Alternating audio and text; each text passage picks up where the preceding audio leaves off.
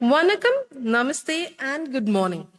It is with immense pride and great pleasure that we welcome you to the 90th Anniversary General Meeting of the Indian National Science Academy, hosted by SRMInstitute of Science and Technology. As a NAC A++ accredited institution and one of India's top-ranked universities, SRMIST is honored to be a part of this significant occasion here at our Katankulathur campus. The Tamil Thai Vartha is an integral part of Tamil culture. It is sung to pay our respect to the Tamil language and its cultural heritage and tradition.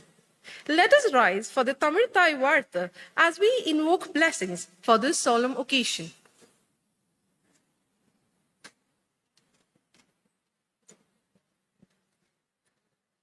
நீராறும் கடலொடுத்த நிலமடந்தை கெழிலொழுகும்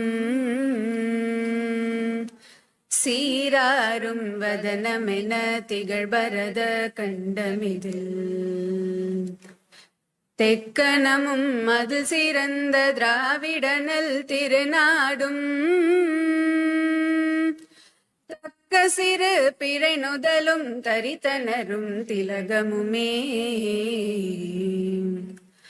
அத்திலக வாசனை போலனை துலகும் இன்பமுற எத்திசையும் புகழ் மணக்க இருந்த பெரும் தமிழனங்கே தமிழனங்கே உன் சீரிளமை திறம் வியந்து செயல் மறந்து வாழ்த்துதுமே வாழ்த்துதுமே வாழ்த்துதுமே.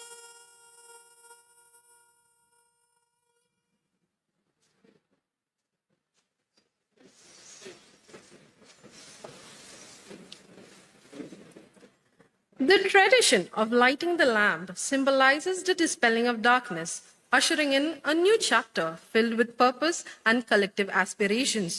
I hereby invite the esteemed dignitaries on the dais to participate in the ceremonial lighting of the lamp with the background music of Saraswati Vandana.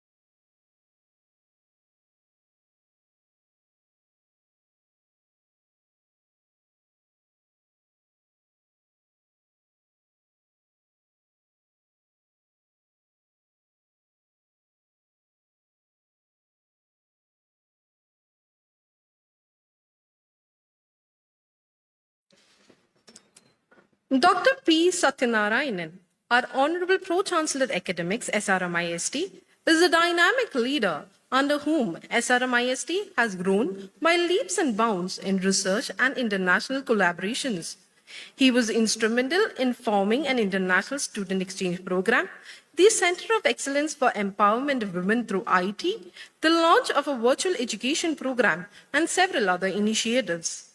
During his tenure, SRMIST has received several accolades and recognitions, including top accreditations from the Accreditation Board for Engineering and Technology, USA, and the National Assessment and Accreditation Council, India.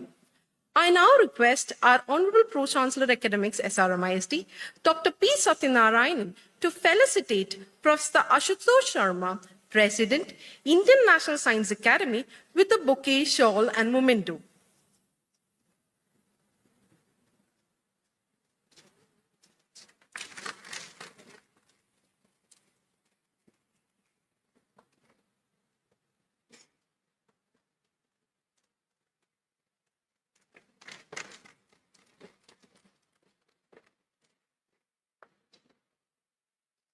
Thank you, sir.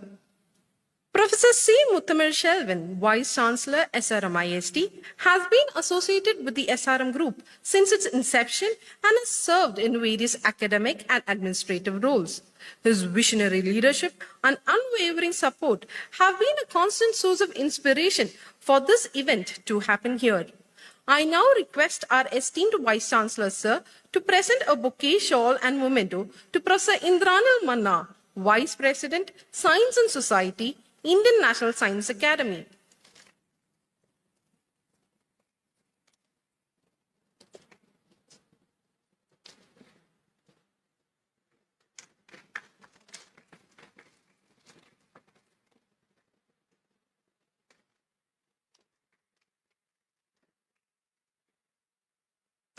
Thank you, sir. I now call upon Professor B. Napoleon, Dean Research, SRMIST, to present a bouquet to Dr. P. Satyanarayanan, Pro-Chancellor Academics, SRMIST. I also request Sir to present a bouquet to Professor C. Muthamil Shelvin, Vice Chancellor, SRMIST. Thank you, sir. I now welcome our Honorable Pro-Chancellor Academics, SRMIST, Dr. P. Satyanarayanan, to welcome this august gathering.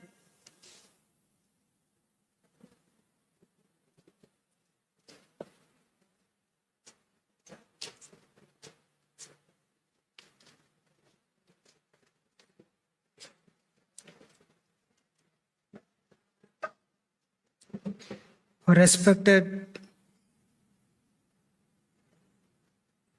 the President of Indian National Science Academy, Professor Ashutosh Sharma, the Vice President, Professor Indranil Manna, Professor Adhu Dikshit, respected accomplished scientist, Dr. Anil Kakotkar, Dr. V.K. Saraswat, Dr. Somnath, the Chairman of ISRO, Dr. S.V. Kamath, and other dignitaries, INSA Fellows, young associate fellows and invitees, the faculty, the research scholars and students. I sincerely apologize for the delay happened.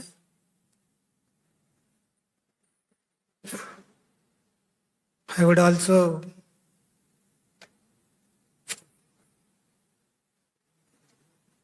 like to extend my grateful thanks to the Indian National Science Academy for giving the SRM University this opportunity for hosting this 90th conference. It is a great memorable occasion for SRM. In 2011, the SRM University got to host the Indian Science of Congress. At that time, the scientists and the researchers and luminaries across the country were here, and we consider that this is such a great thing which is happening, like only or equal to that. I am thankful once again to the President and for the Vice President for accepting and for giving the opportunity to host the program here. I was going through the website of Indian National Science Association Academy yesterday, and I was very much thrilled, especially when I saw that it had a separate section for history of science. This is something which is not like that much done by any of the science academies across the world. And starting from 1935, and also other documents which are related to research and other policies were there in that. Taking a clue from that, I would like to start or dwell upon few things about the history. As you all know, India was the largest economy until the 15th century. At that time, many of the foreigners used to come here to India to study in Nalanda and Takshashila universities. It was a great cosmopolitan environment. Like we are all going to the US now and to the other European countries. At that time, India was the destination for education and research. And we have contributed to the mathematics by giving the number 0 and the decimals. We have contributed to the astronomy by great scientists like Aryabhatta and so. And we have also contributed to metallurgy, for which the standing example is the iron pillar in Delhi, which is resistant still. But this all came from the innovation at that point of time. I feel that for the prosperity of the individuals or the people, education is important. And for the prosperity of the nation, innovation is important. So we have been doing greatly in the past until the 15th century in innovation, and we have been one of the most power to be reckoned in the world. So after that, we all know that due to circumstances,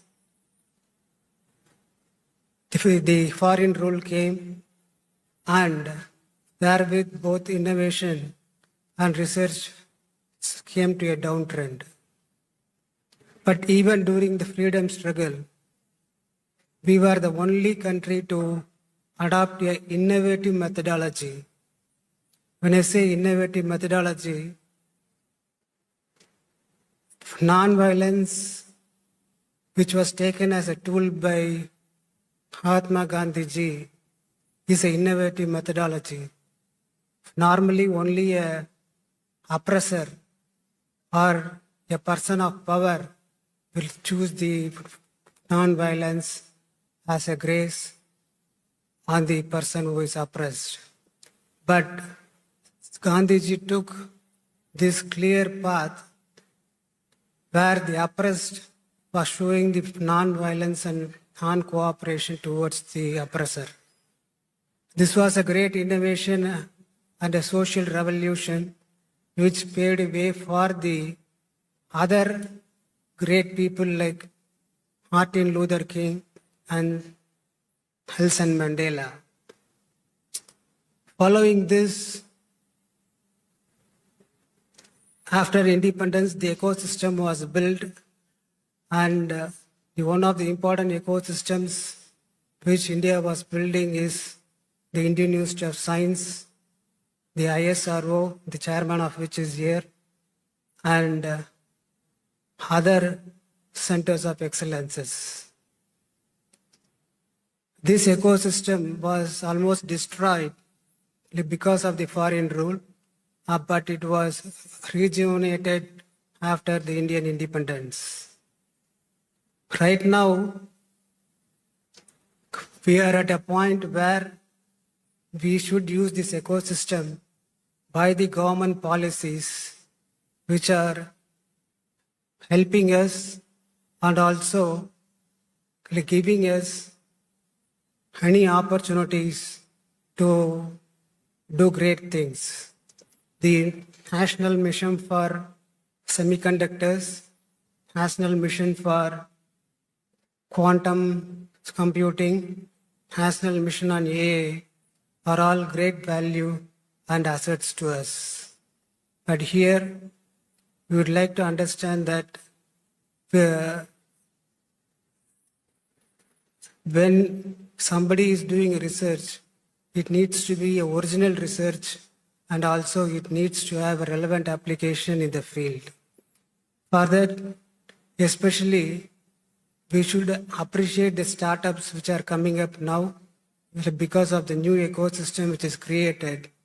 But the only thing we need to do is that we should not only celebrate the successes, but we should also celebrate the failures so that others wouldn't think that a failure is something that they have to be concerned about and should keep away from innovation.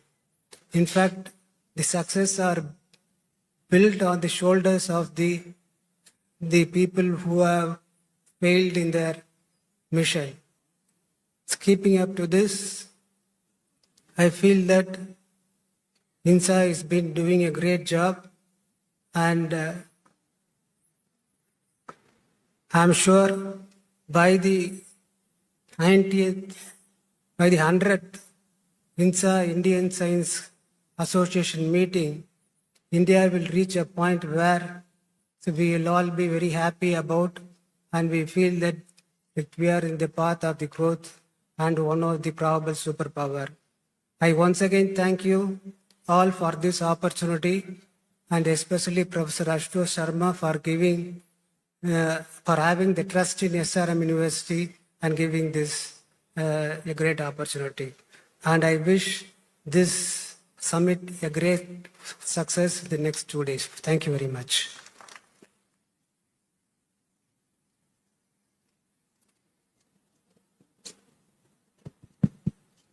I extend our heartfelt gratitude, sir, for your gracious welcome message.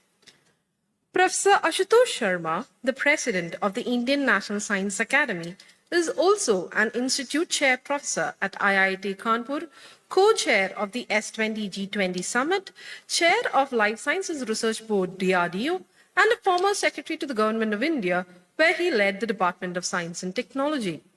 A pioneer in the field of nanotechnology, his remarkable research contributions have earned him numerous prestigious accolades, including the Infosys Prize in Engineering and Computer Science, the World Academy of Sciences Award, the Bessel Research Award from the Humboldt Foundation, the Shanti Swarup Bhatnagar Award, the J.C. Bose Fellowship, the Lifetime Achievement Award of the Indian Science Congress, the UNESCO Medal for contribution to development of nanoscience and nanotechnology. We are truly honored, sir, to have you in our midst. I now kindly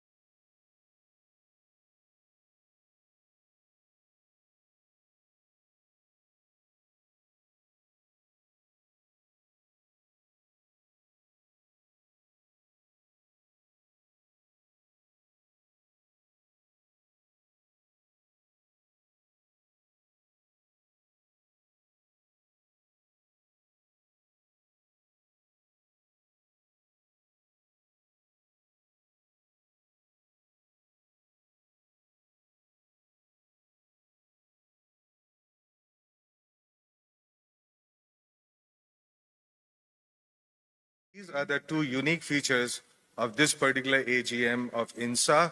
And so with that, okay. Can I get a caller mic?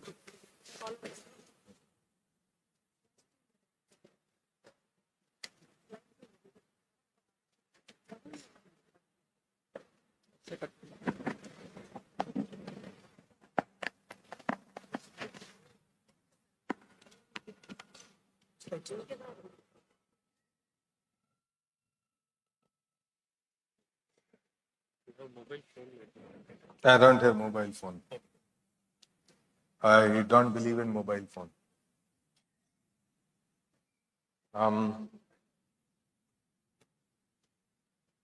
So there is a very quick presentation. Can you reduce the volume a little bit? There is an echo, I think. So a very quick presentation about the status of science in the country, the processes of doing effective science. So it's not about a particular area of science. We all do our own science, but what is the structure and processes of doing good science in universities, in R&D labs, and so on. So my focus is not in a particular area of research, but what is the structure and processes of SNT, and little bit of that question about sustainability, both of science and society.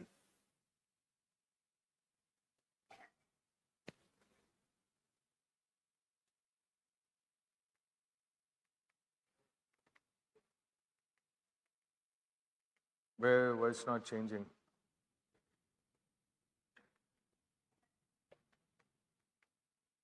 Do we need new batteries? Yes, the batteries. Is it changing? Ah, there it is. Okay, change. Yeah, right.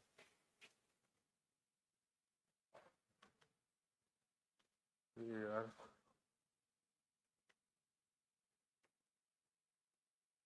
You're not changing again. Where is the server? I point on all the different directions and hope it would work. Ah, there. Okay, right. Oh, okay, right. Yeah.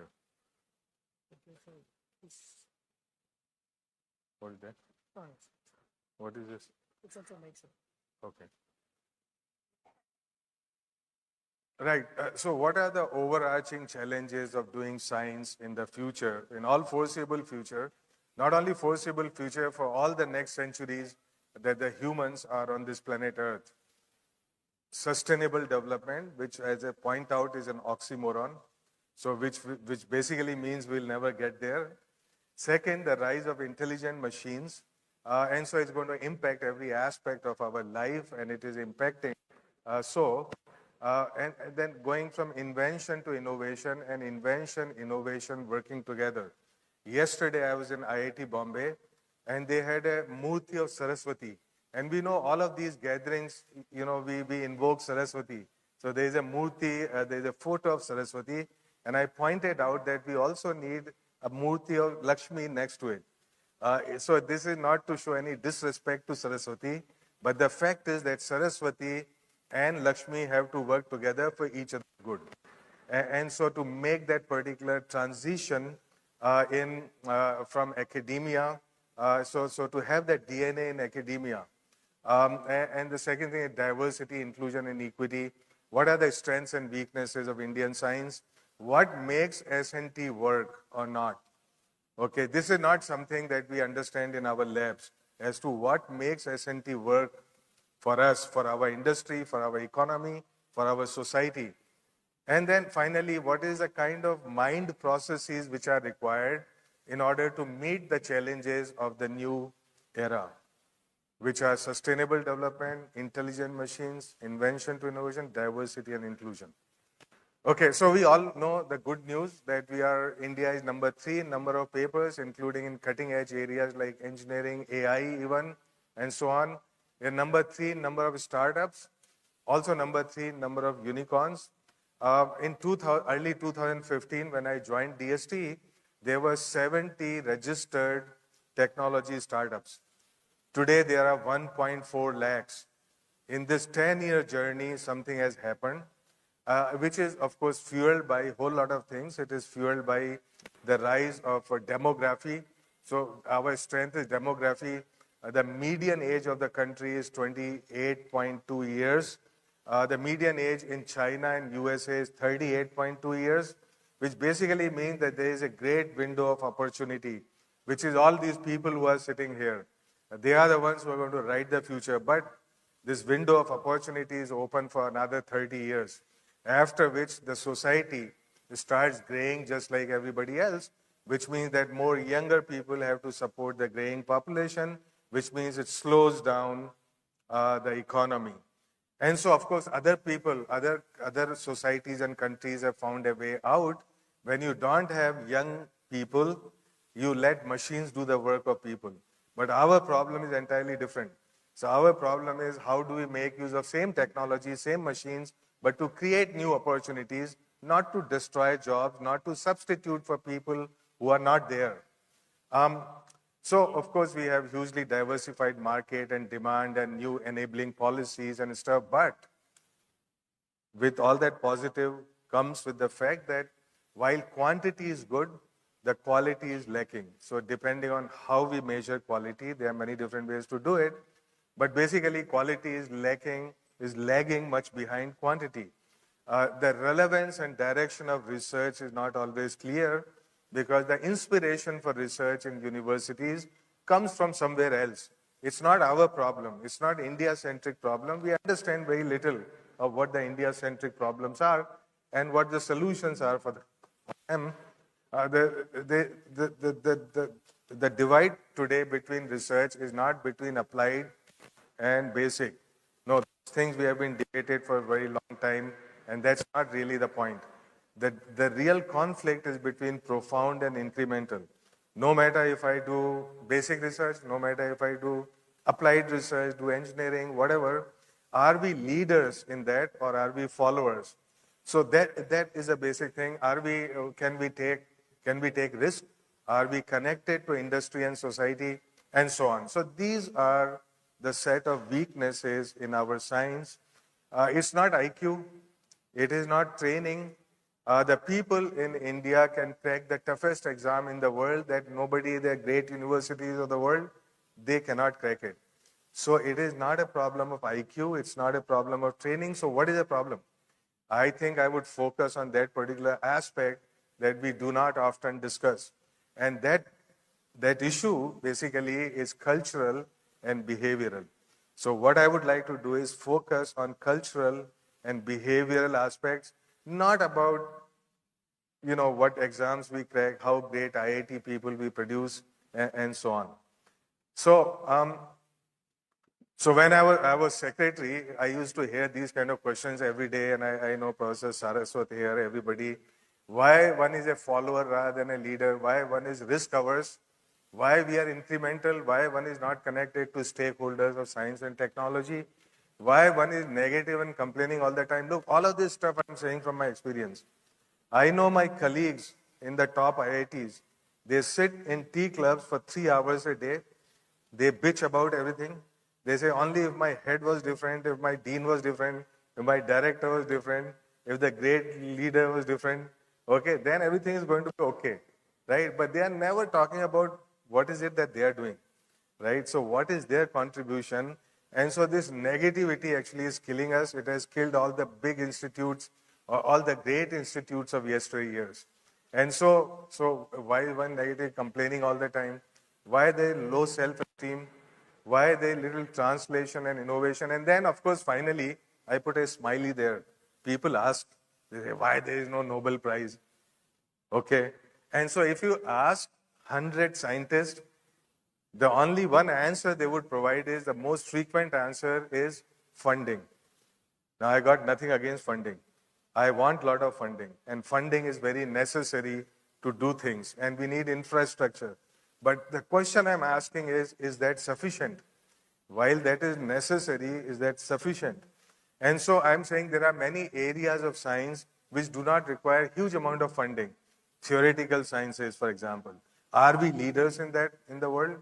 So therefore, my hypothesis is that funding alone is not, while necessary, is not sufficient for us to be leaders, to be disruptors, and all of that in the world of science. So, okay, what makes science and technology work?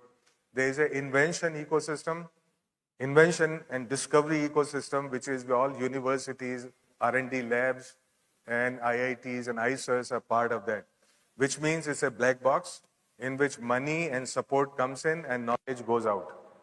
So we produce knowledge. Hope is that this knowledge has relevance and direction and that it connects to the stakeholders of science. There is a invention ecosystem, which is all universities, R&D labs, and IITs and ISERs are part of that, which means it's a black box in which money and support comes in and knowledge goes out. So we produce knowledge. Hope is that this knowledge has relevance and direction and that it connects to the stakeholders of science. Another ecosystem, which we call innovation ecosystem, which another black box in which knowledge goes in and money comes out.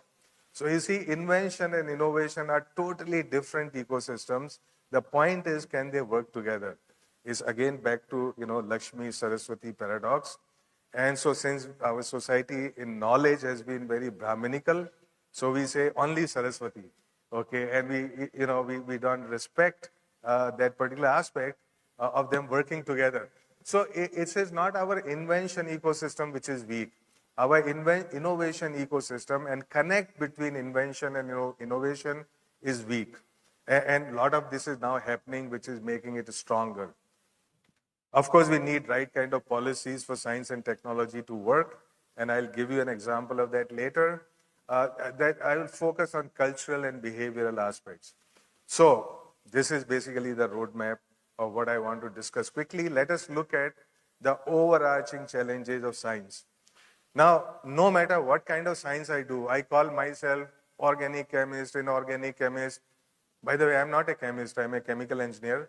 But people call themselves red chemist, green chemist, physical chemist, what have you, right? This is not about problem solving. This is about my tools.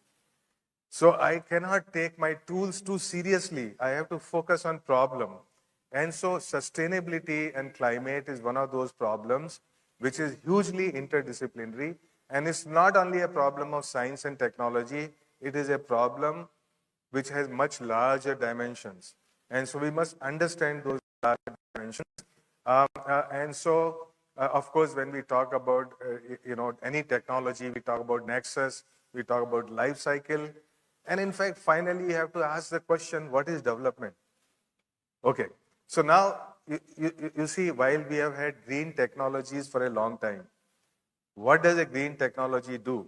It basically reduces emission per GDP, but it does not reduce consumption. So if you were to look at emissions over the years, there is no let up. No matter what new technology one is going to put out there, you see emissions are always increasing. Okay, even in the COVID time, there is no let up. So the point is that while technology is important, it is not the only solution. And a whole lot of people hope against hope that by the end of this century, we would have 1.5 degrees Celsius temperature rise. But that it's not rational to say that what I did for 50 years and yielded no result, doing the more of it for another 50 years is going to yield different results. That particular thing is called stupidity. Okay, and I guarantee you that in the end of this century, the temperature rise would be 3 degrees Celsius, not 1.5 degrees Celsius. Okay, so what does it mean? What it means, I often read this. It says, I used to think top environmental problems are biodiversity loss, ecosystem collapse, and climate change. I thought with 30 years of good science, we could address those problems. But he was wrong. The top environmental problems are selfishness, greed, and apathy. And to deal with those, we need a spiritual and cultural transformation. And we scientists don't know how to do that. Now, of course, what he's saying about scientists is true for everybody. In fact, it's hard-coded in biology that people have to be selfish in order to evolve, in order to compete and succeed. But there is something more to it. So he's saying all future challenges that mankind has are not merely of science and technology, but have very strong socio-cultural, psychological dimensions. Okay, so there's a whole lot of new movement in the world which says, how do we replace for-profit ecosystem which maximizes the profit in a very limited way for a particularly isolated entity, maybe even at the expense of society at large. So one has to think about a new paradigm of going from ownership to trusteeship, because sustainability is all about trusteeship. It's not about ownership. So there is something which has happened in the last 2 centuries, which basically says, look, the society thinks and works in a particular way, and I will come to it in a moment. Okay, the second overarching challenge is the rise of intelligent machines, which means a convergence of all the different streams of knowledge, communication, computing, computing at the edge, making autonomous decisions through AI, ML, making autonomous actions through actuators. You may call it Industry 4.0, IoT, whatever. It's all happening. So convergence between cyber, digital on one hand, and physical and machine and materials on the other hand. What is the next challenge? The next challenge is integrating biological into cyber physical. So this is going to happen whether we like it or don't like it. Some of biological would seep into cyber physical, and whole lot of cyber physical will seep into biological. And so this is inevitable. It is happening now, and it's going to pick up pace. So now this one, of course, is about lights and shadows of technology. And what that means is while we are very gung-ho, we are gaga about AI, ML, it's going to impact every aspect of our life, sometimes positively, sometimes negatively, and all of that. So there are lots of big concerns about the ethics. Does it amplify biases? Does it amplify inequalities? Does it undermine justice for certain sections of society? In fact, even the notion of democracy, okay, the notion of governance, all of that is going to be very seriously impacted by the rise of intelligent machines. So we have to be prepared for that. Now, of course, sustainability is about balancing invention, which have relevance and direction and purpose, with innovations that consume that knowledge to produce new opportunities. So I call it the circle of knowledge. So sometimes you produce knowledge, then you consume knowledge, you produce opportunity, and you go back. There is no sustainability of knowledge unless invention and innovation work together. And so, when I often talk to younger people, by the way, it's my favorite thing that I tell younger people. I say there are no old people in this world. I am young and you are younger. And there are other people who are younger than you. Okay, so never ever make the mistake of asking people how old they are. Just be polite, just ask them, what is your age? When were you born? Right? There is no such word as old at all in this world. So take it out from the dictionary. So I tell younger people, look, there are 3 ways of solving a problem. This is what I call in Hindi, jugaad, dhanda, and panga. Now, we need dhanda is basically business as usual, right? So business as usual is needed. 80% of society works on business as usual. But those problems which have very, very vexing dimensions like the ones that we are talking about, we need panga. We need a whole lot of panga, and which means disruptive way of solving problems, which means not be resistant to change. Now, often it seems that, any little change anybody proposes, there would be 10 people saying, but that's not how it was. Okay? So this capacity to change and to engineer change proactively is basically what is going to get us through. So out-of-box thinking, whatever you call it, but basic point is, hey, take risk, even if it means that there is some limited setback, there is some limited failure, if you would, but take a risk and find new solutions, some of which are going to work, some of which are not going to work, which is perfectly okay. As Hemingway in one of his books said, it's better to have loved and lost than not to have loved at all. So this is perfectly fine. Society as a whole is robust. It can take chances. There has to be reforms every 5-10 years in everything that we do. So here is about knowledge pyramid. Knowledge pyramid, okay, all for my younger friends and stuff, they say, look, it all starts with resources. That resources create data and measurements, which are dime a dozen now. It's exponential. Data we have produced in last 2-3 years is an excess of produced in the entire history of mankind. And this is not going to stop. So therefore, what happens, we have data, measurements, we have to extract information from there which is useful. From that information, we must get knowledge. The knowledge is that matrix under which we can interpret things. For example, F equal to MA is knowledge. So a lot of information can be explained with the help of that knowledge. And the hope for humanity is that, look, we distill wisdom out of that knowledge, and that is the weak link right now because every entity is self-centered. This is true of all government departments, is true of all individuals, It's true of all scientists. So basically, idea is that, look, we are unable to go, we are stuck in information and knowledge, but wisdom is so important to solve all the problems that we would be facing, humanity on planet Earth, for all centuries to come, all millennia to come. So now, innovation is a reverse journey. One starts from wisdom, knowledge, information, data measurements, and create money. So knowledge pyramid works in both ways, that one goes up and then one comes down. And this two-way journey basically is what makes science successful. Okay, another very important challenge is diversity, which is about equity, it's about inclusion, and so on. And I just give you some examples of what happens when there is no diversity.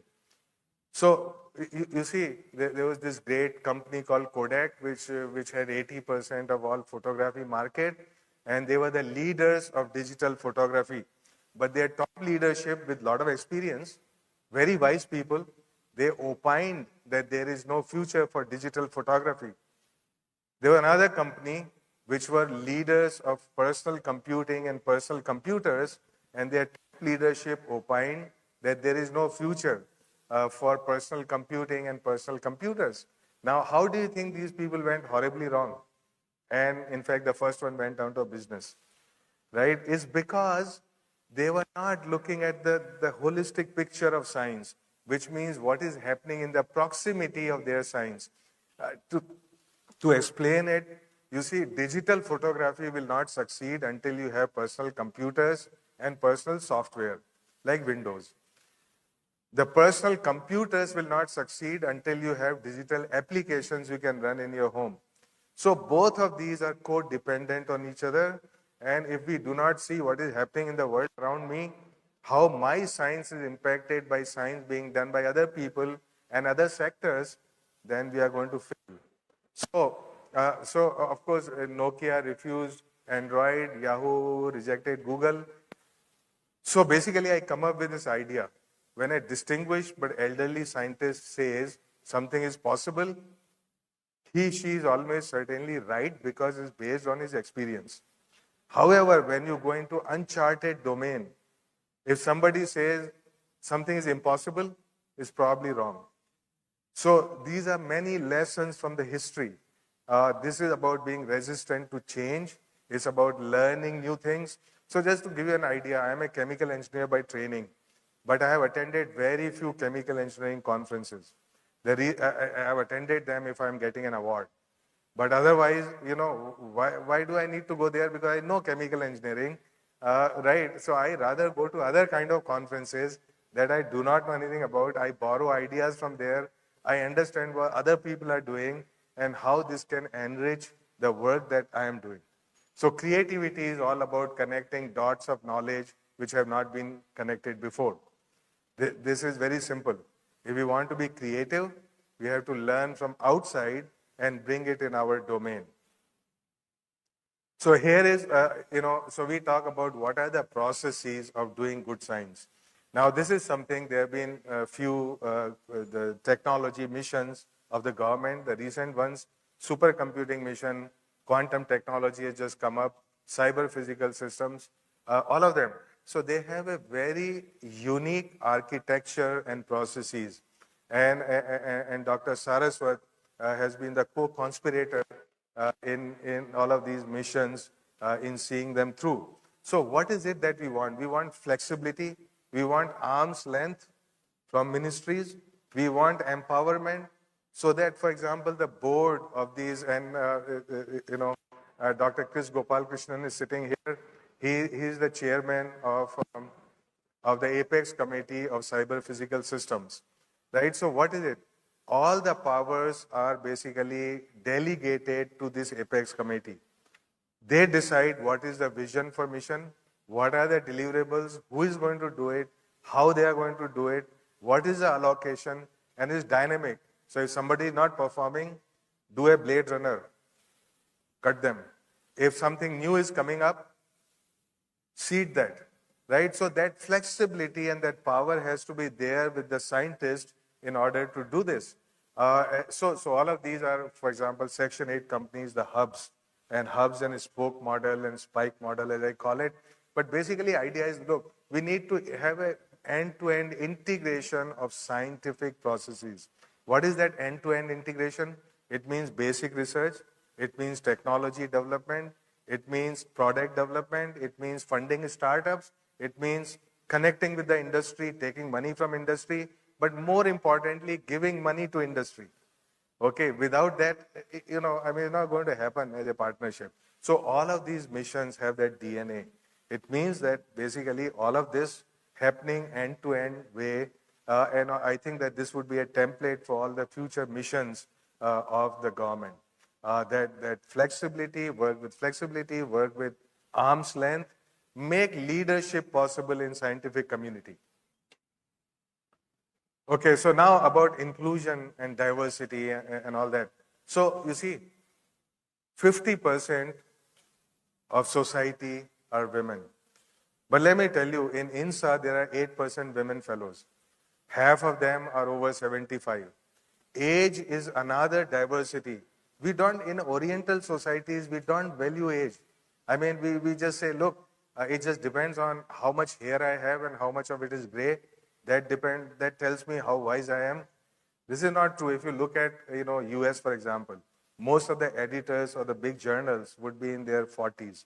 Here, I have been an editor of an American Chemical Society journal for last 10 years, but I was 55 when I became that, right? And there, you see, so we need to balance energy with experience. Very shortly put, energy and experience have to go together. Every committee, everything must have this diversity of perspectives. So the diversity of age, gender are very important. In fact, I remember when I became fellow of INSA, I was rather young by the standards of INSA, when the average age of a newly inducted fellow is 59 and the average age of fellowship is 75. So when I became fellow, I was like 42, 43 or something like that. I got very lucky, but I was in the selection committee for fellows. Next year, Dr. Mashelkar, he had great trust in me, so he put me in the selectional committee. And I remember everybody else was over 60, right? And so I was arguing about matrices, I was arguing about some things which were new, and this person, little jokingly, he said, we don't take anybody below 50 seriously. Okay, so the point is that we miss out on connect with the world because younger people are better connected with what is happening out there. See, if I want to find out a fellow who is very deeply into AI ML, I can only find maybe 2 people. Okay, because these are new areas which are coming up, which are very important, and unless we have that diversity in our organizations, they are not going to be very good. Okay, so now we talk about future and future of science, and people say, hey, what is waiting for us? What is our future? No matter what kind of scientist you are, no matter which industry you're going to work in, basically, while we cannot predict which product would come, you can predict what kind of products will come. This is what the mind wants. So what are the needs of mind, of human mind? These are to be healthy, have quality of life, to be connected with equality, to learn, to make decisions in complexity.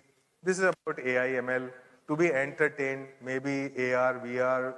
See, the life is nothing but a metaphorical entertainment. Everything we do has some entertainment value in it. I mean, I don't want to point out to this gathering, but I am saying, look, we are all people. We want to be entertained, to have better life, to be happy, to have fulfillment, to connect. You know, the rise of social media is because in response to that particular need to create and control its own world, which is about, let's say, for example, AR, VR. Now, I know we cannot control our spouse in real world, but in AR, VR, that is possible. Okay, and everything, that you cannot do in real world is possible. To live long, maybe forever, this is about digital twins and so on. The very basic thing in which current civilization has gone horribly wrong is to equate happiness and fulfillment with consumption. This is the rise of Chicago School of Economics at the turn of the century. And today, nobody questions this assumption. Okay, so we don't, we say, okay, you know, I've seen so many unhappy people, they say, I only have 5 cars, but now two new cars I'm going to buy, they are going to make me happy. I know so many people who have, let's say, so many zeros in their bank account, and they're trying to figure if I added 2 more zeros, I'm going to be happy. Nothing can be more misleading than that. Nothing, right?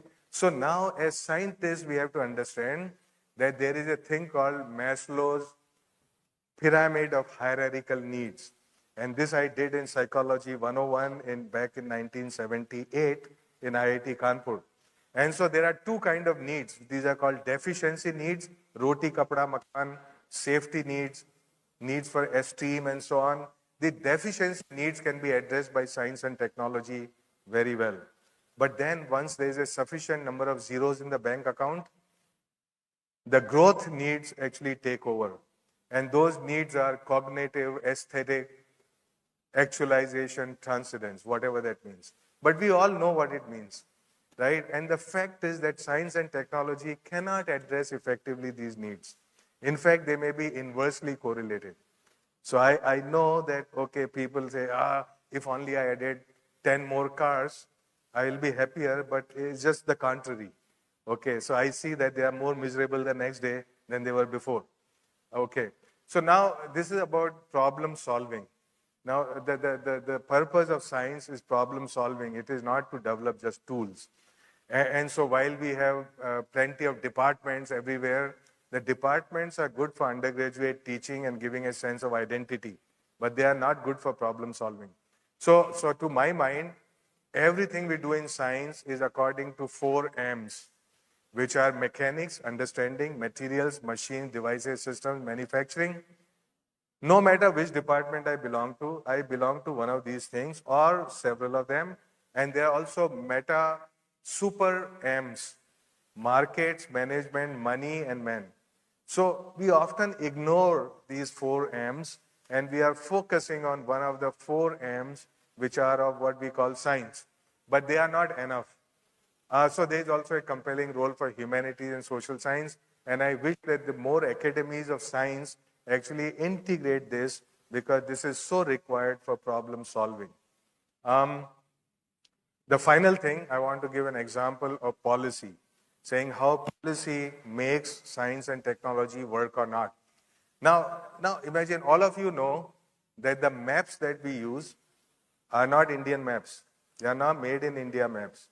The data is ours. The people who make maps are sitting in Bangalore, Indian people.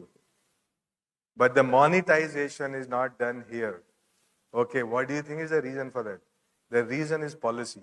For 100 years from the time of British, there was a policy which says that nobody can do surveying and mapping in this country without very tedious approvals from defense, from home, from IB, from Survey of India, from what have you.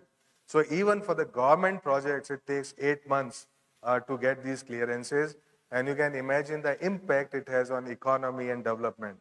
So, okay, so we started looking at a new policy, because this domain, Survey of India, surveying and mapping, is a part of Department of Science and Technology. So we started having a look at it. So while I don't have time to go into the total contours of this policy, you have to balance developmental needs with security needs. So there is always a conflict between the two. And how do you resolve that conflict? So if I were to put it in one sentence is that there is no approval needed for surveying and mapping by any Indian entity without sharing the data with somebody else at any scale, except in those areas which are declared out of bound by a competent authority. So it's very simple. Okay, take care of security needs in whichever way. You don't allow people to fly drones, you don't allow people to come in, that's fine. But the rest of the country has to develop. And for those developmental needs, we need these very good digital maps. We need to be able to fly drones with LiDAR. We need to be able to have also the eye in the sky working together from the ground all the way up there. And so the opportunities that this is creating if you think this simple policy change, the impact on economy is not thousands of crores. It is not tens of thousands of crores. It is not 1 lakh of crores. It's tens of lakhs of crores. Very simple thing is, in addition to, of course, all this stuff which happens, you see, Swamitva scheme basically gives ownership certificate of land to people who don't have it, especially in rural areas, which means, if you have no ownership certificate, you cannot monetize that land, you cannot go to a bank and take loan against it.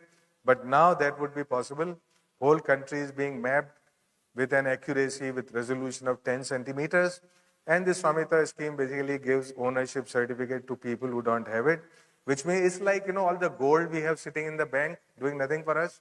So land has been logged economically.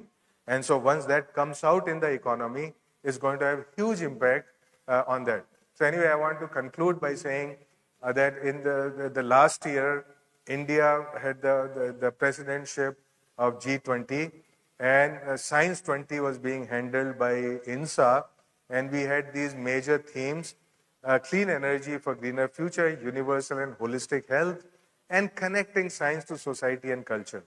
Now, there were some recommendations which were accepted by all the G20 countries in their communique. By the way, that was a big achievement, because there were very few communiques of different groups in G20 which were universally accepted by all the member countries.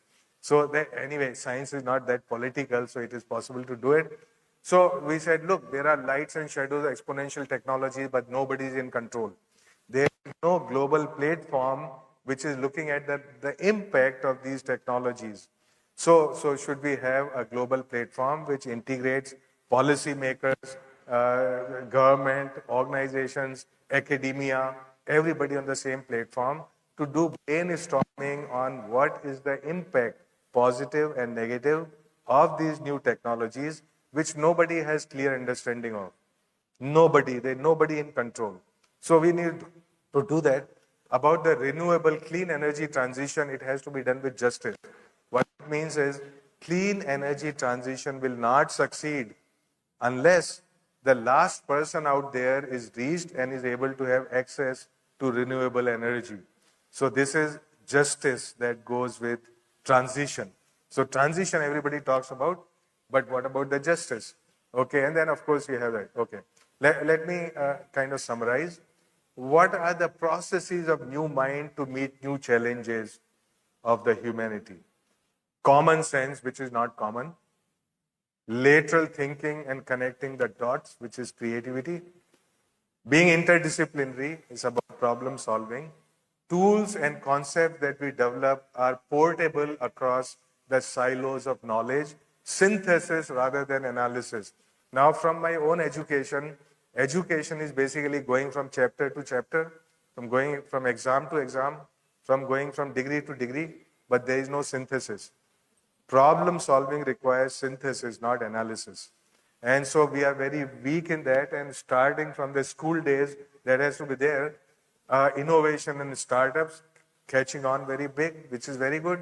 Relating a narrow domain of knowledge to larger concerns of science and society. These are the challenges and the processes of the new mind required. Shift from tool-centric to problem-centric. Not just say, I am organic, I'm something, I have a tool, and I will find a problem that fits the tool. So that is the general approach in academia. But we have never defined a problem and say, I will develop the tools which are required in order to solve this problem. I totally understand that most of my colleagues would be very skeptical about what I'm saying, because this is now how business is done in the community. I totally understand that, because I come from the same community. But we need to pay attention to these aspects very much. Okay. Okay, so finally, I come to INSA, because I'm a representative of INSA. So all the stuff I talked about, how do we translate that, no matter which organization I belong to? All the stuff that we talk about, how do we translate that into action? That is the most important aspect. So I'll give you just some limited actions which are happening in INSA. So when we talk about policy, See, so we need to, you see, globally, all the academies of science, they are policy think tanks. They basically, US Academy of Science, Royal Society, everybody, people ask for their opinion. INSA is a collection of top minds of the country in science and technology. So we have to leverage that in order to give whatever advice which is sought. Okay, so we have started a new INSA Center for Science and Technology Policy. I'm happy to tell you that DST is supported about 1 crore for the first year in order to kick this off. And I want participation of each one of you, each INSA fellow, associate fellow, no matter by what name we are called. But we are saying, look, that we need to work on this. We need to produce all these white paper, the policy, the vision papers about what is happening in science and technology in the country. Hopefully somebody would listen to it. So it has to be also an advocacy group, which we were discussing yesterday, that there is no advocacy group for science and scientists in the country. We talk about diversity and inclusion. So, so that, because age diversity is missing in INSA, so we created new 2 categories of associate fellows, and they are called the young associates. So basically people below 40 and people below 50. So there is a spectrum of ages in INSA, which means there is new energy and new programs which can be driven through them. There is a lack of diversity of age, but also of gender. So we are starting a new vertical in INSA for women associates from all walks of life, all stakeholders of science, all ages, half of them from academia, other half from industry, startups, all of that. So they should have the role, they should take the lead into mentoring, into networking, in pushing women to the next level of excellence. There are new distinguished lectures in INSA. There are expanded opportunities. Number of fellows elected every year has gone up from 50 to 100. Because I said, look, there today, compared to 20 years ago, there are twice as many scientific institutions and scientists who are working. So we must have recognition and opportunities for these people. Also, you realize that there are 3 major academic transitions that have to be managed. When people enroll for PhD, when they are new faculty or scientists, and when they want to switch to administration of science. So there are new courses in INSA, new programs in INSA, which basically prepare people for these transitions in academia. And so that's the end of it. These are all my artwork. A lot of people appreciate this artwork. Then I ask them, do you want to buy it? They disappear. Okay, so at that positive note, I would close here, and I'm sure that we're going to enjoy. There are very compelling lectures which are coming up with the great domain experts and everything, and all of you are going to enjoy these interactions and these lectures. So please, all of you, stay on. Leaving is not an option here. Okay, so I stop there. Thank you very much.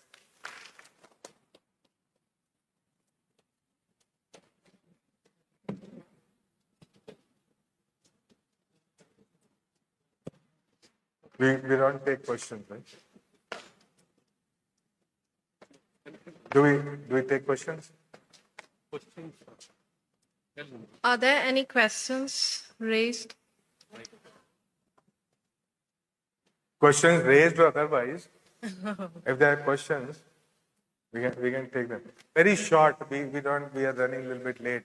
So if there is half a question, and especially from the younger people, don't hesitate, don't be shy.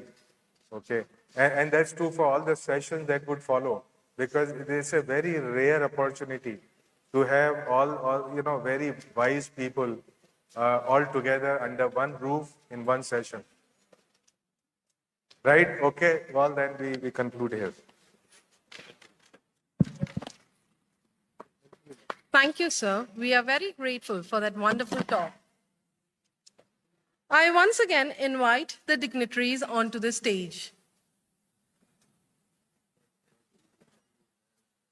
So you don't need to be on the stage. We can sit there. No? Book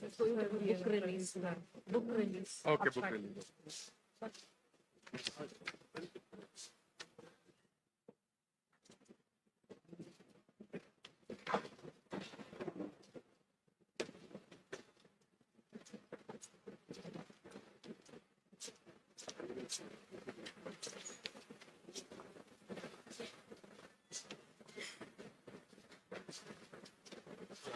May I now request the dignitaries on the dais to release the copy of the 90th Anniversary General Meeting Abstracts Book of INSA.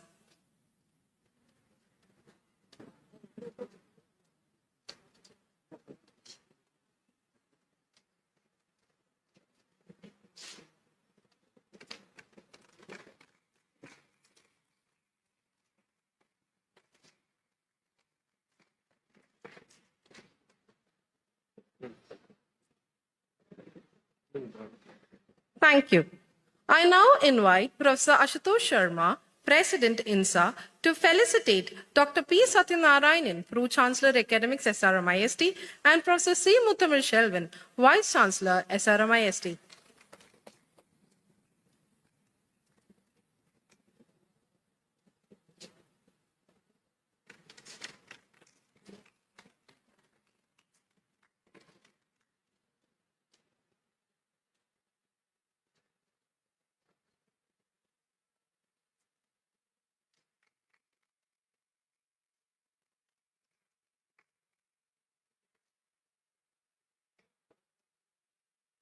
Thank you, sir. Professor Indranil Manna, Vice President, Science and Society, Indian National Science Academy, is presently the Vice Chancellor of Birla Institute of Technology, Mesara Ranchi, and 14th President of the Indian National Academy of Engineering, as well as a professor in the higher administrative grade at IIT Kharagpur. Professor Manna was also the former director of the CSIR, Central Glass and Ceramics Research Institute, Kolkata. He has made notable contributions to laser-assisted surface engineering and additive manufacturing. He is the recipient of several accolades, including the World Academy of Sciences Award, the AICTE Career Award, DAD, and the prestigious Humboldt Fellowships, as well as the INSA Young Scientist Medal. I now accord a genial request to Professor Indranil Manna to deliver the vote of thanks.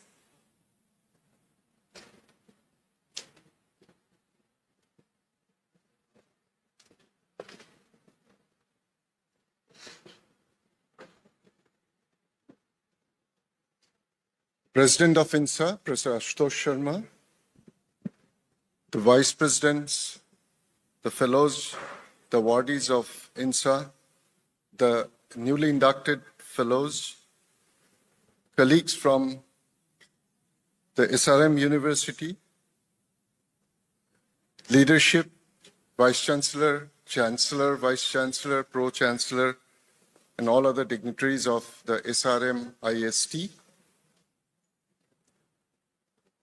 colleagues, friends, and young friends, the students of this university. Very good morning to all of you. Kalai Vanakkam.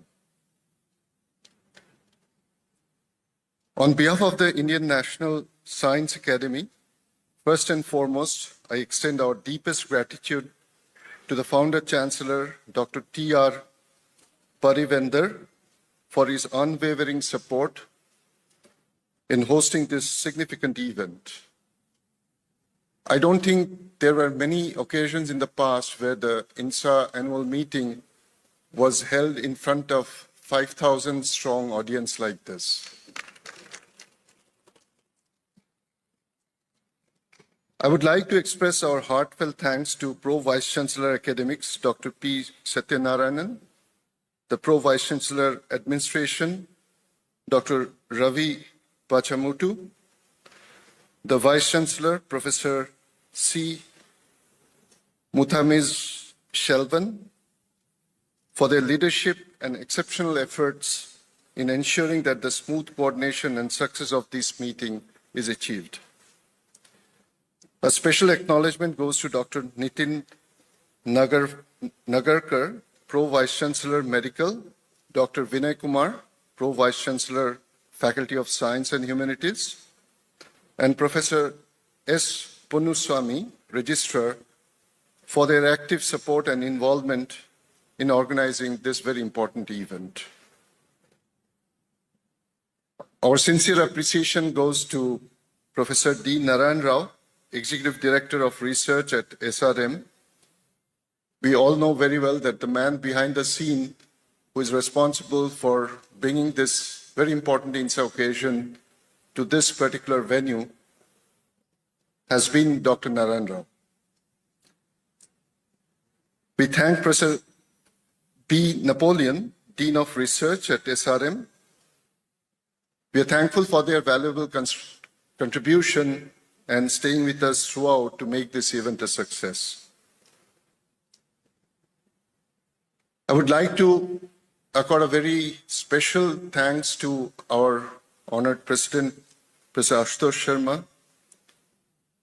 All of us would agree that not only he has brought a fresh lease of energy in the activities of the Academy, but his passion to bring science to the masses and vice versa is extremely laudable. Two of his very major contributions to the Academy in the recent past, namely the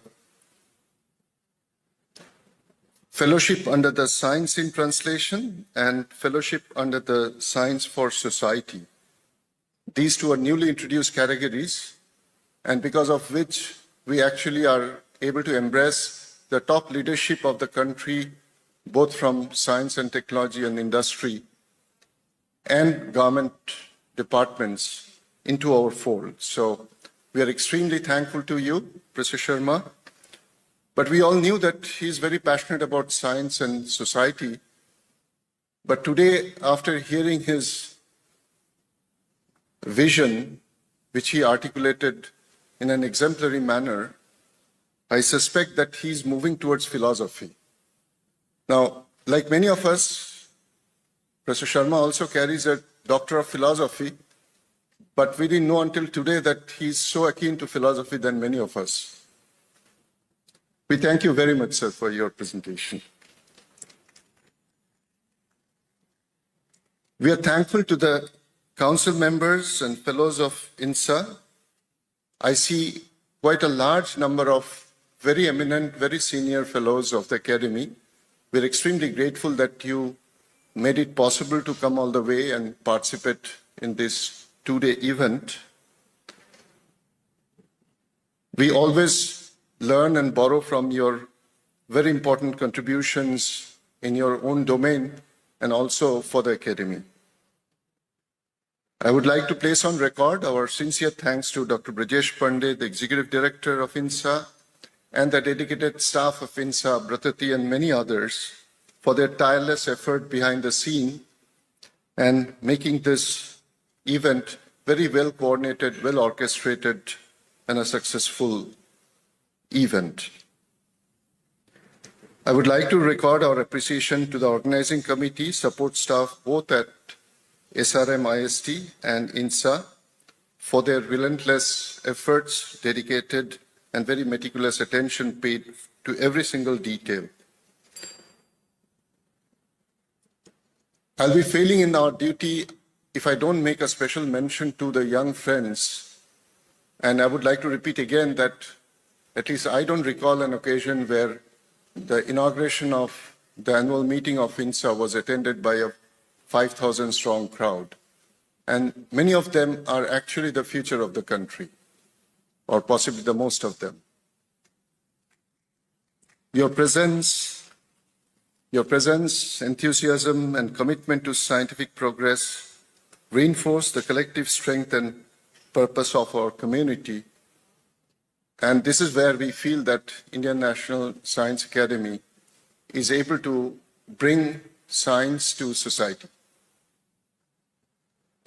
We are thankful also this year to have, as I said, the peers of the scientific community in the country, leadership like Dr. Saraswat, Dr. Kakotkar, Chairman DRDO, Chairman Space, all of them sitting here, and we're extremely happy that they'll soon be inducted into the Fellowship of INSA. Once again, I thank you all for your active participation, and I look forward to having a much more fruitful interaction during this two-day event. Wishing you all an enriching and productive days ahead. Thank you. Mikka Nandri. Jai Hind.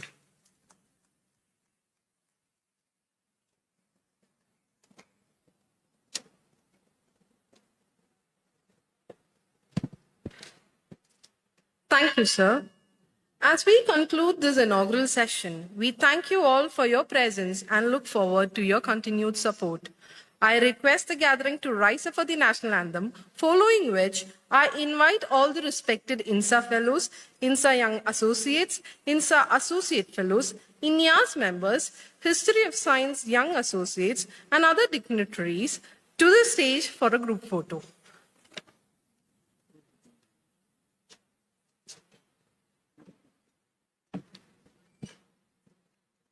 जनगण मन अधिनायक जय हे भारत भाग्य विधाता पंजाब सिंध गुजरात मराठा द्राविड उत्कल बंगा विंध्य हिमाचल यमुना गंगा उच्चल जलधि तरंगा तव शुभ नामे जागे तव शुभ आशीष मांगे गाहे तव जय गाथा जनगण मंगलदायक जय हे भारत भाग्य विधाता जय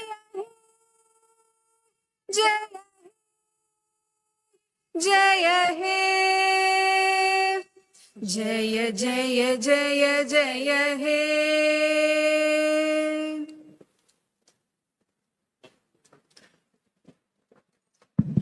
I kindly invite the respected dignitaries onto the dais, along with Professor S. Ponusamy, SRMIST, Dr. D. Narayan Rao, Executive Director Research, SRM, and Professor B. Napoleon, Dean Research, to join for a photograph on the stage.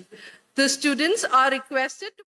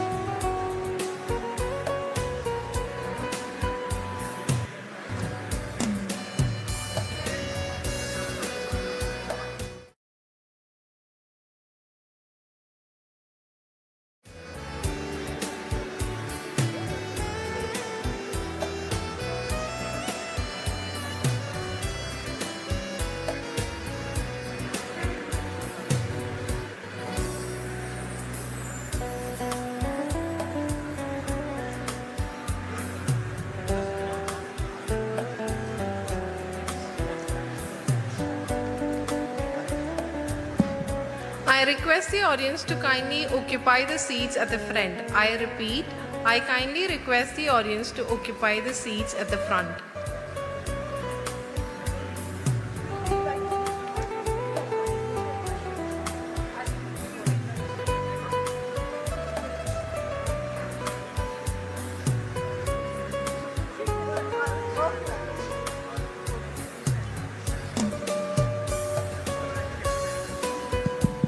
I request the audience to kindly take their seats to commence the session.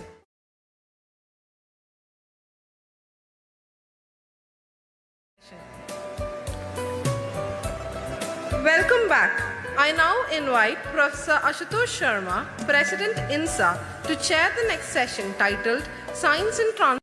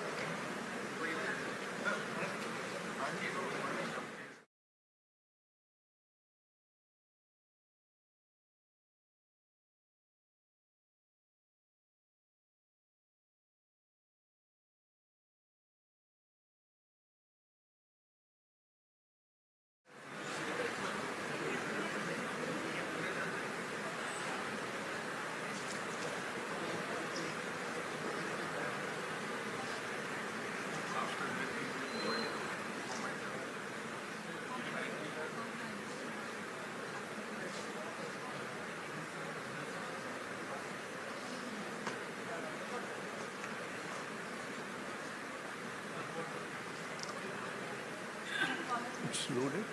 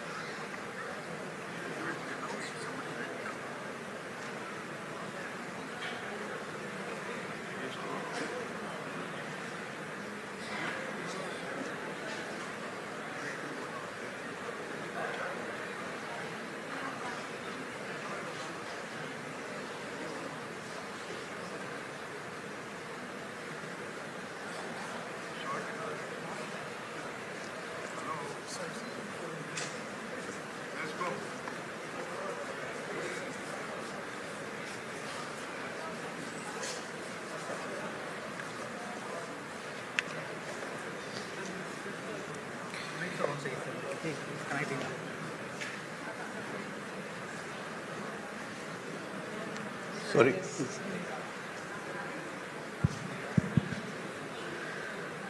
Dr. Anil Kakotkar worked in the Department of Atomic Energy throughout his active professional career.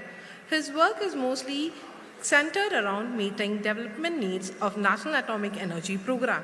Work involved developments at the component level, system level, analysis to diagnose problems or verify solutions, developing repair methodologies and tools, actual rehabilitation of nuclear reactors, development of new reactor systems, and design of program and its implementation.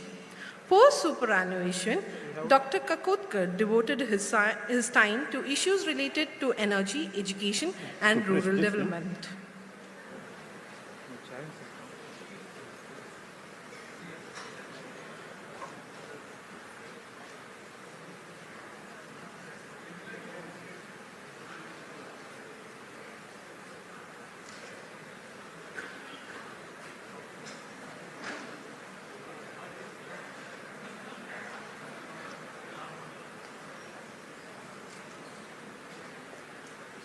Well, let me at the outset thank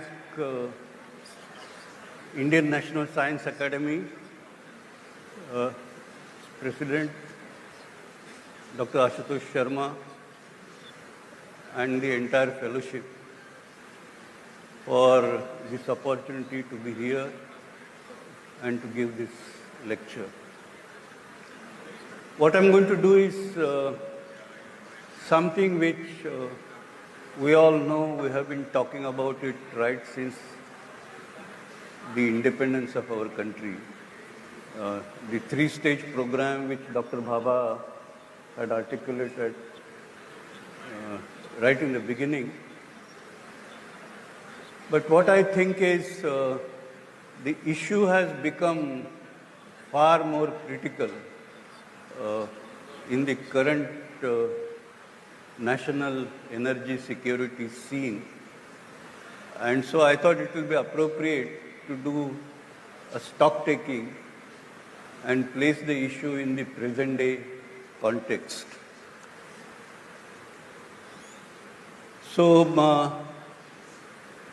to get started, again, something that we know, and that is there is this correlation. You know, we all talk about Vikasit Bharat, and aspiration is Vikasit Bharat by 2047, when India would reach 100 years of its independence. And now, to my simplistic mind, Vikasit Bharat means a standard of living Indians comparable with standard of living in advanced countries, and whatever that means. This itself is a philosophical question, but I don't want to get into that. But there is aspiration of common man that I should be able to live as good a life as somebody in those advanced countries of the world benefit from. And that is correlated with energy, how much energy we have access to, particularly in per capita terms. And so on this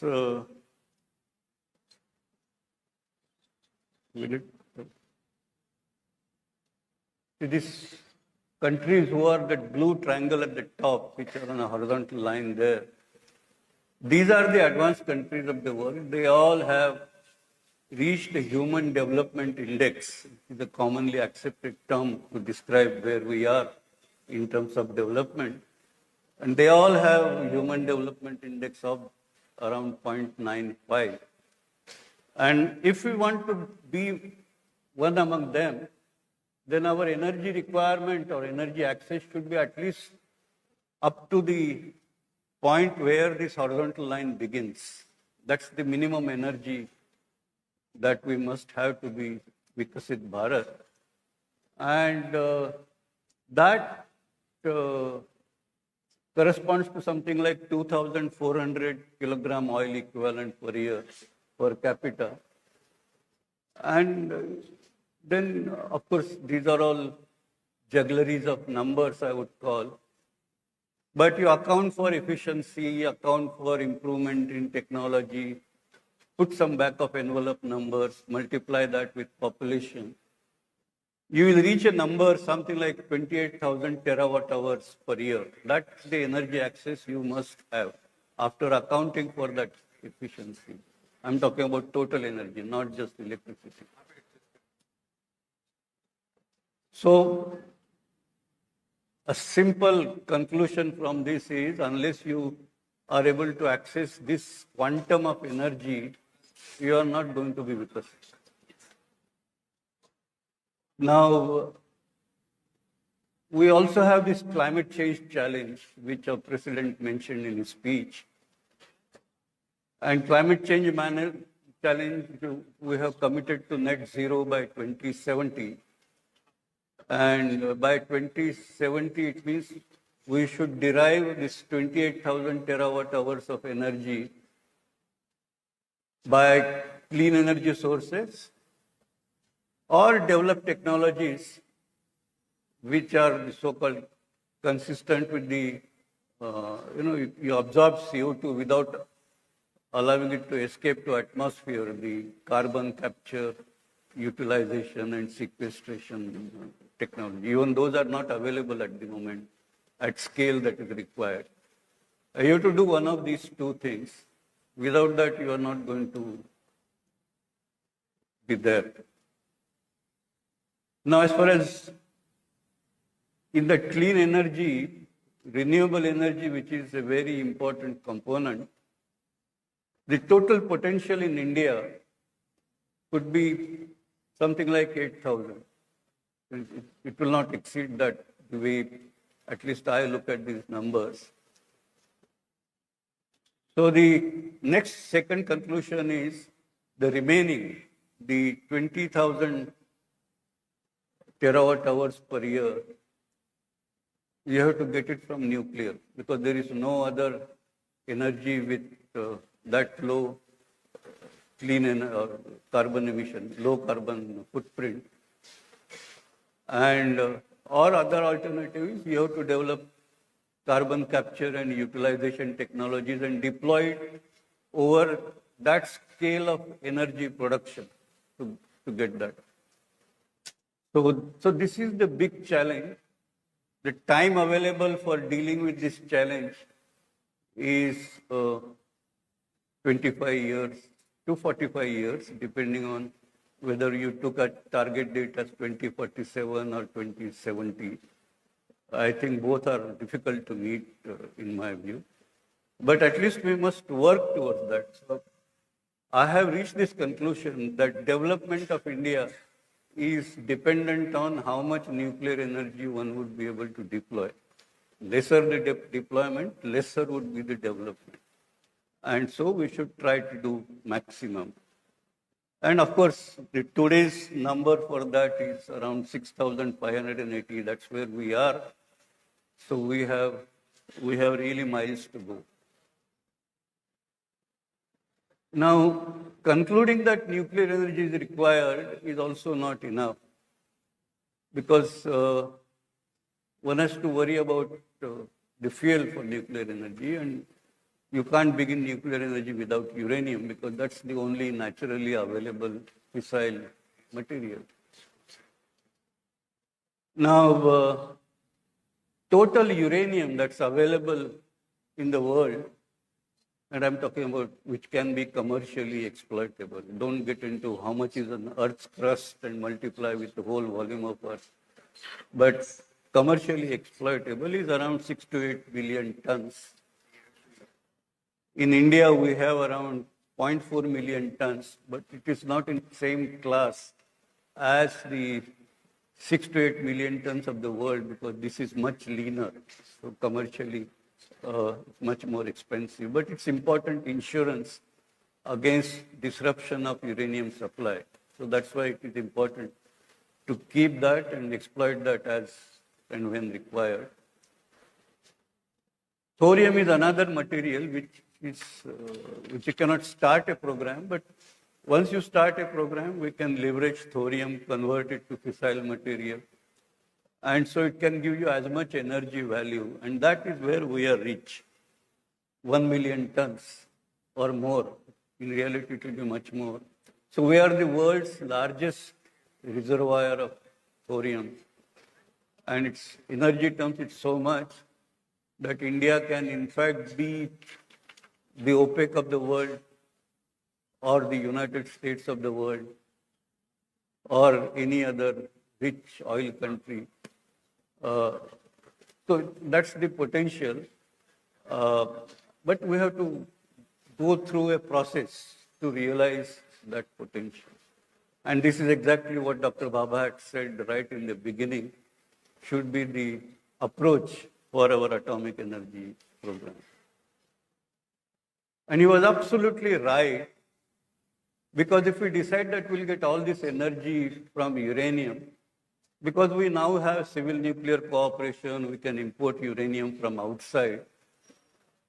But if you look at numbers, as against the 2,500 gigawatt which I mentioned, even if we were to, or let's say per year, for running this kind of capacity, 2,500 gigawatt, you would require something like 500,000 tons of uranium. I'm talking about natural uranium. And whether it's a light water reactor or heavy water reactor, in terms of natural uranium, the requirement is more or less same. In fact, heavy water requires lesser natural uranium because it's more efficient. But forget about those minor differences. It comes to the same. So 500,000 ton, and we are not going to get world's 100% uranium.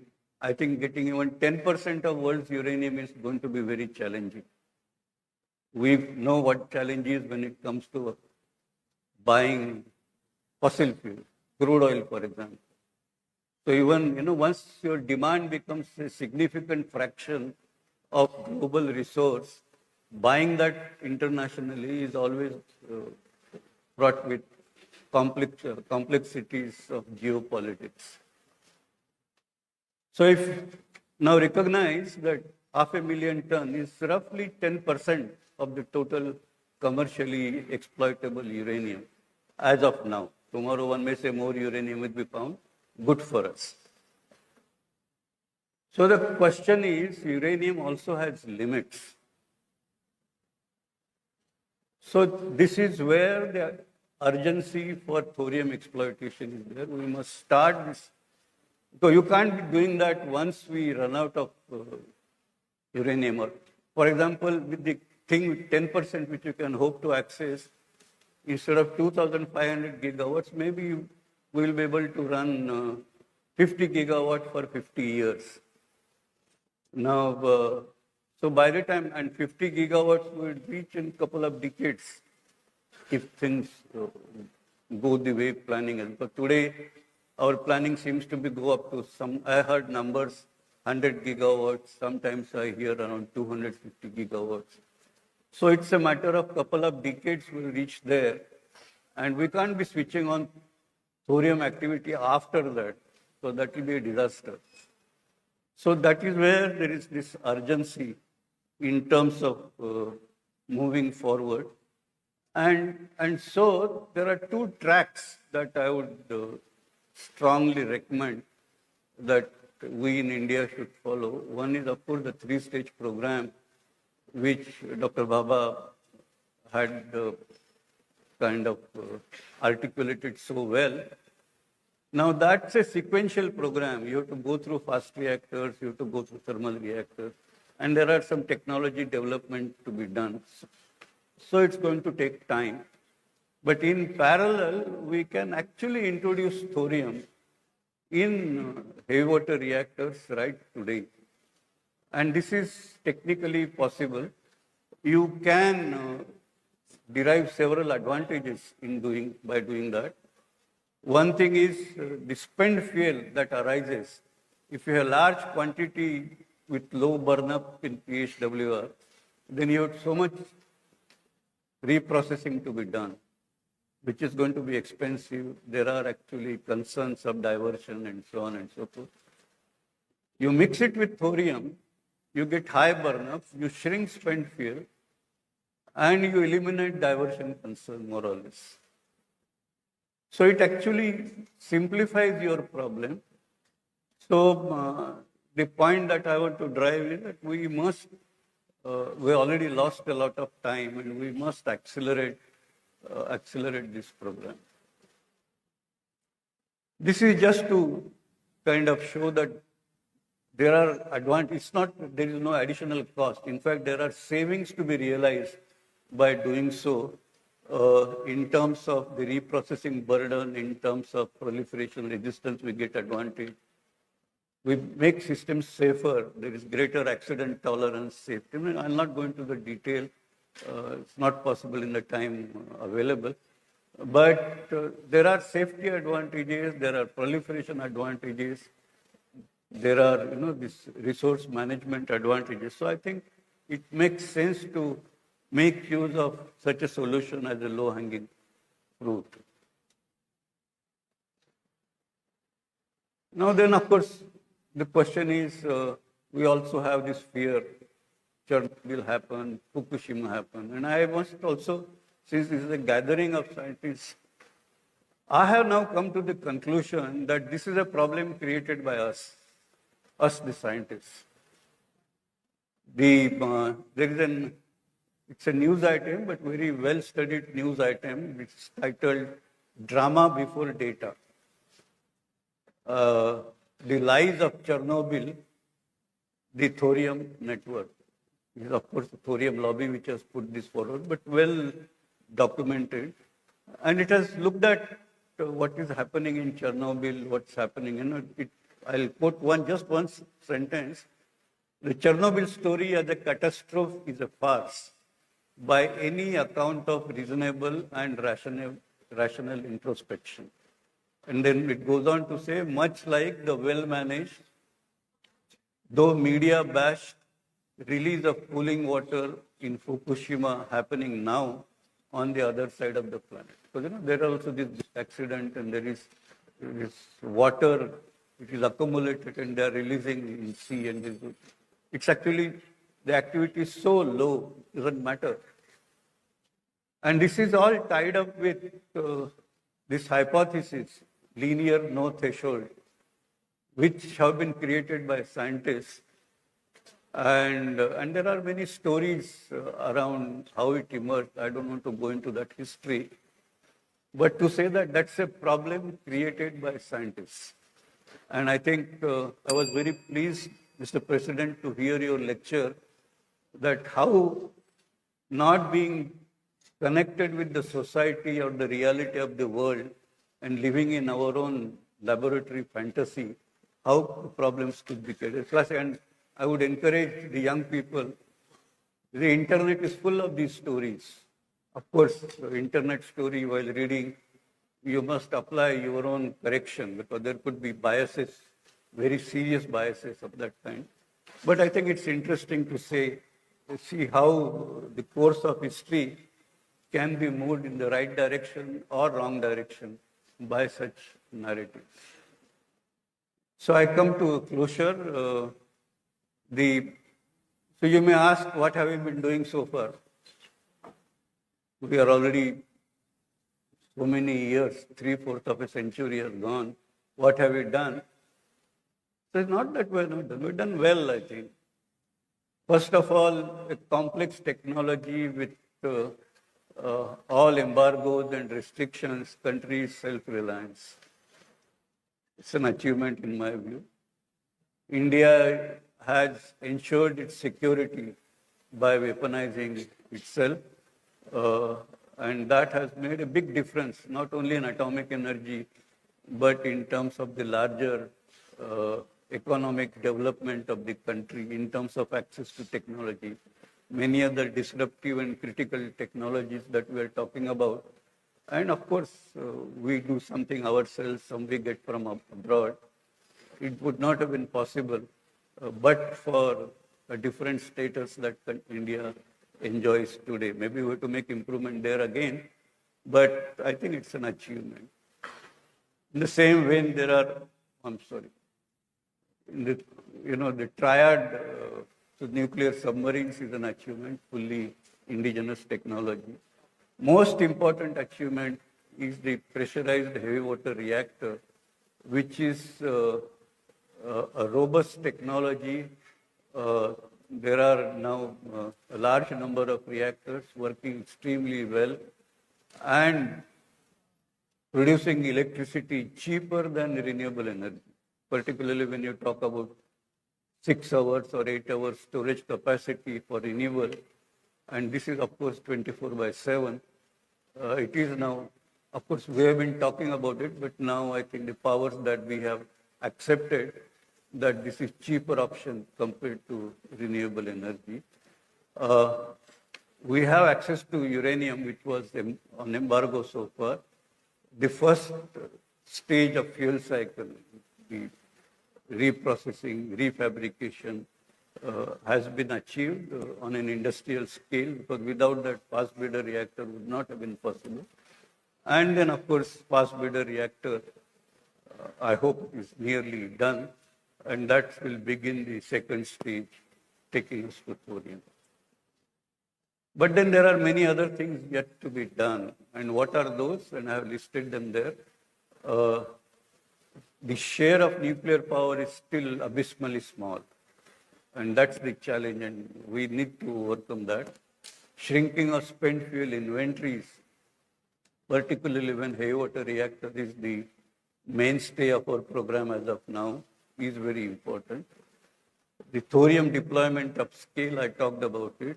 Technology for short doubling time, high temperature reactor, that is the metallic fuel fast reactors, high temperature reactor for hydrogen production, molten salt. These are all there in program. We've been talking about it for decades. But I think they have to be brought on stream as fast as we can. And finally, the recycling technology. So we have miles to go, but at least what we can do on the basis of proven technologies, that is the heavy water reactor and advancing thorium deployment in heavy water reactor, I think we can make a head start by the time we catch on with other technologies. So that's the brief status report that I thought I'll present before you in this short presentation. Thank you very much. Hope I didn't exceed the time. Thank you, Dr. Kakotkar, for very, very overview of energy scenario and nuclear energy. Thank you very much.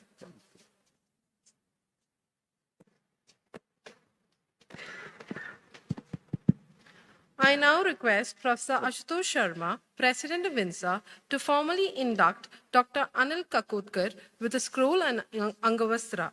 I also invite our Honorable Pro-Chancellor Academics, SRMIST, onto the stage.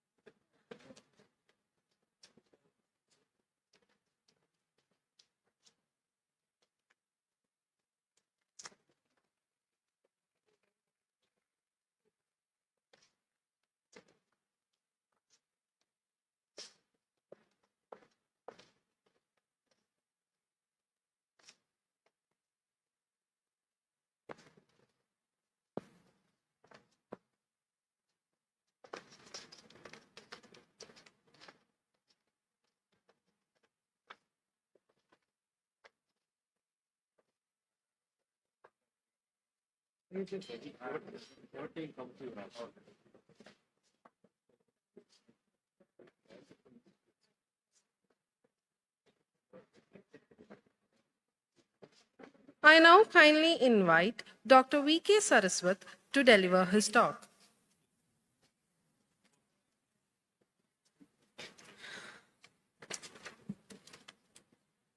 Dr. Vijay Kumar Saraswat is a highly esteemed scientist and member of Niti Aayog, renowned for his extensive experience in defense research, encompassing both fundamental and applied sciences. Having served as the Secretary of DRDO, he has made remarkable contributions to the indigenous development of missiles like Prithvi, Dhanush, Prahar, and Agni 5, as well as the two-tiered ballistic missile defense system. Dr. Saraswat played a pivotal role in establishing infrastructure to support the nuclear doctrine, developing cybersecurity technology, and enhancing the nation's defense capabilities against the ballistic missile threats. Thank you.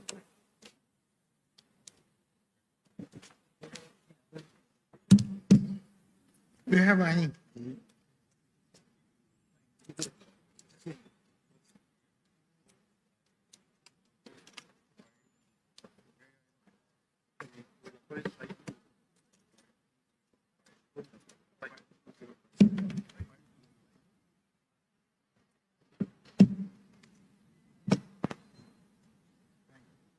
You can.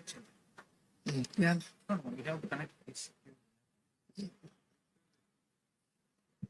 Again, you have to use this, one of these.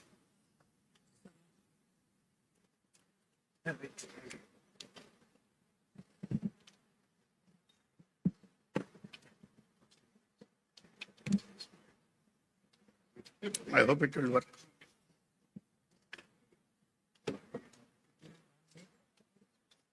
I need it.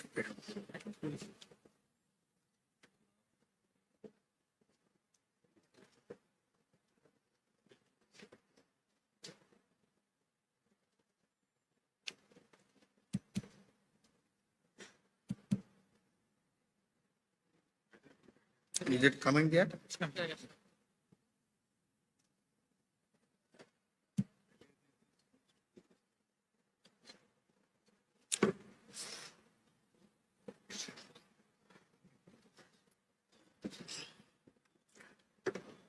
Vanakkam, namaskar, good morning.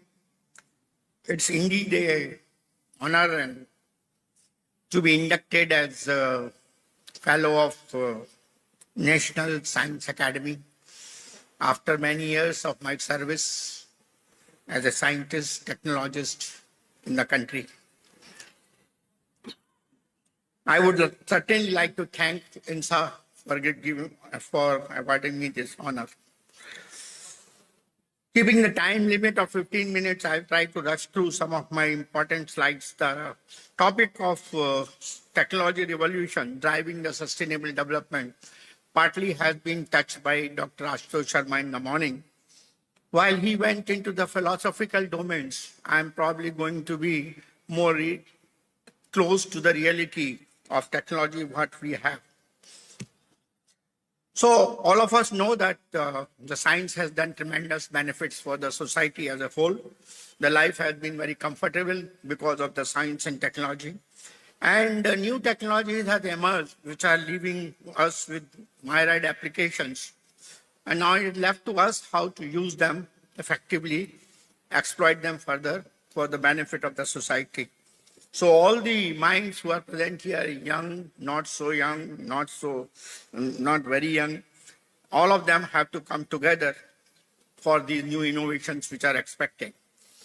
This is the landscape of what Indian science has done after 1970, which starts from all the great deeds which many of you know, right from Green Revolution to the space launching, to missile launching, to fast breeder reactors, to main battle tanks, to computers, and Chandrayaan 3 and Gaganyaan now, and now we are going into deep ocean, COVID vaccine invention, and now quantum technologies, and going into the domain of supercomputers and so on in 2030. In the last 10 years, there has been a transformation as far as science and technology journey of the country is concerned.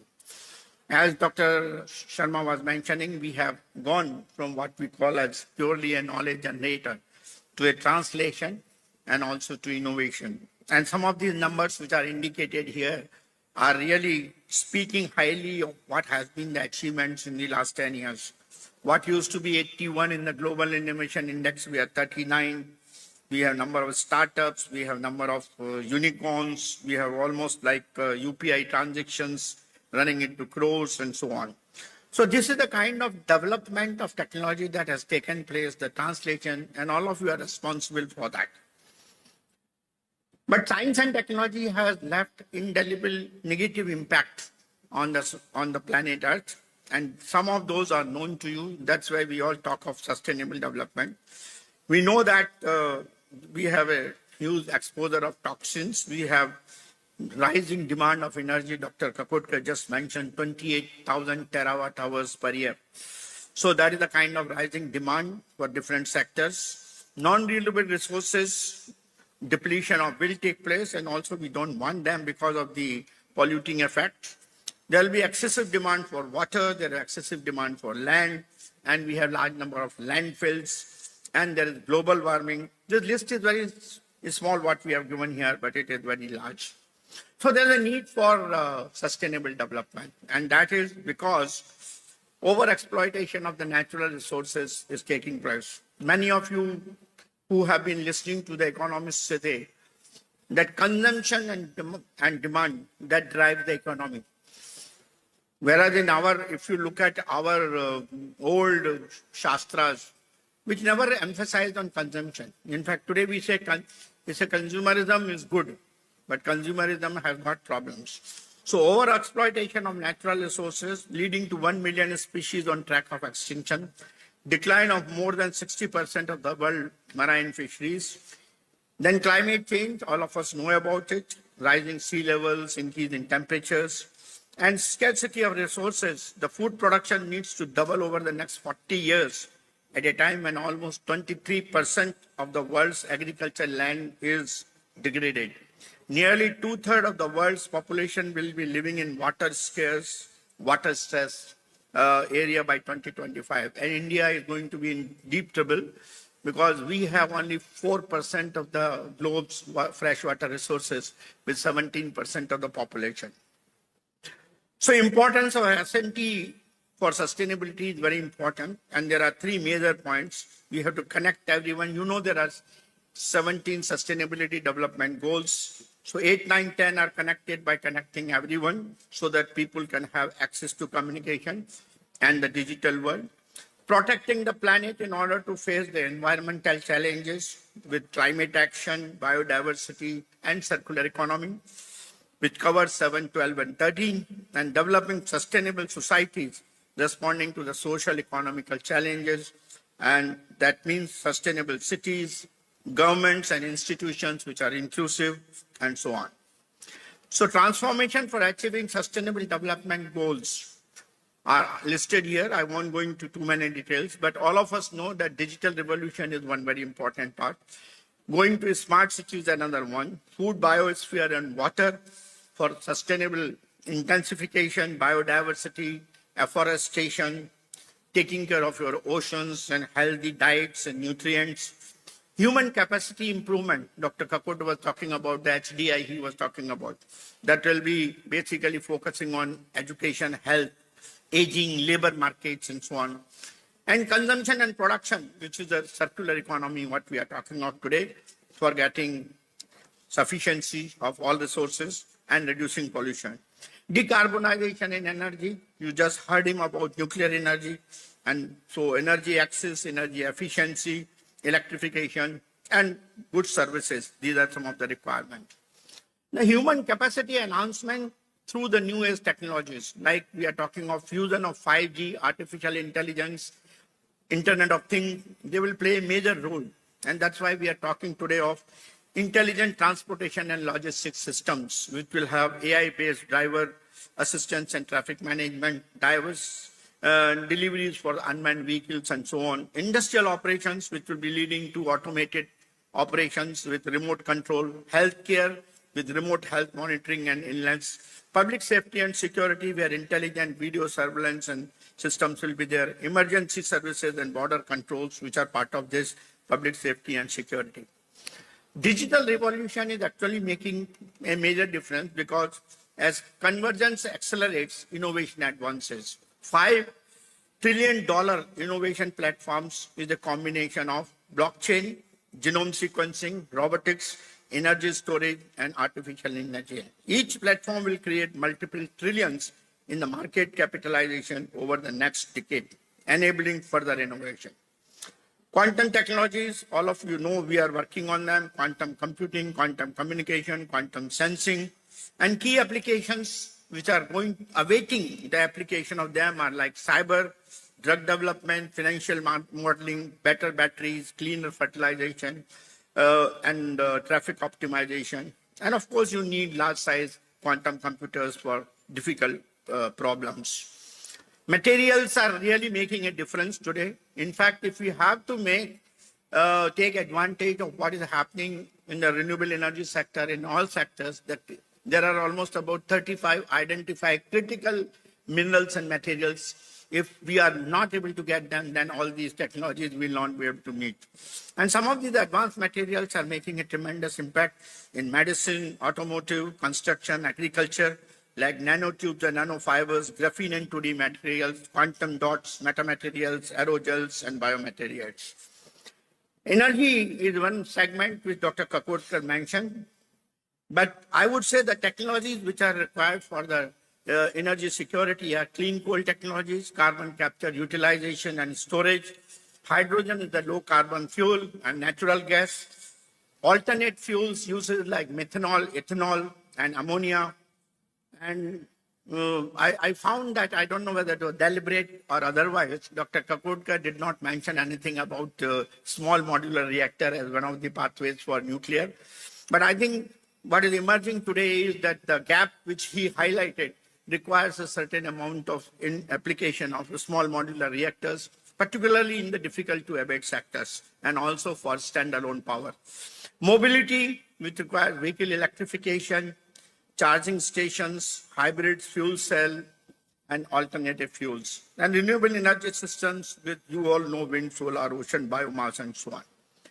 The one area which is emerging today and which is going to make a major impact on manufacturing sector is the Industry 4.0.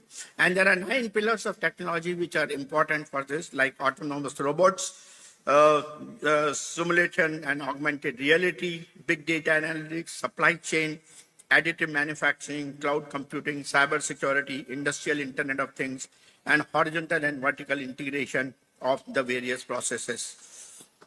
The thing which is emerging today as part of our today's translational research and also augmenting our manufacturing infrastructure and also bringing innovation into the forefront with the younger population pitching in is the entrepreneurship. It is the motor for the economy. The question is, how do we teach our people to be like that? Because the classic entrepreneurs used to use the classical skills.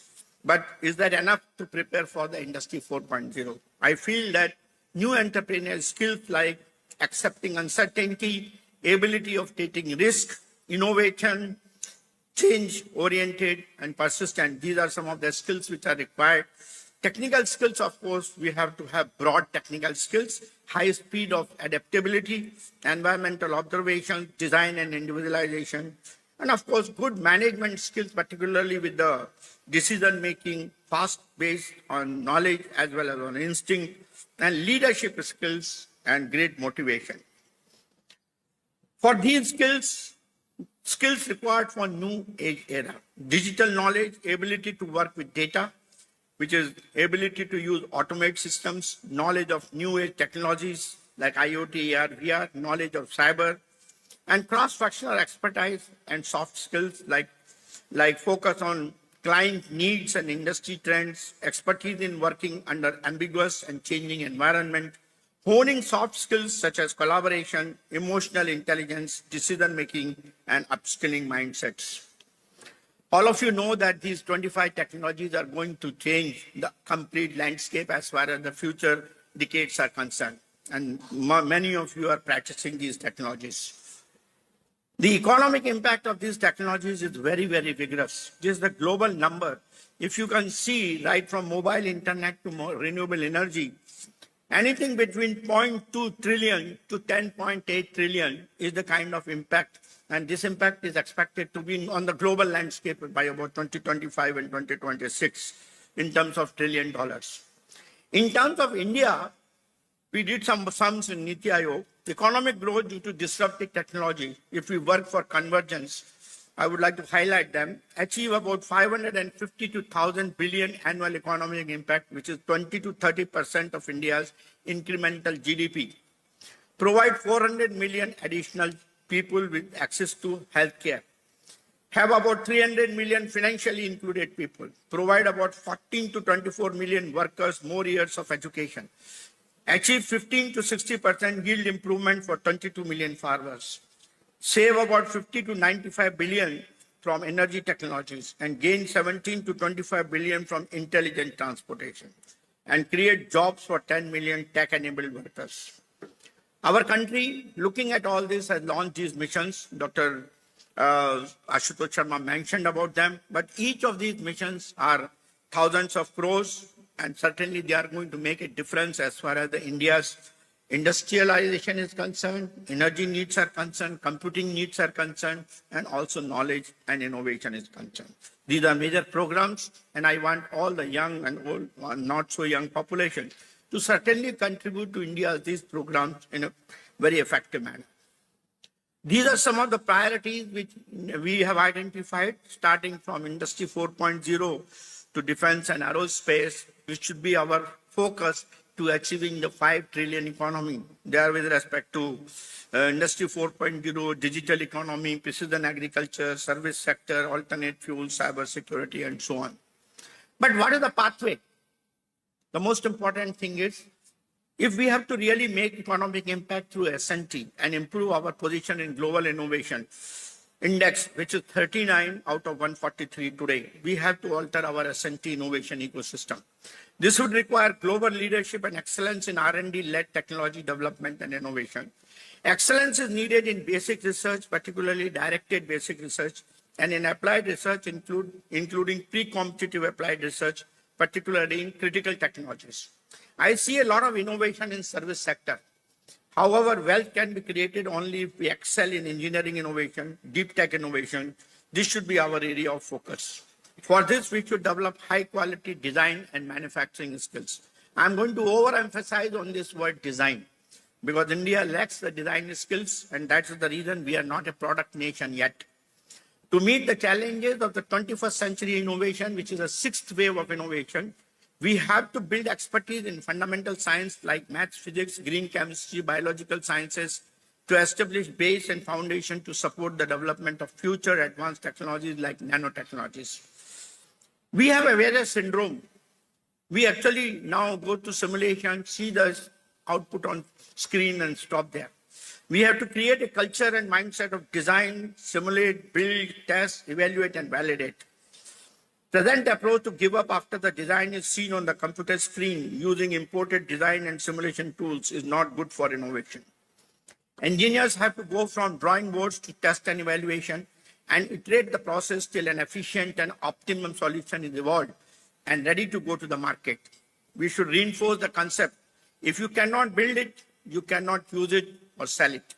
We have to introduce and develop project management skills and an awareness of business practices. This will help develop entrepreneurs, and our focus should be minimizing use of energy, material, and wastage using green and sustainable manufacturing processes. We should shift to circular economy. We should go to 6R concept. Innovation ecosystem should be supported by government 100% during the early phase of the basic research and translational research. And however, startups, incubators, accelerators, angel investors should start funding during translational phase and set up companies. Every academic institution should have a value creation center. If you can't, the race between technology and education is shown here. The technology and education, if they go hand in hand, you have good. If there is technology is leading and education is lagging, then you have what is called social pain. And vice versa, you get prosperity. You have to change. You can't be living on the incremental change, both in terms of education and future technology. If you want to make sure, then the transformation change has to take place as far as the education is concerned, then only prosperity will come. India's strategic technology mission have catapulted the nation to zenith of innovation and scientific exploration. The missions have served as the crucible for pioneering discoveries. Beyond laboratories, these initiatives have radiated into society, transforming lives. And India's commitment to collaborative research has earned global recognition. With unwavering dedication to these missions, India stands at the precipice of a promising future. where its scientific endeavors continue to redefine the global science landscape. To conclude, I would say India has got all the ingredients and potential required for innovation. Let us convert this potential into reality by establishing a strong academia, industry, and national R&D labs collaboration. I'll go a step ahead by giving a clarion call to all of you to participate and contribute, not only to innovate, but to out-innovate and out-educate and outperform the rest of the world to become a global leader. Thank you. Namaskar.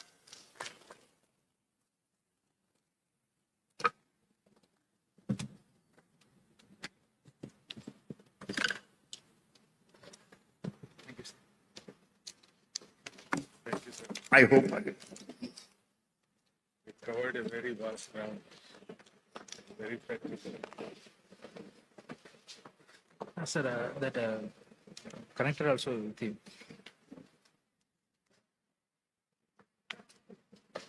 They're coming with them. Come.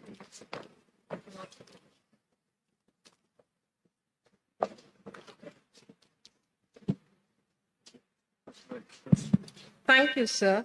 I now request Professor Ashutosh Sharma, President of INSA, to formally induct Dr. V.K. Saraswat with a scroll and Angavastra.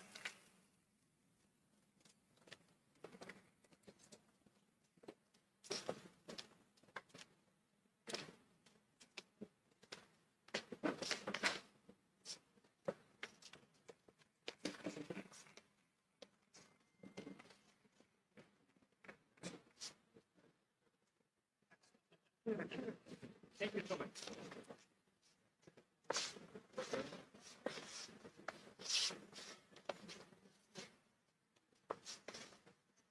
Sorry. I'll make. Thank you, sir. I now kindly invite Dr. S. Somanath to deliver his talk. Dr. S. Somanath is a distinguished scientist, Apex Grade, and Secretary, Department of Science, Chairman, Space Commission, and Chairman, ISRO. Dr. S. Somanath, having a career spanning nearly 38 years, is an expert in the field of space technology and systems engineering of launch vehicles and has made significant contributions in many areas. Chandrayaan-3 landing near the south pole of Moon was a great success under his leadership. He plays a crucial role in the architecture of Gaganyaan program for sending Indians to space and achieved the first test vehicle flight for mission abort demonstration. Currently, he is focused on the Space Vision 2047, missions including Gaganyaan, Chandrayaan-3, and other exploration missions, Bharatiya Antariksha Station development, and human mission to Moon.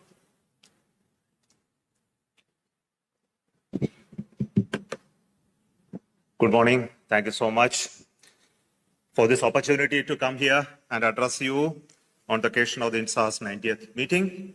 I'm really honored to be inducted today as a fellow of INSA and thank Professor Ashutosh Sharma, President, especially for this honor, and also to Professor Satyanarayanan as well as Professor Narayan Rao for enabling this meeting to happen at SRM. It's really an honor to come out here and also to speak to the students here.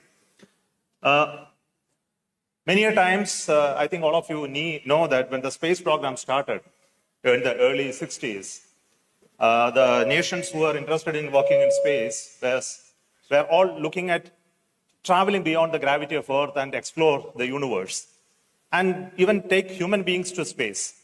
That was the intent, and not really looking at the applications, the remote sensing, communication, all of that came much later. But the initial intent was exploration. But then later, after having the human on the moon, the initial interest vanished. And the space program went into application domain. That came the communication revolution through the space, the Earth observation, the navigation, and many other activities that are happening in space. But other nations, advanced nations, were putting instruments in space, like the Hubble and many others, to look at the vast expanse of the universe and to understand the evolution of the universe and create a lot of science out of it. I think this passion continued, and because space gives an vantage point for you to look at and understand the universe and derives great understanding about it. And it's an inspirational place for everyone to go and look at it. But if you look at India, our priorities has been all the time into applications. The space program started with a drive to provide support to the administrators, to the decision makers on providing a synoptic view of the Earth, especially in terms of the mapping, resource mapping, the looking at the disasters, looking at advanced warning, climate, weather, and many other things. I think it has done its purpose. And later we progressed to building our own indigenous capability of building rockets and satellites. So today we can be proud of the fact that we have an end-to-end capability of building space technologies, systems as we want today. Of course, our scale of operations are not that high as other nations. But our interest in exploration started when we started the Chandrayaan-1 program. The very first time that we decided that we will invest on some mission to look at moon. Of course, we were doing a little bit of science here and there when we did earlier missions to understand some of the atmospheric studies and ionospheric studies, etc. But then a large-scale investment happened with the Chandrayaan-1. Today, we talk about Chandrayaan-3, the successful landing on the moon, something which we can be very proud of, having the first nation ever to land on the moon, on the southern half of the moon.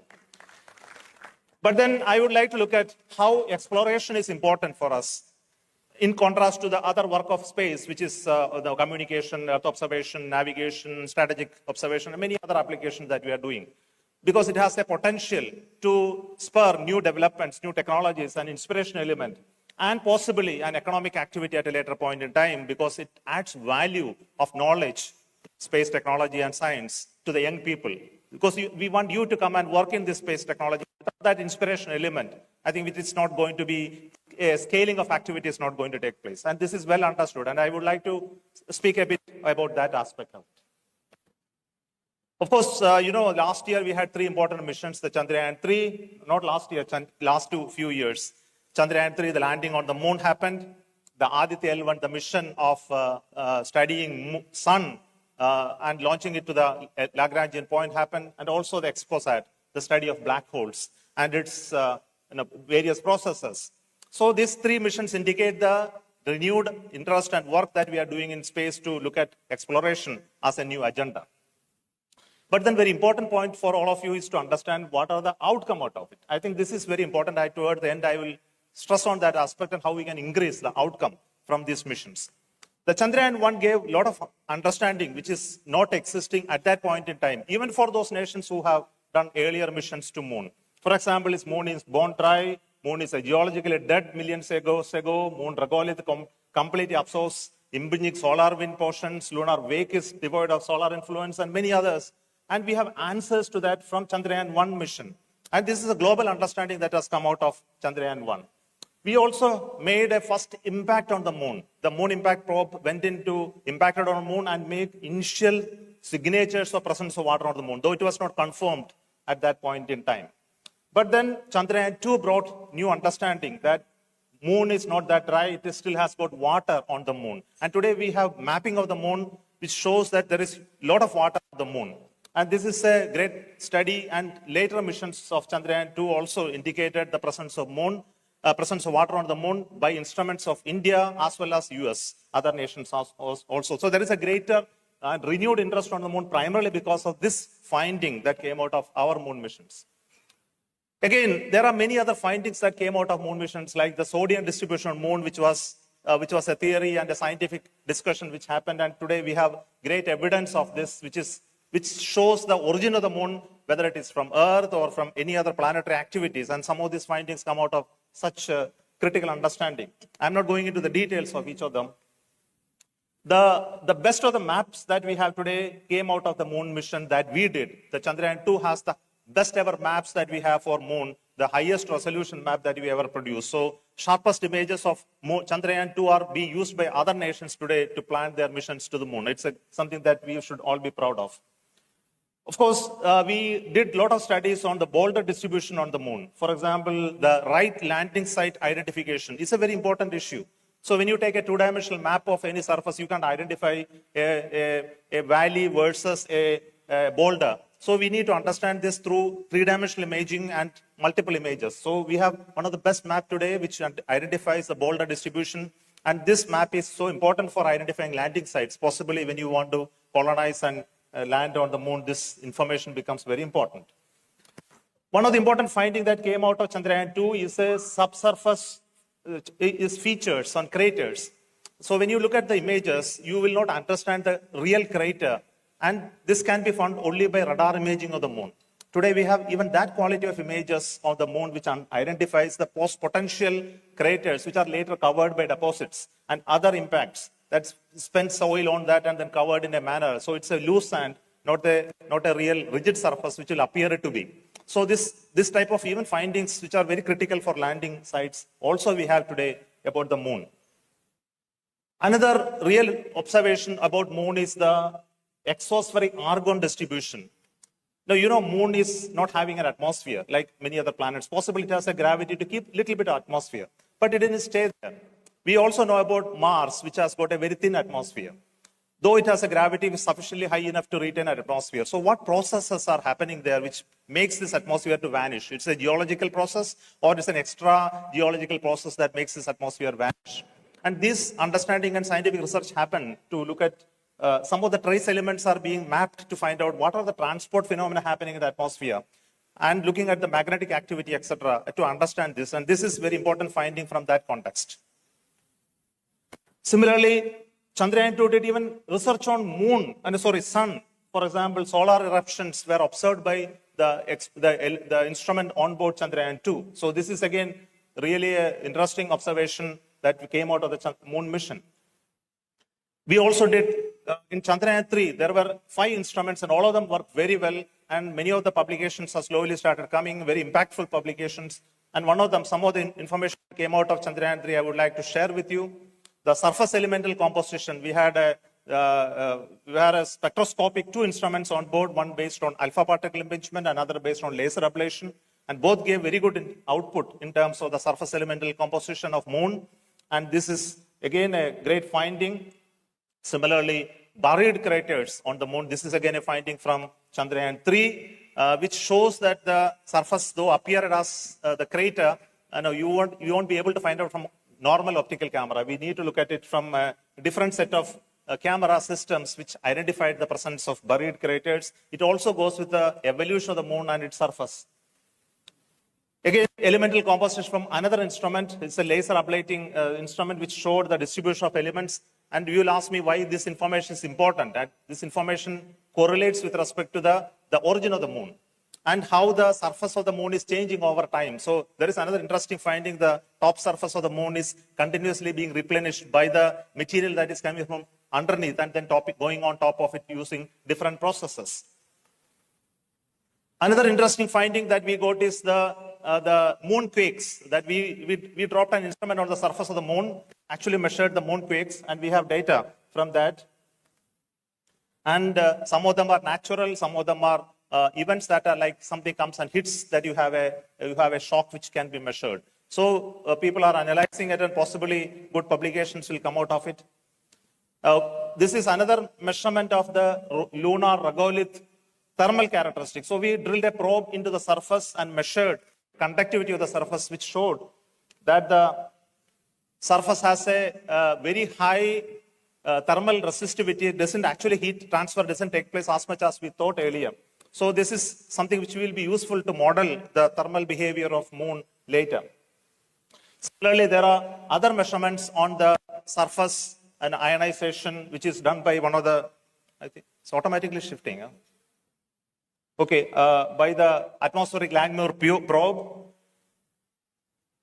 Okay, look at another data which comes out of the Mars mission. A very lot of findings have come out of the Mangalyaan mission. You call it MOM mission, which worked for almost 8 years, though it was launched for 1 year. We have huge amount of information on Mars today. One of the best maps of 3-dimensional maps of the Mars was made by MOM only. The Astrosat, of course, you know this Astrosat is one of the observational platform that we launched, similar to though they are not in size and complexity as big as a Hubble, but Astrosat is one of the first ever satellite that was launched, which has a multispectral capability. And a lot of science has come out of it in terms of the processes that are happening in the universe, in terms of nebulas, or in terms of collisions, in terms of explosion of stars, I think they have been observed quite a deal, a lot of publication. One of the best ever publication has come out of astrosat science. Of course, a few of them which I would like to share are the crab pulsar observations from the astrosat.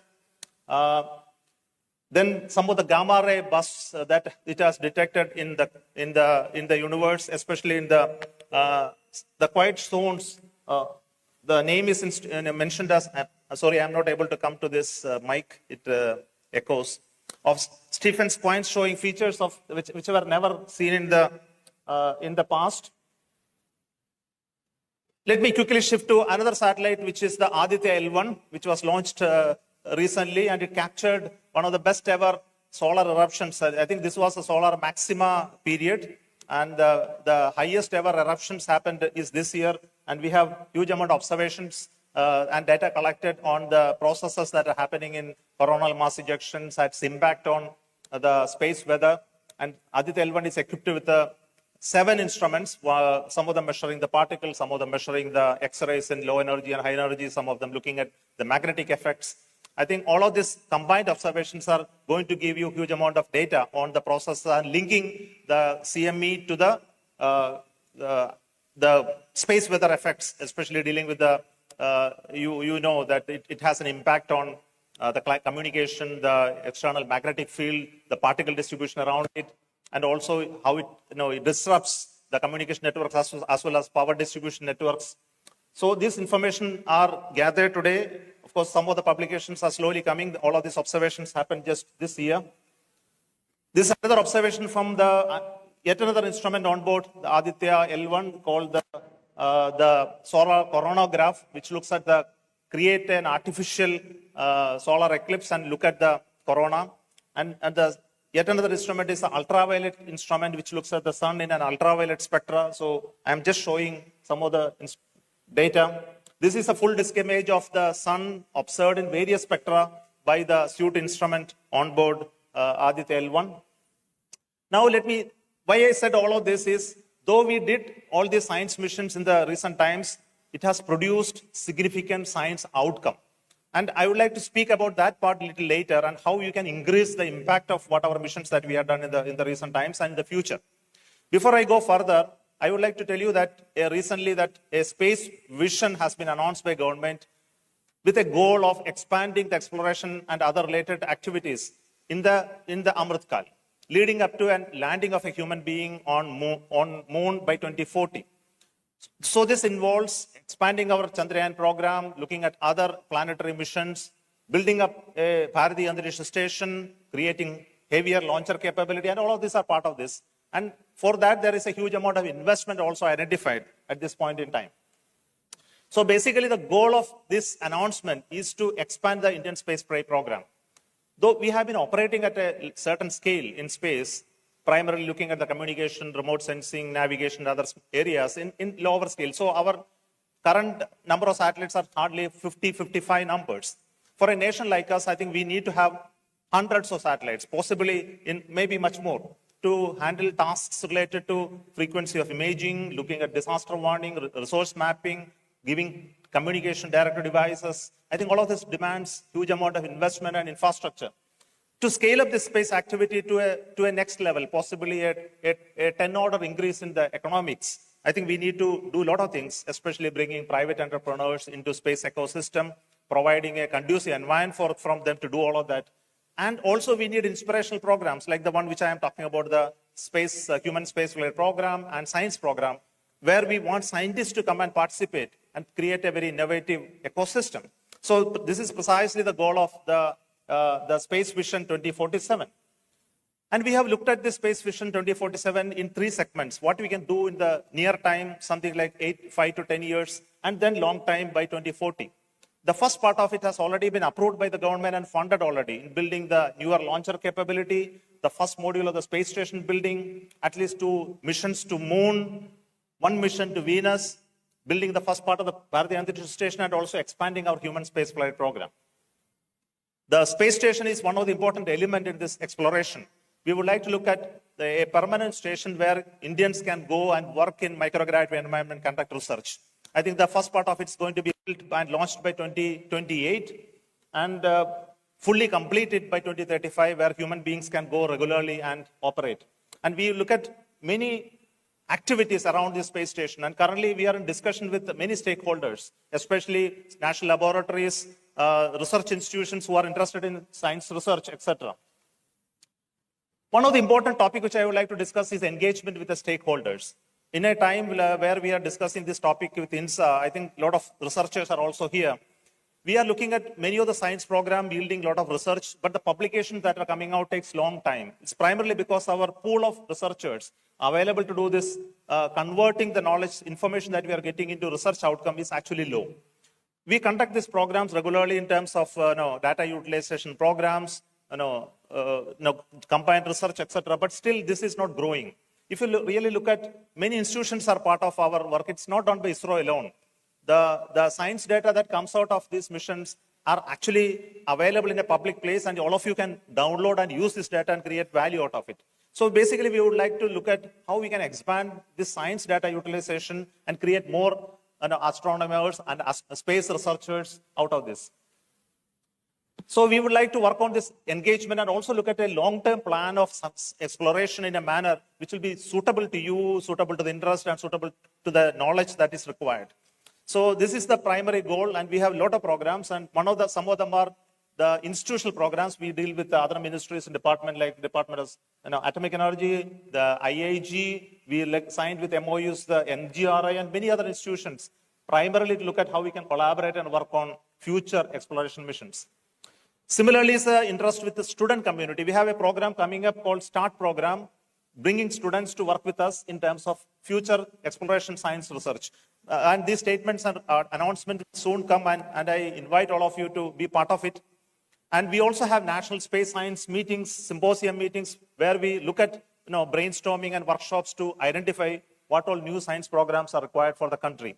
So out of this, we have created a roadmap for the next 25 years or so, which are the new science missions and programs that we need to plan and work. I think it requires maybe 5 to 10 years even for planning. What are the type of instruments that we need to work out, which are labs that we can really collaborate, what science outcomes are necessary, how much funding it is needed, and what capability we need to do research a priori before we commit on a program. So I use this platform to announce that it's our interest and this nation's interest that we should work on explorations in a big manner, because it has a multiplier effect, especially with regard to the technologies that will feed into our operational programs, the autonomies and other advanced technologies that will go into the systems that we are working on, and of course, creating a strong pool of talents who will work on this for a long period of time to create new knowledge that is needed for the humanity. Let me thank you and wish all the very best to Future Science Exploration Program, and thank you for giving me this opportunity.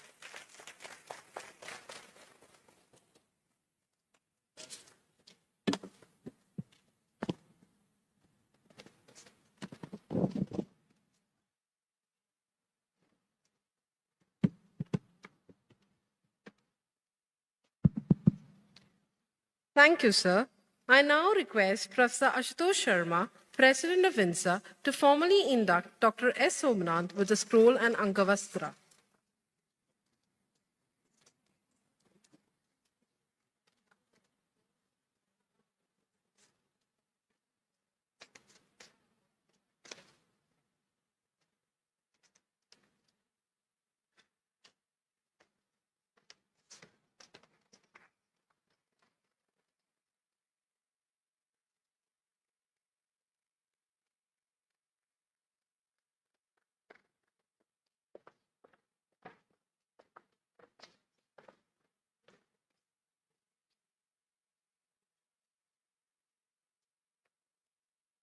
Thank you, sir. I now kindly invite Dr. S.V. Kamath to deliver his talk. Dr. S.V. Kamath is currently the Secretary, Department of Defense Research and Development, and the Chairman of DRDO. Dr. Kamath has provided leadership and direction to several critical materials programs in DRDO, such as development of high-strength steels for naval ship hulls, development of high-temperature titanium alloys and nickel superalloy-based components for aero engines, development of tungsten-heavy alloys for kinetic energy penetrators, development of fused silica randoms for missile seekers, development of armor solutions for personnel as well as compact vehicles, and stealth materials for airborne and naval applications. These have found use in various systems being developed by the DRDO laboratories.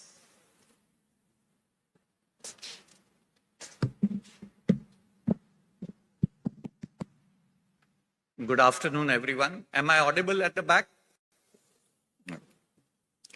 At the outset, I'm indeed honored and privileged to be inducted as a fellow of INSA, and I would like to thank Professor Ashutosh Sharma and the INSA team for bestowing this honor on me.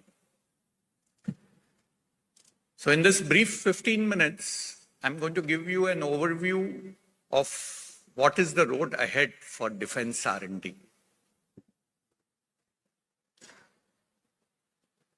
We live in interesting times. The world is in a geopolitical turmoil. We are moving from a unipolar world to a multipolar world, where India is going to play a significant role as one of the poles in this multipolar world. The rate of change of technology is also accelerating. Earlier, once you develop a technology, that technology used to be in vogue for at least 15, 20 years. These days, the technology obsolescence happens within 5 to 10 years. A lot of disruptive technologies have emerged and they have been described in the morning. You have AI, ML, you have quantum technologies, you have additive manufacturing, advanced materials, which are now playing a very significant role in disrupting the capabilities of militaries worldwide.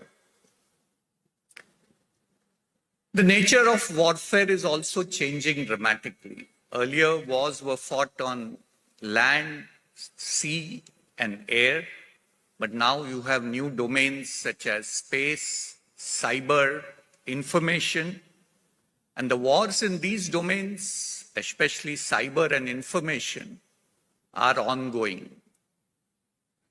These are not declared wars, but these are on a day-to-day basis, on an hour-to-hour basis. All our critical infrastructure are being attacked. The warfare also is becoming network-centric with autonomous platforms and precision strike. In fact, the OODA cycle, that is the observe, orient, decide and act, is shrinking dramatically. And unless you are technologically equipped, it will be very difficult to fight future wars and win them.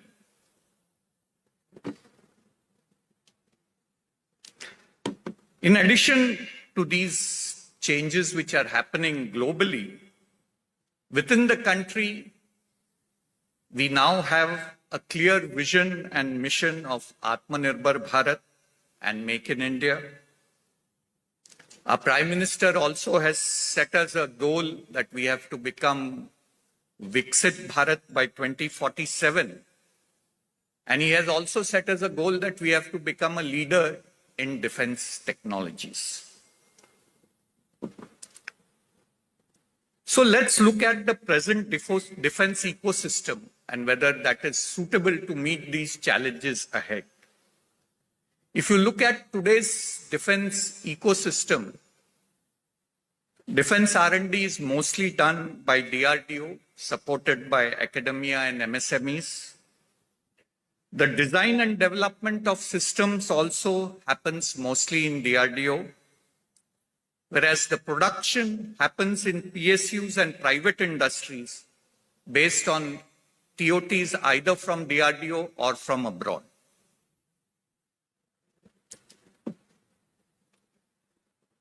If you look at the defense capability pyramid here, if you really want to become Atmanirbhar, you have to build capacity and capabilities in all the steps which I have listed in the pyramid. It is not just enough to have system configuration and design capability or engineering and integration capability, but you have to build capabilities in subsystem, components, device manufacturing, and of course, materials, and that too at industrial scale, not at lab scale. This is a challenge that we all have to overcome if we have to really become Atmanirbhar and a leader in defense technologies.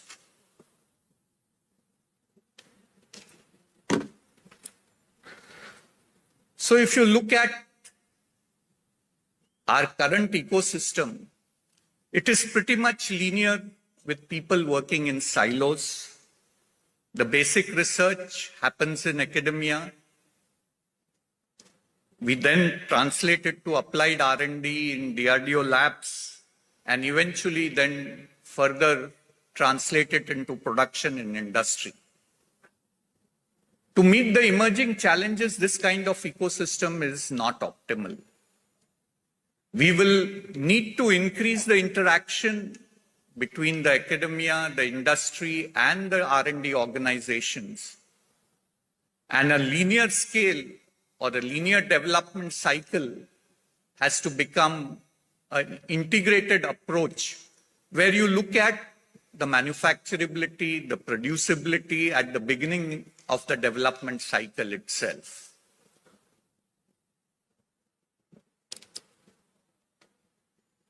So what do you need going ahead? You need more participation by industries in design and development. You have to encourage startups and MSMEs who are much more flexible to get into the innovation. You need involvement of academia in basic and applied research, especially in futuristic technologies, because the innovation has to be driven by R&D in futuristic technologies. Only then can we achieve leadership. We need to create a lot more test facilities and infrastructure. As Dr. Saraswat mentioned, it is not enough to just simulate on computers. You have to actually build prototypes, test it, and then optimize your design. Capacity building is another very important thing if we have to do, and academia is going to play a big role if we have to build capacity. And I'm happy to see so many students participating in this meet, because you are the future. Only when enough people and bright people in the country take up R&D as a profession can we achieve Atmanirbharta and leadership. We have to emphasize on disruptive technologies, because we have to admit that we are 10 to 15 years behind in traditional technologies.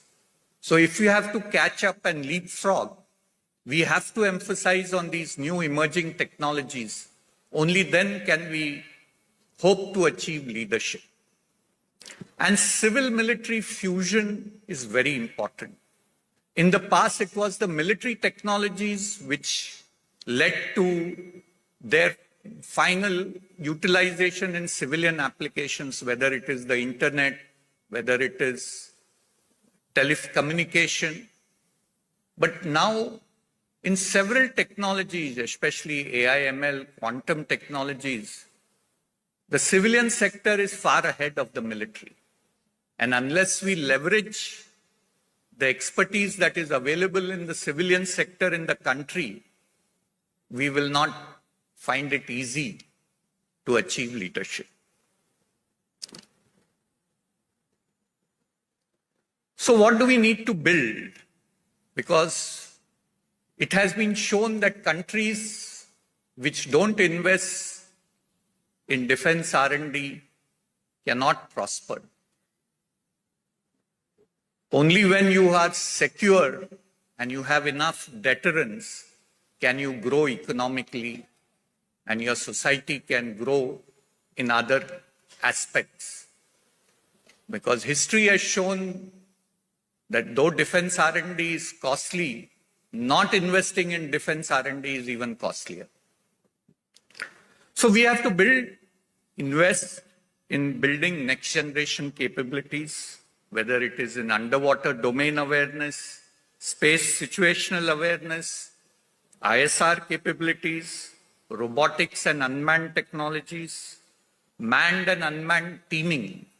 Future wars are going to be fought with autonomous systems.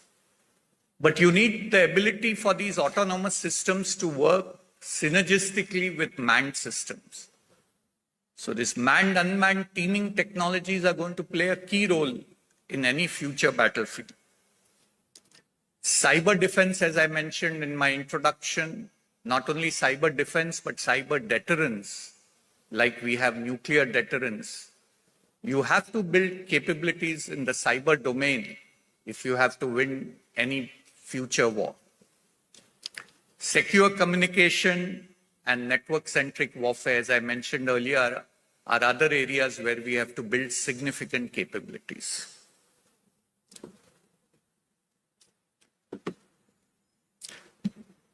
These are some of the future platforms that we are working on and would be developed in the next 5 to 10 years.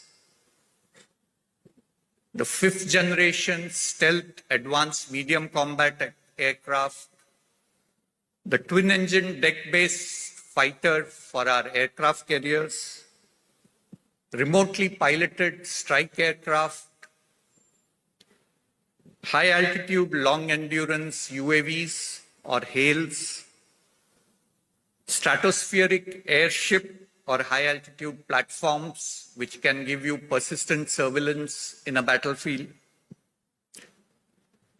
AEWNC or airborne early warning and control aircraft, which is basically an eye in the sky, which allows you to plan your battles and do battlefield damage assessments. High endurance autonomous underwater vehicles, indigenous conventional submarines, light tanks, future infantry combat vehicles, unmanned ground systems, and robotic soldiers, just to name a few. These are some of the systems that we have started working and should be developed in the next 5 to 10 years. When it comes to next generation weapons, systems, and sensors, some of them I have listed here: long-range hypersonic glide and cruise missiles, with the air defense and missile defense systems becoming increasingly more accurate and very good. If your missile systems have to survive, they have to operate at hypersonic speeds. Very long-range air-to-air missiles, directed energy weapons based on lasers as well as microwaves, electromagnetic railguns, long-range multi-barrel rocket launchers, supercavitation torpedoes. Normal torpedoes operate at about 50 knots. These supercavitation torpedoes can operate up to 200 knots. So defeating a supercavitation torpedo becomes extremely difficult. Very long-range radars, very long-range sonars, ELINT and hyperspectral capabilities, EW systems. EW is electronic warfare. Whoever dominates the electromagnetic spectrum is likely to win the future wars. High thrust-to-weight ratio aero engines for our fighter aircraft. This is one very complex technology which we have to master if we have to get real Atmanirbharta. Electric propulsion for our ships, electromagnetic aircraft launching system or EMALS for our aircraft carriers for launching aircrafts. If you come to new and critical technologies which we need to master, I have listed out some of them. I will not go through them because of lack of time. But most of you are aware of these technologies, and we have to increase our focus, not only in academia, but also in startups, MSMEs, and our R&D labs, to not only master these technologies, but also achieve leadership in these technologies. So at DRDO, we have identified all these various technologies. You don't have to read them here. They are listed on our website. And you can, if you are interested in working in defense technologies, you can choose the technologies which interest you, and you can definitely contribute to defense R&D going ahead. We have also opened 15 centers of excellence in leading academic institutions. We call them DRDO Industry Academia Centers of Excellence. And for each of the center of excellence, we have identified certain domain areas. And these centers of excellence are going to act as a hub and spoke model, where we hope that what MIT and Stanford achieved in the US, these centers of excellence will result in the same kind of ecosystem being created around these centers of excellence in our country. We also have proposed a scheme, TDF scheme, where we can fund R&D in startups, MSMEs, as well as large industries, where up to 50 crores can be sanctioned for R&D within industry. And two of the gentlemen, Dr. Saraswat and Mr. Kakodkar, who are here present today, have played a key role in helping us in defining how such a scheme can be done. This will allow us to do cutting-edge R&D in startups using this scheme.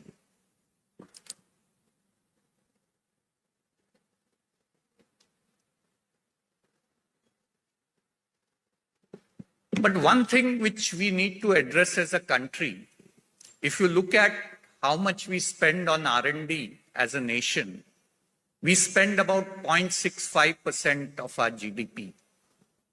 If you look at other countries, they all spend between 2 to 3% of their GDP, and South Korea even spends close to 4.8% of its GDP in R&D. So we definitely need to improve on our spending on R&D. Our private sector also has to chip in. The private sector R&D today is confined mostly to the pharma sector and some other sectors such as maybe IT, but it needs to improve significantly in other technology areas if we have to become a leading nation going ahead. Even if we look at our defense R&D spend, we spend less than 5% of our defense budget on defense R&D. Most countries spend between 10 to 15% of their defense budget. We have told the government that this funding has to improve in the next few years, and the government has promised us that by 2030, we should go to a figure of about 10%.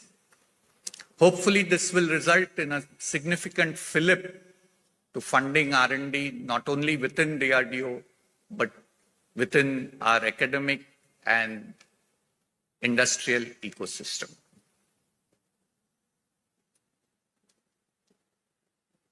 One thing which we need to address is, as a society, and especially in government, we are very averse to risk.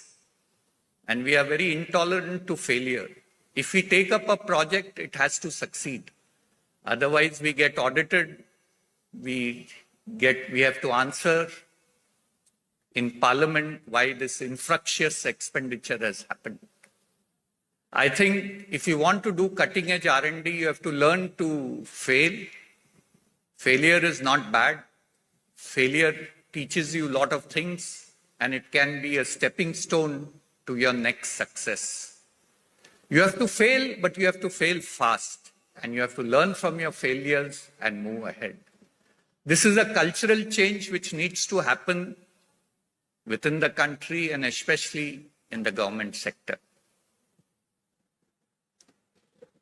So to summarize, the road ahead is going to be both challenging and exciting. There are plenty of opportunities for R&D, especially in defense. The students who are here are going to play a key role in transitioning India from a developing country to a developed country by 2047. And also, not only a developed country, but also a technology leader. Thank you very much for your kind attention.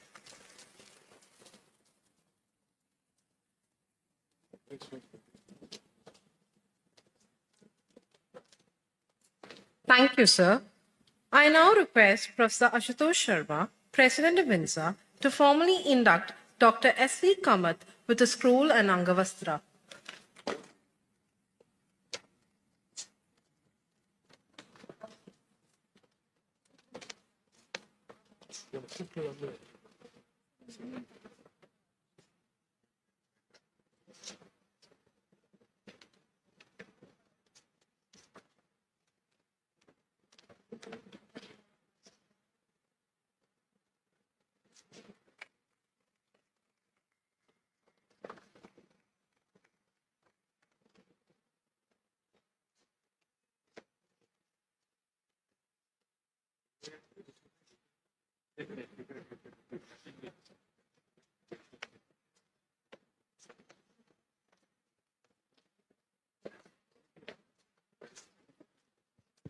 Thank you, sir.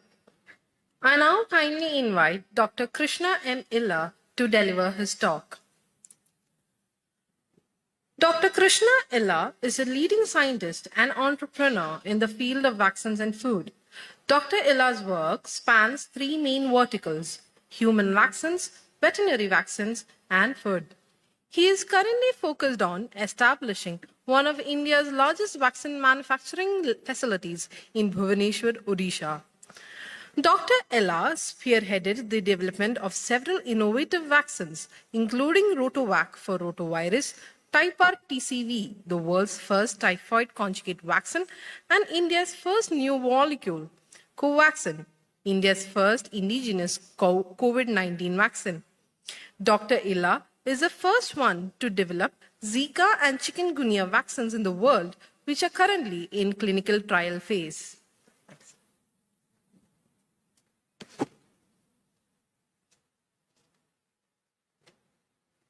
Honored to be here. I think all the students likes to clap only for politicians and movie actors. I think you are all lucky to have, people like Anil Kakodkar, Kamath, Somnath, and, Sharma and Saraswat, all of them. Let's clap for them. I'm telling you, we're all lucky to have you. Lucky to have all of them here. Okay, I never got this opportunity to when I was a student. Okay, I think you're lucky to be here in the place. I'll tell you, my mother told me only one thing. I'm from 60 kilometers from Chennai, native, Tirutadi, nearby. And from a small panchayat school, my mother said, son, you have 9 inches stomach. How much ever money you make in US, you can't eat more than 9 inches stomach. Come back, do whatever you like to do in India, I'll feed you. Because I'm from farming family, I'll feed your stomach. Okay? The simple philosophy made me to surrender my US passport and got into the entrepreneurship job. And I think really honored having the good hospitality of SRM. I think that's nobody can beat this hospitality. Thank you very much. So I think, I want to thank Dr. Sharma and council members. I'm an industry guy. I don't know why they recognize me. Industry, INSA doesn't recognize the industry people, but I'm proud that they've been recognizing us. And honored to be a distinguished guest and also among eminent scientists to be here with them. I think I'm going to go a little fast, but don't worry about it. But I'm a product of public-private partnership. I just tell you, when I came to India, the government never used to even like a private business at all. But today, they totally changed, the transition. You look at Dr. Saraswat is talking, Kamath is talking about, Somnath is talking about how private entrepreneur startup should take it. I think young generation should see that in a different world of India at all. So I think I'm totally a product of the public-private partnership. And I was a startup, 96. I came back from US and nothing great. And now we are located, I'm 14 companies. I just start companies for not making money. I see a problem. That problem is an opportunity to solve the society's problem. That's all, nothing else. So I will not talk. I will really want to talk one business now. So I think I was the Chandrababu Naidu's advisor. So we created a Genome Valley in Hyderabad that today become the largest cluster in the country. And first vaccine was launched by Dr. Abdul Kalam in 2000. He launched, and that is still a big product for us as a hepatitis B vaccine, the product in the market. And I think, India never made a new vaccine, including pharma companies. Never made a new molecule. Everybody was a generic, same thing. I said we should change the country perception. We have less respect for China because they copy. It's the same thing, India should not copy anymore. We should be innovative. That's what Dr. Saraswat and Ashok Sharma was talking about. Innovation is a key. And I think that should be the game for younger generation. We should not copy anymore. We should be innovative. And I think we should make a new vaccine. And Dr. Bond was associated with I was a DBT secretary. Before that, Ames professor. We involved with the Indo-US bilateral program. We made this. It almost 30 years it took that vaccine to come into market. And we had to do efficacy trial. We need to recruit 25,000 pregnant women. So I'm going to ask here, women here, how many women is willing to give when they are pregnant? How many women are willing to give their baby for a clinical trial? The newborn. Anybody can lift? Nobody will lift, I know it. But they want a product for the child. You see, innovation has to happen. It has to happen parallel to clinical trial. If it doesn't happen, you cannot develop innovation in this country at all. So that's the important point. And I think, Dr. Bond is right here. See here, he's a Bond. He was instrumental in making this product and bigger thing. And my grandson, he was the first one to take the vaccine of that vaccine. So I think, and I had this again, the third vaccine in the world, rotavirus, just after GSK and Merck. That's great. I think we should beat multinational, beat Americans. Anyway, one molecule at least we can make from India that can make it touch the global angle. So we said we should do something. And we looked at typhoid. Typhoid is the existing typhoid vaccine, can be given only to the about 2 years. But people who get the typhoid in this country, in the developing world, are the people of the child, less than 6 months, 8 months, 12 months old baby. But the existing technology cannot be given because it doesn't produce immune response to the young baby. So we made a new generation conjugate vaccine. We launched into the India. But then when we went to the Gates Foundation, we have done a clinical trial in India, an immunological study, which is of no relevance because we don't know whether the antibiotic is protecting, or the vaccine is protecting. We can't make a differentiation. So we can't trust your clinical trial, what you have done in India. So we took a challenge and we went to UK, Oxford. We did a human challenge. I want to ask how many boys are ready to take a live bacteria drinking. How many people? Boys. And not bad. At least SRMIST got 3-4 people lifted the hand. Good. So you're 3-4 candidates for the future clinical trial, okay? For the human challenge study. So these we did in Oxford. We got 89% efficacy. And then the next question is, you've done a laboratory situation, in ideal situation. You got 89%. Will it work in the public system? When you get to public system. So we did in different countries. Again, it may work in India, it may not work in Africa, it may not work in other countries. So we have to do in various countries an efficacy trial, effectiveness. This is called effectiveness. Efficacy is over in the human. Now coming effectiveness in the public system, where we got 87 to 91% effectiveness in the field situation or a school situation. And there was a typhoid multi-drug resistant in Karachi, in Pakistan. 250 children died because they're not responding to any antibiotic. We said we took a challenge. The clinical trial in Aga Khan University in Karachi, we did an antibiotic resistant strain, XDR strain, and we got 100% protection for the babies, protected from the antibiotic microbial resistant strain also. That's a very significant ingredient. And Nature covered, this is one of the best products done by 2018, one of the best innovative molecules by Nature Medicine. And I think, we're working on the neglected disease. The reason we work neglected disease, you look at all the neglected disease are present in Asia and Africa. And all neglected disease turns into pandemic. So why US want to work on neglected is not that they love in the neglected disease, because the neglected are in Asia and Africa, which turns into pandemic. And I think we did chikungunya, when we isolated chikungunya first time in Tamil Nadu, we isolated, that time Anmamani Ramdas was the health minister, he said he was debating, it is not a chikungunya. There was a big debate in the article, but we isolated, now it's in the phase 3 trial in different countries, and then we asked a simple question. Based on sequence analysis, where it came from, chikungunya. So it came from Madagascar to India, it came. So then we asked a simple question, then what can come from this area to India? Again, next. So then we found that Zika was the one which was present in Madagascar. It may come to India. So we predicted that. We started working in 2014, and exactly, when we filed a global patent, July 2016, 2015, and exactly in December 2015, pandemic in Brazil. Just see how prepared in advance was that thing.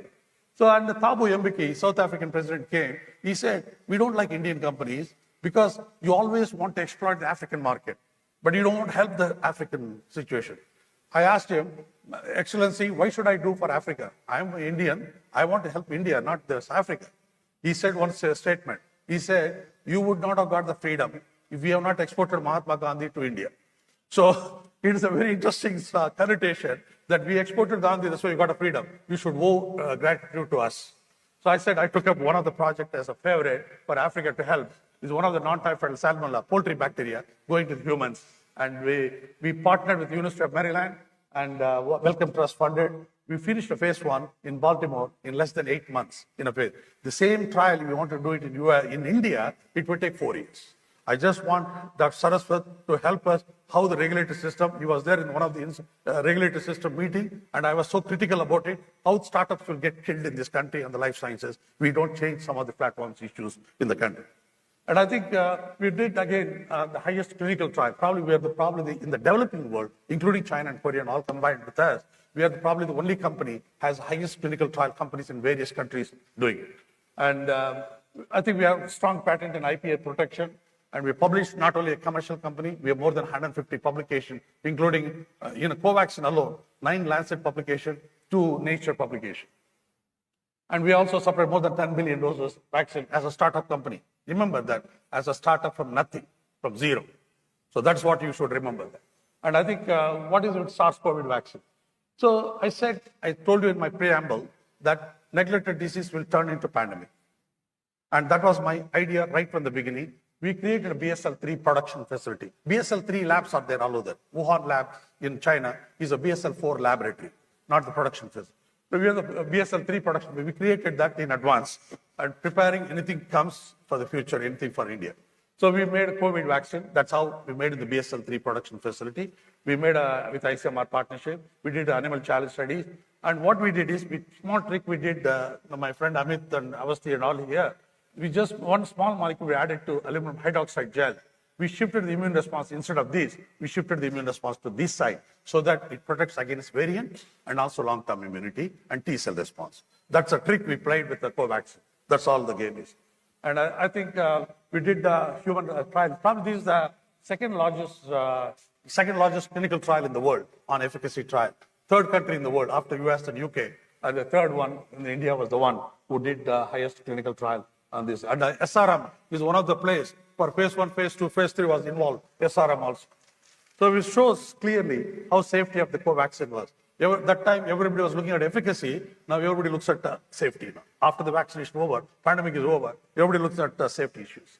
And I think we have supplied Covaxin in various countries, and we have also made a platform technology for a nasal vaccine, because inactivated vaccine can help you differently, but when you have a respiratory pathogen like COVID or RSV and all that, the respiratory is where you need a protection.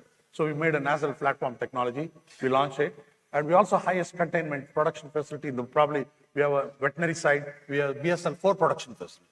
That's the highest in the world. US is building now with a $2.5 billion investment with the BSL-4 lab in Kansas. But nobody else, Firbite is the only place in UK has got. Second facility is in Bangalore in India.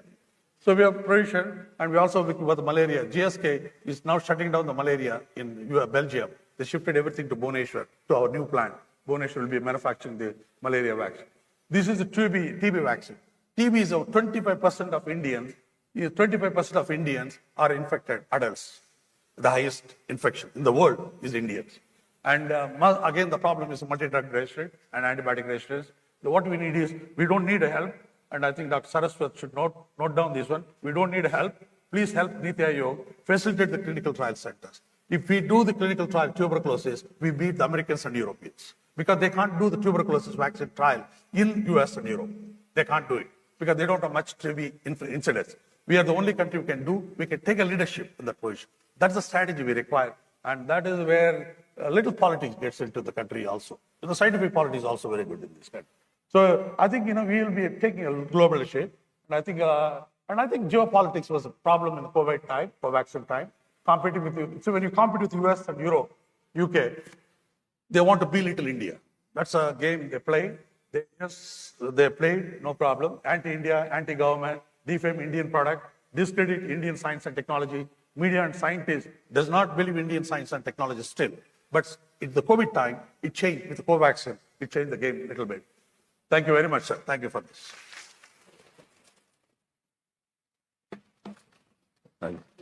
Tremendous work. I went fast with this time. Thank you, sir. I now request Professor Ashutosh Sharma, President of INSA, to formally induct Dr. Krishna M. Illa with a scroll and Angavastra.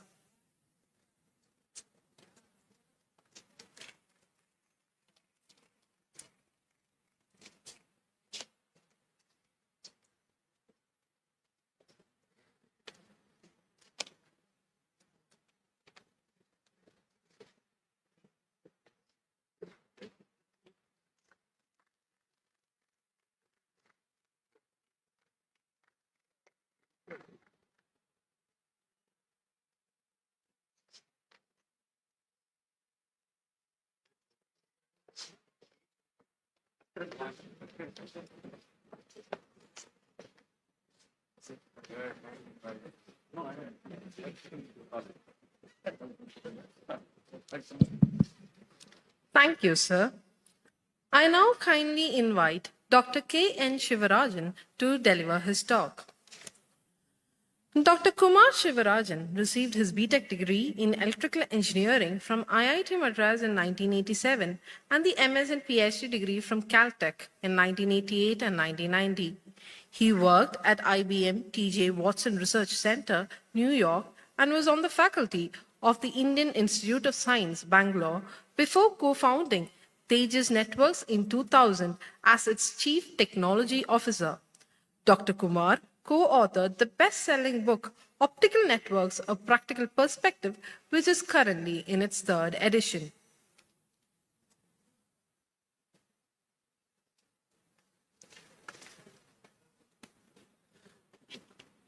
I'd like to thank INSA and Professor Ashutosh Sharma. It's really an honor to be here in this elite company. Tejas is now a 24-year-old company, and our success recently has been due to the Atmanirbhar initiative of the Government of India. In particular, I'd like to thank Dr. Saraswat, who's been encouraging our efforts to develop 4G and 5G in India. So what I want to do here is outline the challenges that you have in 5G advanced. Now, I'd like to say communication is a product of science. Of course, electromagnetic waves, very well known, right? And then over 120, 150 years now, from the times of Marconi and Bose, we have developed a communication technology where it's now in all of your pockets. But material science has played a very big role as well. In fact, the ability to make all the RF circuits into the phone is really a product of a lot of material science. And future advances are also gated by what we can do with materials. The most recent addition to this is biology, whether artificial neurons, artificial intelligence is biology or physics, you can debate, but it's science anyway. Okay. What can the next generation of communications do? Okay.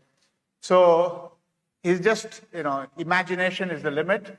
But, a few years ago, we did not think cars could drive themselves, right? Today in San Francisco, you can get a taxi, which is completely without a driver. So we're already there. Of course, driving on Indian roads could be a challenge, but I think we will get there. Okay. Drone delivery. I think when we started thinking about this problem 5-6 years ago at IISc, this looked like a pipe dream. Okay. But today, I think nobody will dispute that in another few years, you will get your idli and vada by drone rather than by Swiggy and Zomato.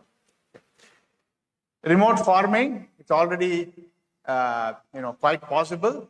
We could be actually sitting here and farming in Kenya. I mean, if you didn't know, a lot of the farming in African countries is carried out by Indians. It's now possible to do these things. So I think combination of communications and AI will make us very productive. That's what the future holds. But I'll get into some specific things that we are targeting in the next generation of 5G advanced or 6G systems.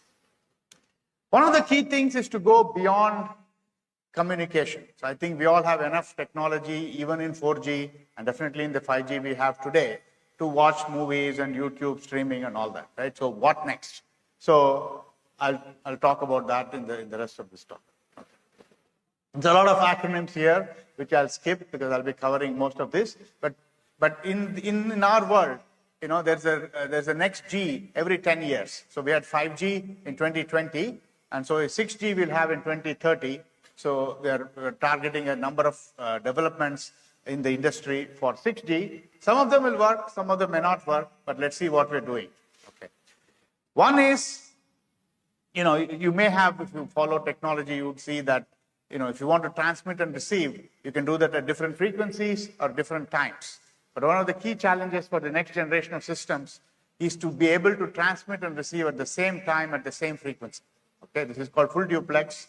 If you do that, you double the capacity. Now, it's very challenging, and that's part of the research that's going on for 6G. Okay. The other thing is energy savings. Now, each of your cell tower, the equipment there, consumes few kilowatts of power.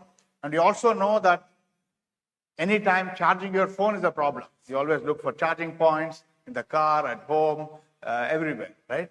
So the next generation will ensure that your phone is sleeping 99% of the time and sort of only wakes up in order to either receive a call or make a call. Of course, it could be sleeping for 99 milliseconds and wake up for a millisecond, so you won't tell the difference. But that's sort of one of the things that will happen in the next generation of communications. We'll also wake up the phone on demand. And there's a lot of similar technologies on the base station side to save energy. Okay. Massive MIMO. This is I think, one of the most exciting technologies to happen in the next generation. So today, a cell tower just communicates, like a 120-degree sector. But often, you want to reach only a few users who may be very far away, or you want to divide the capacity up in multiple ways. So there's a technology well known in communications where you can form beams by constructive interference of phase-shifted versions of the EM waves. So this can be used to reach a user who is far away, by just forming a beam in his direction, or to reach many users simultaneously by forming beams in their directions. So this is sort of there today, but it's going to get much more evolved in the next few years. That will give a lot more capacity, so maybe like even quadrupling the capacity. And we're all capacity hungry to watch all the videos and the internet. Right? The next thing that can happen is, you may be familiar with RFID. Right? So RFID uses a little bit of energy from the RF wave to sort of power itself. So the next advances could be if you could pump much higher power, which you can do in the licensed bands and power like sensors and devices like that. This is called ambient IoT. So sensors working without really a battery. Okay. Maybe one of the last things is most of us have faced the problem of coverage, right? Especially if you live far off, you may not have coverage in your house, you have coverage only in particular rooms.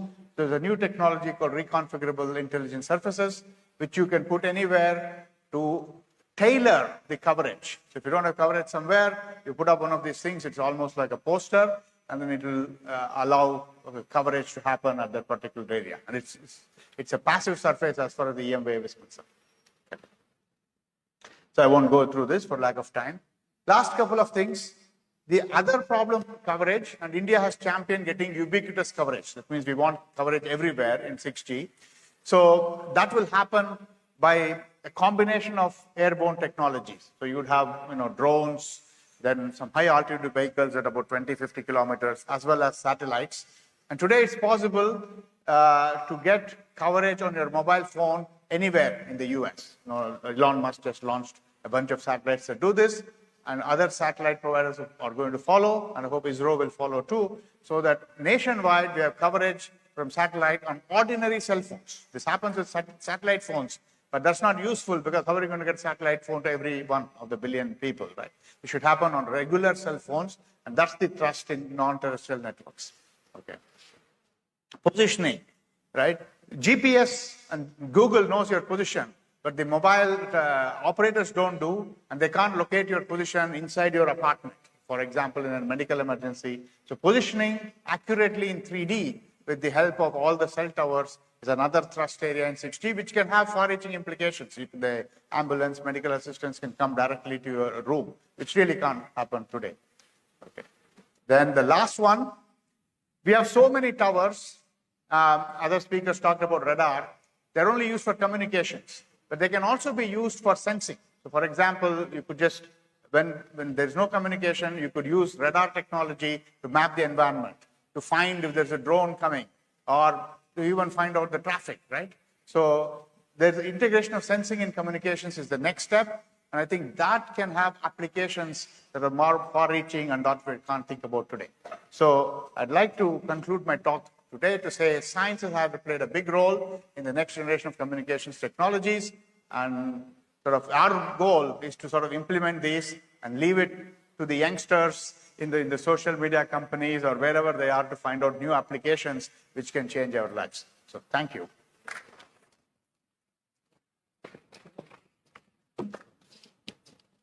Fantastic. Thank you. Thank you. Thank you, sir. I now request Professor Ashutosh Sharma, President of INSA, to formally induct Dr. K.N. Shivarajan with a scroll and Angavastra.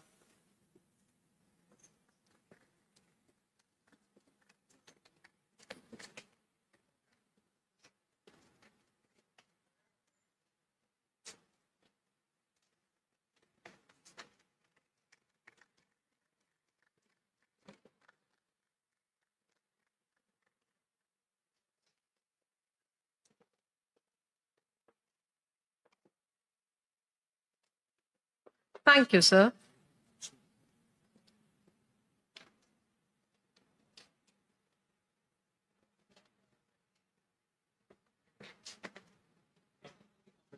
Okay. I now kindly invite Dr. Abhay Bhang to deliver his talk. Dr. Abhay Bhang is the director of the Society for Education, Action and Research in Community Health, SEARCH, which he co-founded in 1985 with his wife, Dr. Rani Bhang. Dr. Bhang and his organization have conducted several path-breaking studies which have shaped the national and global policies. They have developed a new approach, home-based newborn and child care, which has reduced the infant mortality rate from a baseline of 121 to as low as 30. This research has been selected as one of the milestone papers published in The Lancet in the past 180 years to be included in the Windisch Papers Lancet.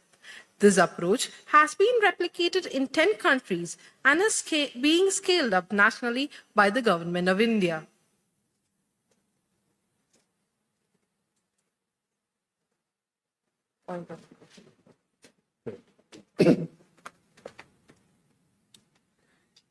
I'm indeed honored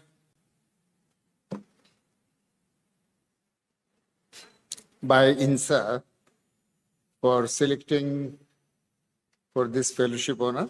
Thank you so much, Professor Sharma, Executive Committee of INSA.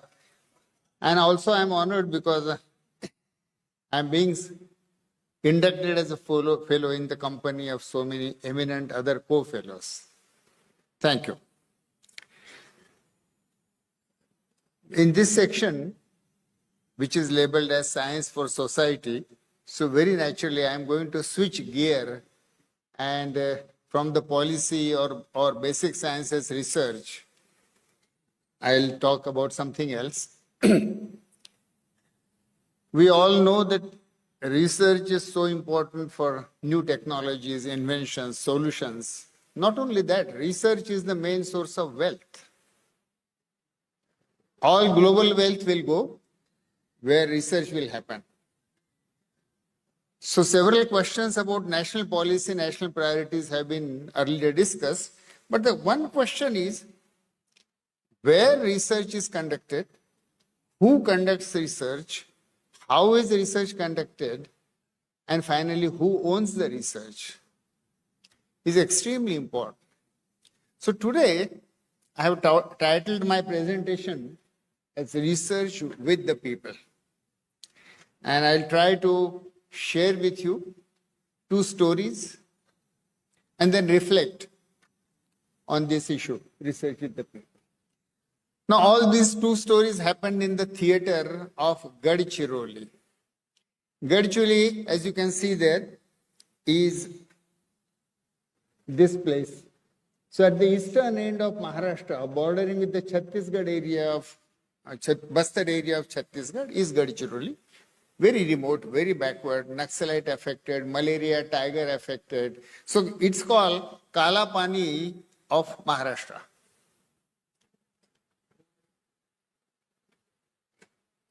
About 70% land of the district is covered by dense forest. And there are 1,500 villages, small hamlets, tribal, non-tribal, separated by huge distances, no communication, few roads, no healthcare services. So to this Gadchiroli, in 1986, Rani and I went there and decided to work there. Both of us have been doctors. And so we chose Gadchiroli because we thought that Gadchiroli needed us the most. And so let's go to a place which needs us most rather than where there are several others available. And so that's how we selected Gadchiroli in 1986 and moved there, started this organization called SEARCH. Now, on the second month of our stay there, this girl was referred to me. By training, I am a physician. And so though she was referred to me as a case of heart disease, because of several clinical features, I suspected that probably she has sickle cell disease. Now, this disease had never been reported earlier from Gadchiroli. So it took me some time to establish the test, lab test, and she turned out to be sickle cell disease. Now, go back to 1986. A young doctor, having recently come back from the US, your first impulse is, I have found something new, something first, let me report it. And so we conducted a district sample survey to see how much is the sickle prevalence in the district. 3,200 blood samples were collected. We found that about 15% population had sickle gene, but it's asymptomatic. It doesn't cause any problem. And those with actual problem was much less than 1%. So these findings were shared with the minister, and he promised that Tribal Medical Research Center will be started in Gadchiroli. Now, based on this study was published in journals. I got awards by Maharashtra government as Adivasi Sevak, but nothing happened.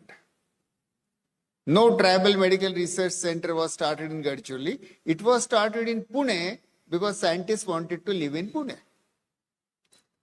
But there were no tribals in Pune. How does it matter? The center went where scientists wanted to live.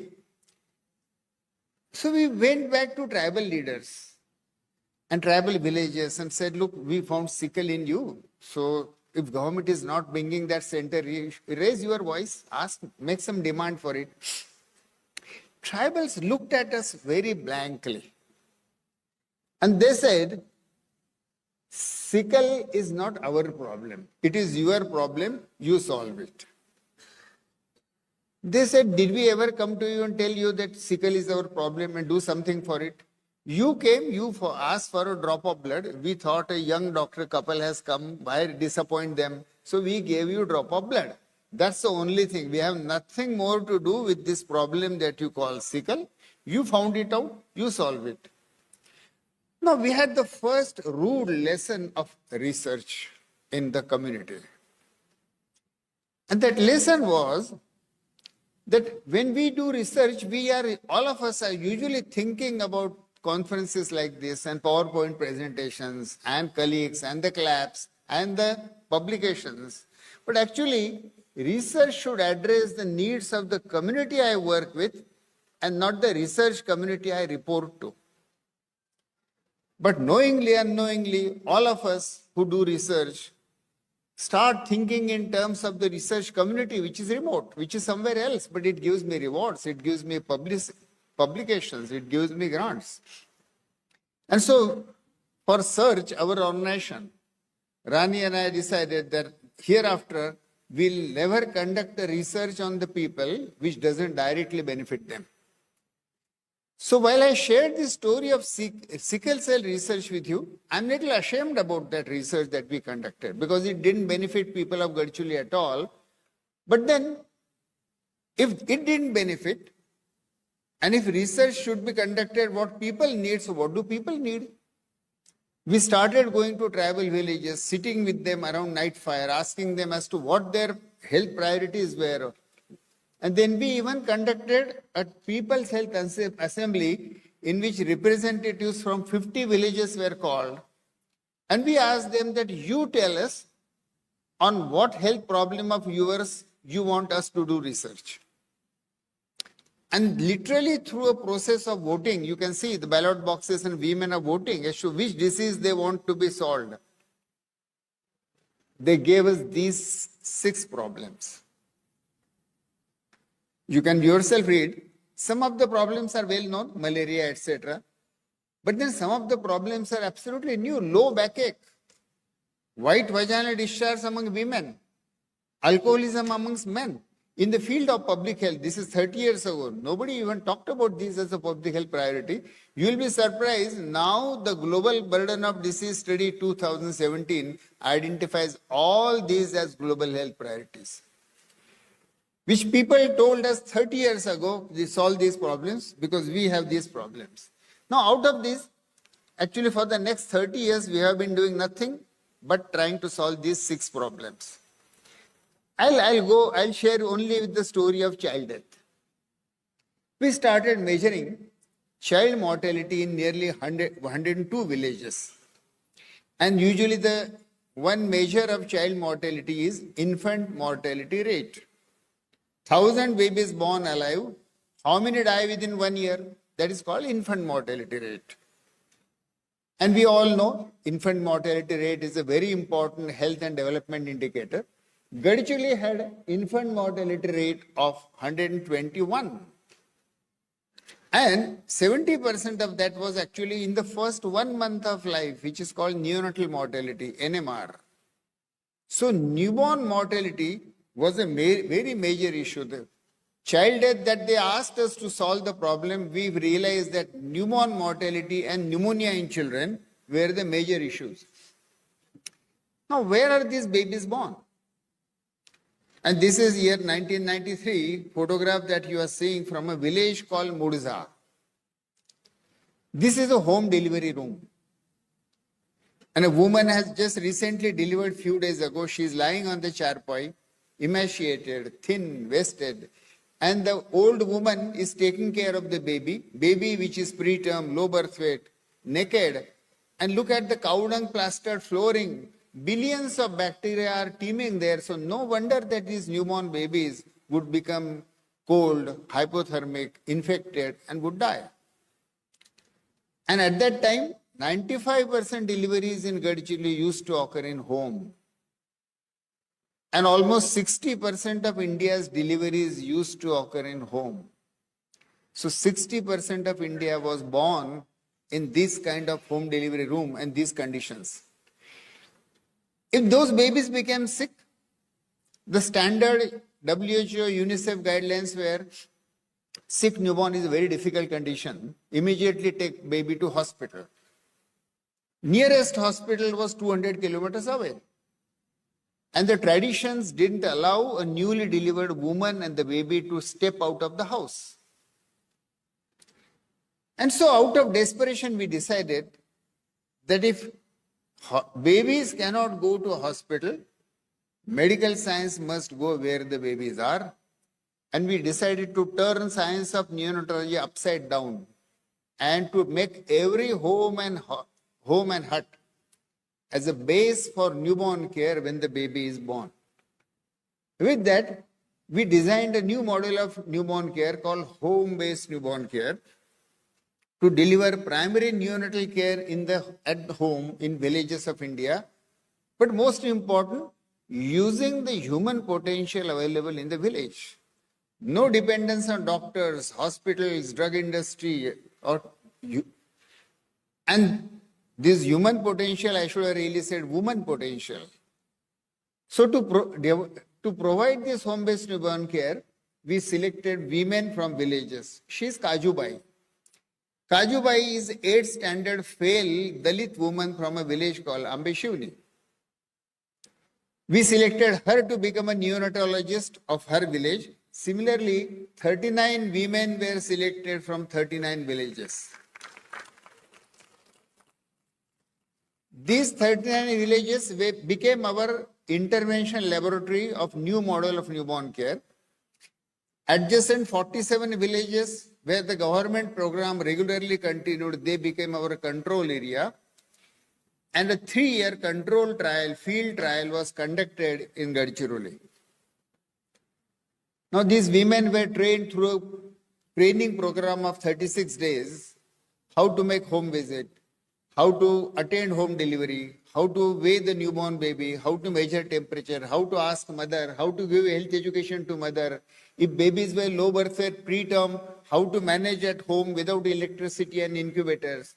And if there were signs of neonatal sepsis, which is a very serious fatal infection in neonate, using a standard clinical formula that we developed, they could diagnose neonatal sepsis and treat with antibiotics. Same Kajubai is treating one neonate with antibiotic. Now look at the impact. This was a trial, as I said. And so here you see, this is the neonatal mortality rate. These are the years from 93 to 95 was the baseline and then the field trial.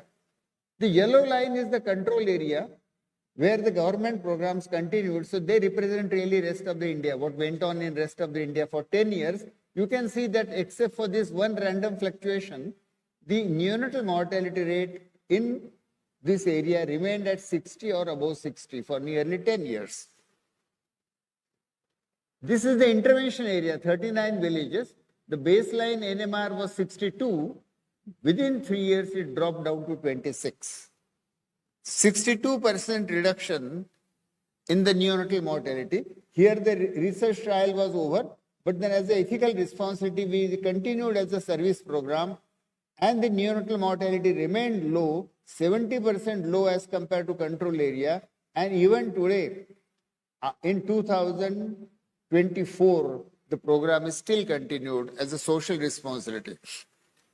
Now, in the US, if any new discovery or any new method reduces NMR by 5%, it would become headline in the US newspapers. And here these women of Gadchiroli had reduced NMR in Gadchiroli by 70%. Gadchiroli remained backward, Gadchiroli remained illiterate, Gadchiroli remained poor, Gadchiroli remained malaria infested, nothing changed. What changed was this. This woman in that hut was dark, the woman was helpless, but opened one window of knowledge, one window of training and opportunity, and that empowered woman can do the miracle. So this is basically an empowerment model where medical science and knowledge empowers village women to take care of babies in their own village. This study was published first in the Lancet in 1999. It created waves world over in the field of public health and neonatology because it was unthinkable that village women could be trained to become a village neonatologist. With a very solid evidence, subsequently the Lancet selected this paper as one of the vintage papers published in the 180 years history of the Lancet. The American Academy of Pediatrics published a special volume of their journal on only Gadchiroli studies. So with this backing, Government of India sent the planning commission team, and they found that the evidence was very solid. And so it was decided that in the 10th five-year plan, this model will be scaled up throughout India.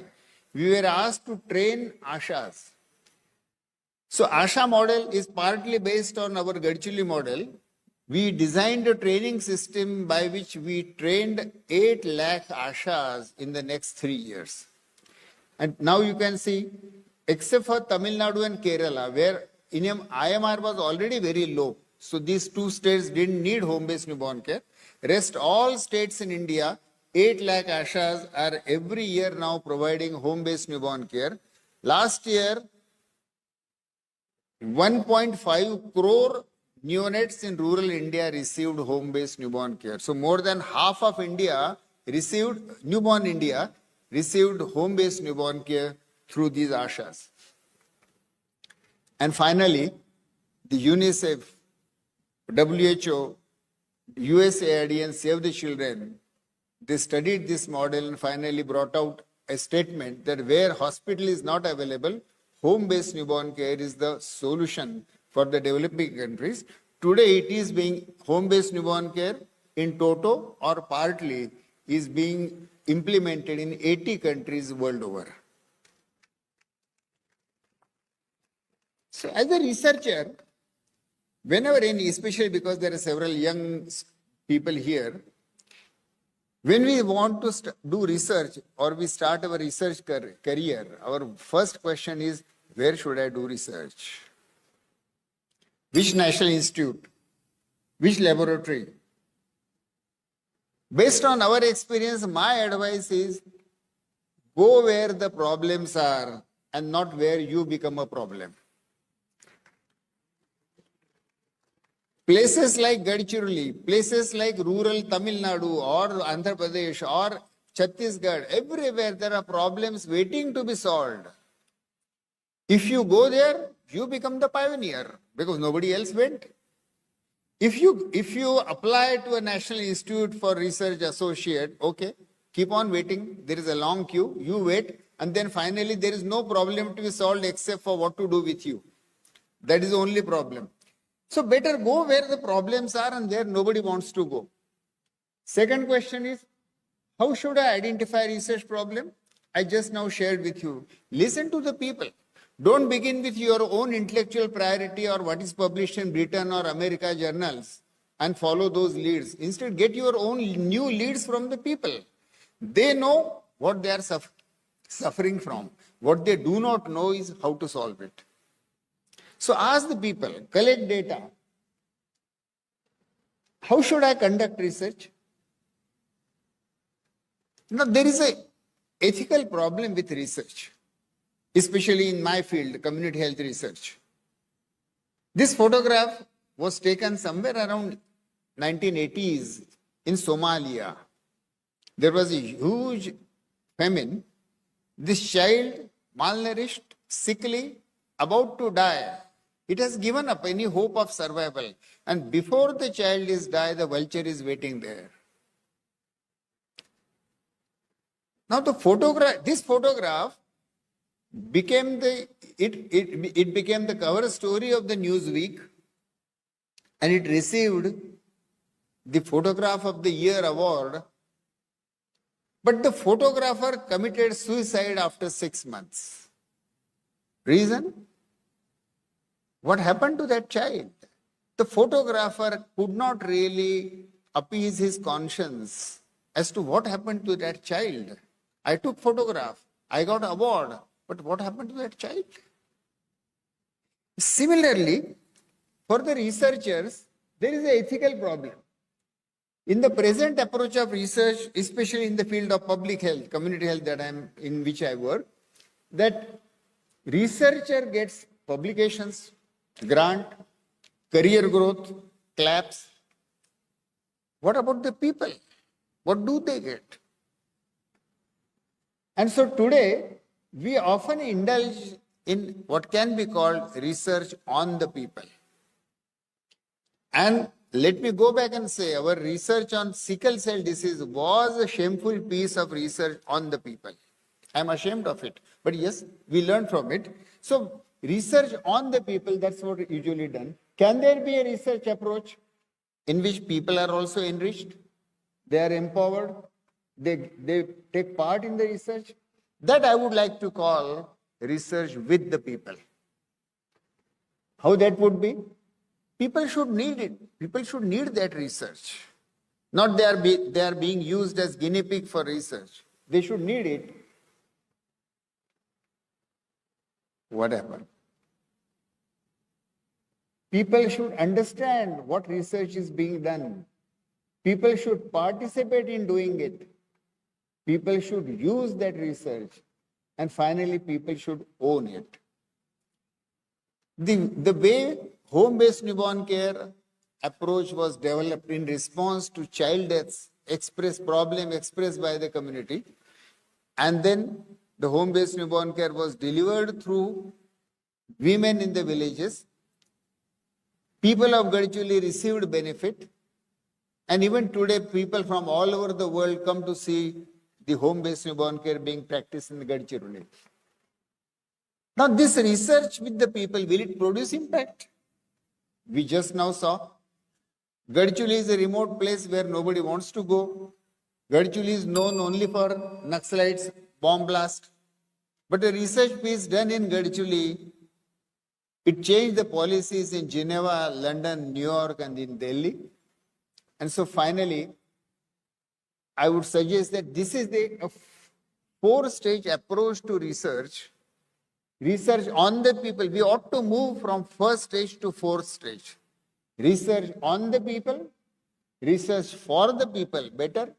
Research with the people, still better. And I am dreaming that someday there will be a stage of research by the people. Thank you so much.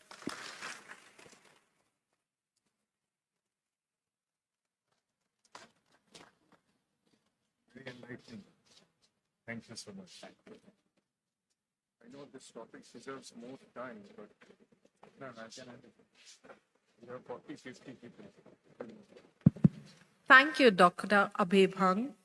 I now request Professor Ashutosh Sharma, President of INSA, to formally induct Dr. Abhibhang with a scroll and Angavastra.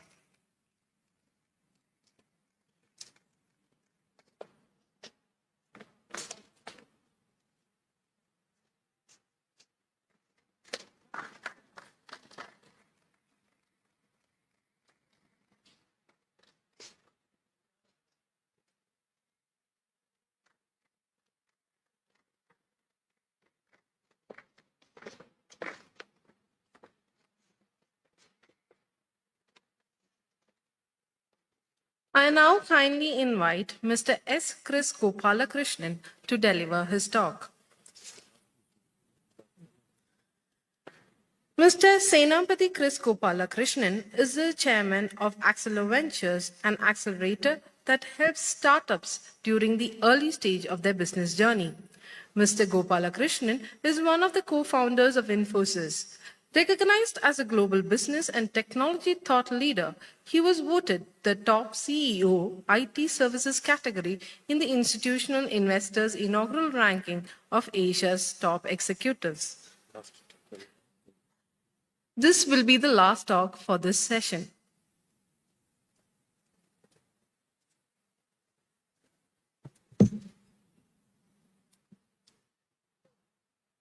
Let me start by thanking Indian National Science Academy for this recognition, and I'm honored and privileged to receive this among so many brilliant scientists and engineers.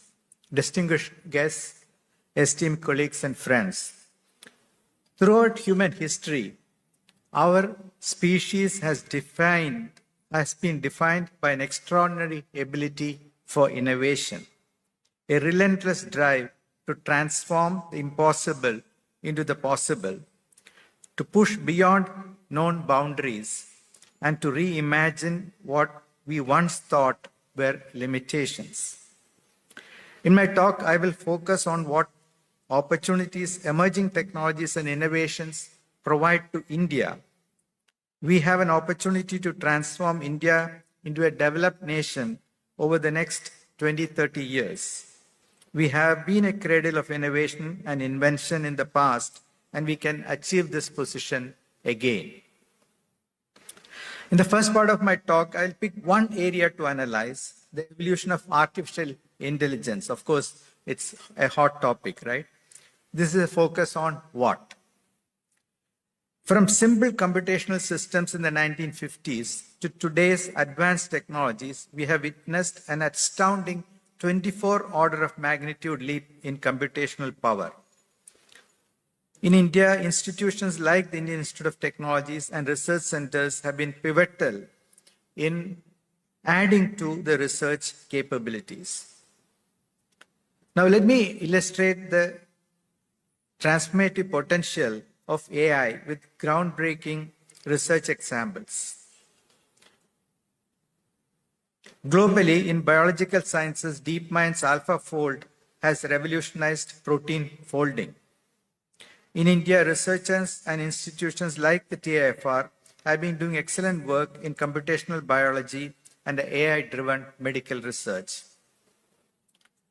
Indian medical researchers are using AI to address unique healthcare challenges, from detecting diabetic retinopathy in rural populations to developing low-cost diagnostic tools. Indian innovators are using AI to solve critical healthcare inequalities. In climate science, AI model now helps us understand complex environmental and climate patterns. For instance, NVIDIA's Earth 2 is a cutting-edge AI-driven digital twin of our planet. Given India's diverse and challenging environment landscape, our researchers are developing AI solutions for agricultural optimization, water resource management, and climate change mitigation.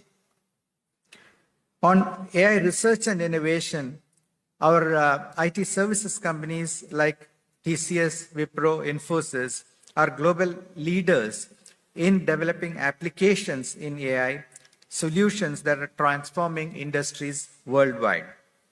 With respect to AI foundation models, India is also participating in developing multilingual and multimodal models. AI4 Bharat Center in IIT Madras and the Bharat Gen initiative, Bharat GPT initiative at IIT Bombay are examples of this. Yet, as we marvel at these achievements, we must confront the profound differences between human and machine intelligence. We are biological, carbon-based beings driven by complex neural networks shaped by million years of evolution. Machines are silicon-based, digital entities created through algorithmic design. The fundamental difference is both a challenge and an opportunity. Human intelligence, particularly in the Indian context, is characterized by emotional complexity, philosophical depth, and ethical intuition. Our ancient philosophical traditions, from Vedic thought to Buddhist philosophy, offer unique perspectives on ethics and consciousness that challenge Western computational models of intelligence. Machines can recognize patterns, generate frameworks, and produce creative outputs. But they cannot replicate the nuanced and contextual intelligence that is inherent in human thought, especially in a diverse, complex society like India. So the critical question is no longer whether AI can match human intelligence, but how can we learn from each other? How can AI become more energy efficient? How can it learn with less data? How can it understand the nuanced and objective, free nature of human thought?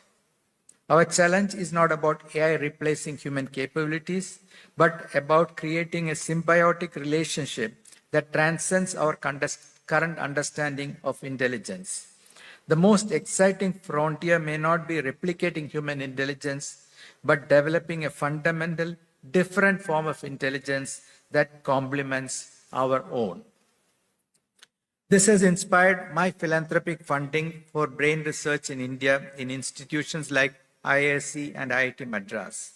Computational neuroscience, which inspires better AI, is one of the research goals. The other is, of course, to better understand brain aging and disorders like Alzheimer's and dementia. The Sudha Gopalakrishnan Brain Center at IIT Madras has just announcing tomorrow, a data set of the most detailed 3D high-resolution image of the human fetal brain for the first time in the world. Indian Institute of Science is working on a moonshot project of developing a brain coprocessor for patients with brain strokes. And the Center for Brain Research is anchoring initiatives like the Srinivasapura Aging Neurosenescence and Cognition Study and Genome India Study. The second part of my talk, I'll focus on what India and Indian science and technology must do to achieve global excellence. We'll focus on the processes, on the how. Some of this was actually mentioned by Professor Ashutosh Sharma. We need to move from being consumers of technology to become producers of leading-edge products and technology. Dr. Krishna also mentioned this in his talk. Our target should be ambitious, reaching a 30 trillion economy by 2047 with a per capita income of about $20,000. Just as the United States transformed itself through innovation in the 20th century, how South Korea transformed from a developing nation to an innovation powerhouse, India has the potential to write its own success story in the 21st century. We need to focus on three critical areas. First, we must increase our research funding to at least 3% of GDP, with industry contributing to 1.5%. This is not just government funding, it is investment in our future. Second, we need to address the challenges facing deep tech startups, access to labs, market access, and patient capital. The good news is that we are seeing remarkable progress in our startup ecosystem. India has become the third largest startup ecosystem globally. Our success stories in space technology, telecom, and digital public goods show that we are capable of what we are capable of. And companies like Agnicol and IdeaForge are showing us that Indian deep tech startups can compete globally. The government also must act as the first buyer, creating a pathway for innovative solutions. Third, we must transform our research ecosystem. Today, India hosts 1,800 global capability centers employing 1.8 million people. Centers of excellence that are driving innovation in pharmaceuticals, automobiles, IT, biotechnology. But this is just the beginning. We need to leverage that in our research ecosystem.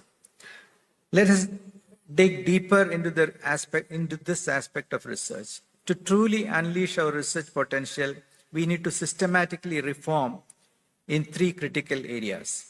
First, we must revolutionize our grant administration system. The grants that are given for research. Today, our researchers spend precious time navigating what I call the 5Gs. So another 5G here.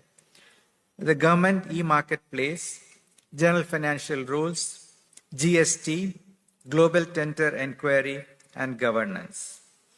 When researchers are preoccupied with writing quarterly reports and dealing with administrative hurdles, they have little time to contemplate on complex problems.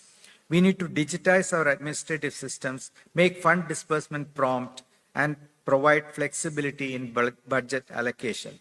A scientist should not have to wait years or even months to receive sanctioned project money, only to return it unused on year-end due to zero balance account regulations. Second, we must reinvent our research training pipeline. This means increasing both doctoral and postdoctoral fellowships, ensuring prompt salary disbursement, and creating special funding mechanisms for graduate training. We should encourage universities to set up incubation centers where PhD students can start enterprises while pursuing their research. Imagine a system where our brightest minds can seamlessly transition from academic research to commercial innovation. Third, we need to build advanced national research facility hubs that can be used by both public and private enterprises. We have already seen success with this model in gene sequencing platforms where both academic and non-academic entities use the facilities by paying user fees. We need to replicate this across other critical technologies and research areas. One example is to develop something as crucial as synthetic probiotics. For enhancing cancer immunotherapy, we need seamless collaboration between clinical coordinates, BSL-2 facilities, Dr. Ella talked about it, high-performance computing nodes, research teams, ethics committees, and clinical teams. While hundreds of institutions in the West, in developed countries, in Israel, China, or Singapore can perform all these steps under one roof, we have only probably a handful of institutions in India where such comprehensive research is possible. This is India's moment. This is our opportunity to redefine the boundaries of human potential. So let me conclude with a call to action.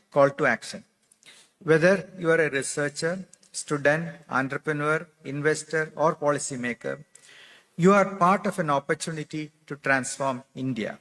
The future is not a linear extrapolation of the past. It is created by integrating past experiences with present actions and future aspirations.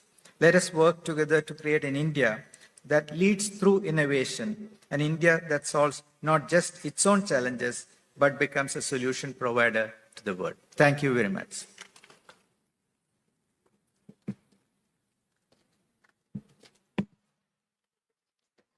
That's great. Thank you, sir. Thank you, Mr. S. Chris Gopalakrishnan, sir. I now request Professor Ashutosh Sharma, President of INSA, to formally induct Mr. S. Chris Gopalakrishnan with a scroll and Angavastra.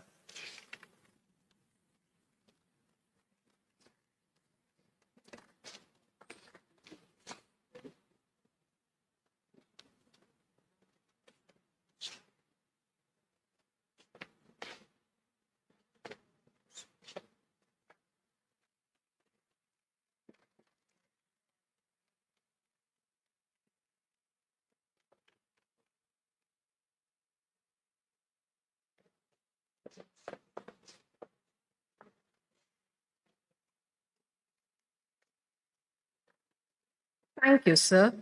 We thank you for your active participation in this session. We wish to inform you that we right now...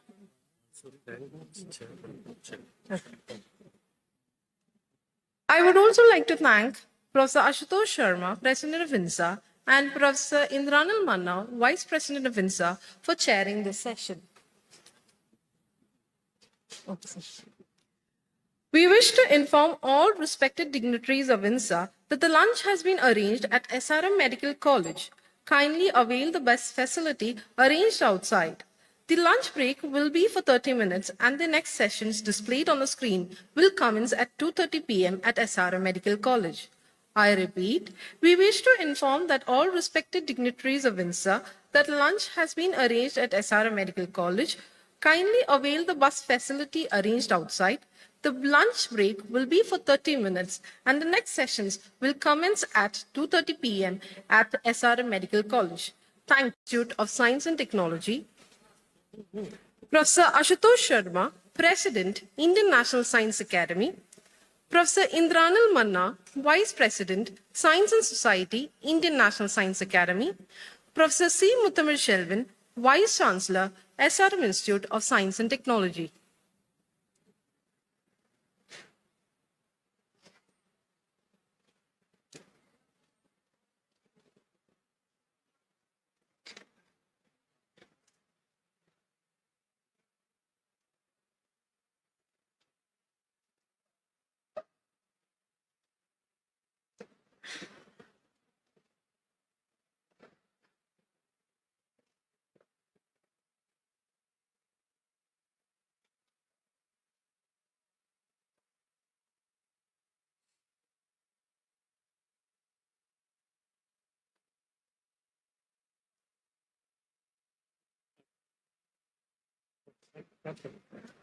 Vanakkam, Namaste, and good morning. It is with immense pride and great pleasure that we welcome you to the 90th Anniversary General Meeting of the Indian National Science Academy, hosted by SRM Institute of Science and Technology. As a NAC A++ accredited institution and one of India's top-ranked universities, SRMIST is honored to be a part of this significant occasion here at our Katankulathur campus. The Tamil Thai Vartha is an integral part of Tamil culture. It is sung to pay our respect to the Tamil language and its cultural heritage and tradition. Let us rise for the Tamil Thai Vartha as we invoke blessings for this solemn occasion.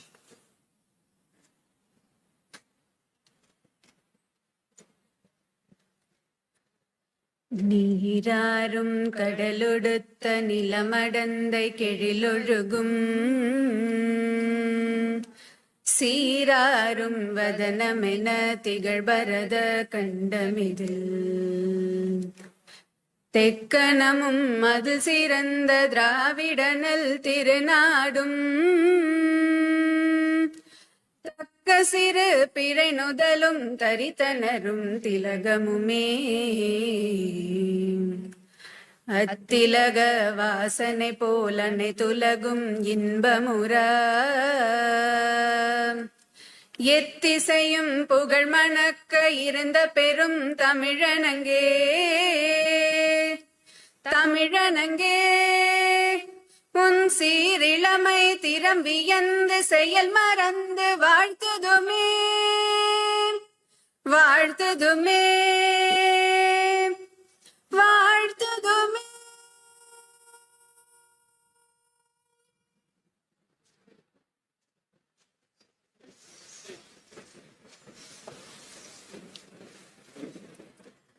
The tradition of lighting the lamp symbolizes the dispelling of darkness, ushering in a new chapter filled with purpose and collective aspirations. I hereby invite the esteemed dignitaries on the dais to participate in the ceremonial lighting of the lamp with the background music of Saraswati Vandana.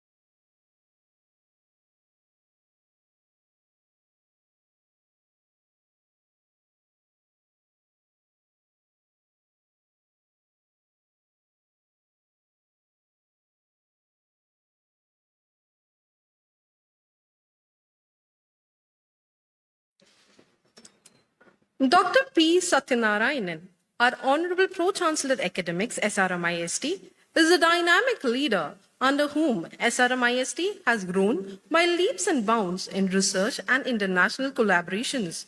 He was instrumental in forming an international student exchange program, the Center of Excellence for Empowerment of Women through IT, the launch of a virtual education program, and several other initiatives. During his tenure, SRMIST has received several accolades and recognitions, including top accreditations from the Accreditation Board for Engineering and Technology, USA, and the National Assessment and Accreditation Council, India. I now request our Honorable Pro-Chancellor Academics, SRMIST, Dr. P. Satyanarayanan, to felicitate Professor Ashutosh Sharma, President, Indian National Science Academy, with a bouquet, shawl, and memento.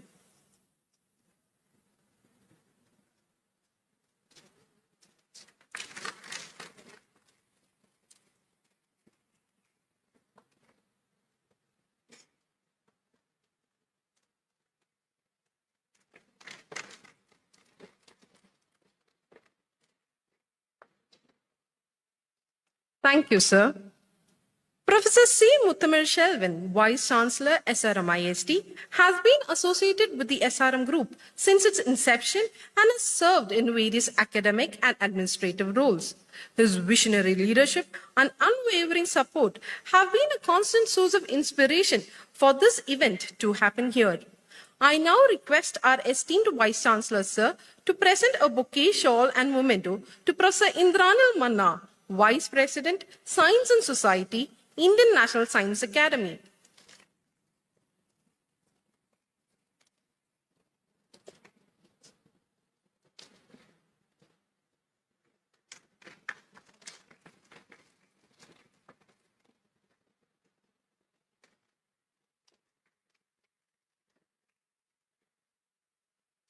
Thank you, sir. I now call upon Professor B. Napoleon, Dean Research, SRMIST, to present a bouquet to Dr. P. Satyanarayanan, Pro-Chancellor Academics, SRMIST. I also request, sir, to present a bouquet to Professor C. Muthamil Shelvan, Vice Chancellor, SRMIST. Thank you, sir. I now welcome our Honorable Pro-Chancellor Academics, SRMIST, Dr. P. Satyanarayanan, to welcome this august gathering.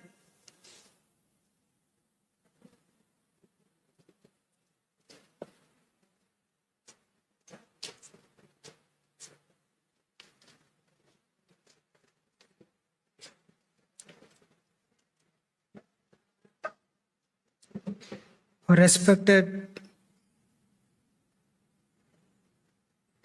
the President of Indian National Science Academy, Professor Ashutosh Sharma, the Vice President, Professor Indranil Manna, Professor Adhu Dikshit, respected accomplished scientist, Dr. Anil Kakotkar, Dr. V.K. Saraswat, Dr. Somnath, the Chairman of ISRO, Dr. S.V. Kamath, and other dignitaries, INSA fellows, young associate fellows and invitees, the faculty, the research scholars and students. I sincerely apologize for the delay happened.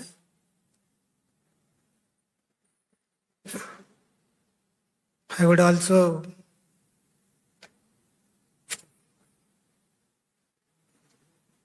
like to extend my grateful thanks to the Indian National Science Academy for giving the SRM University this opportunity for hosting this 90th conference.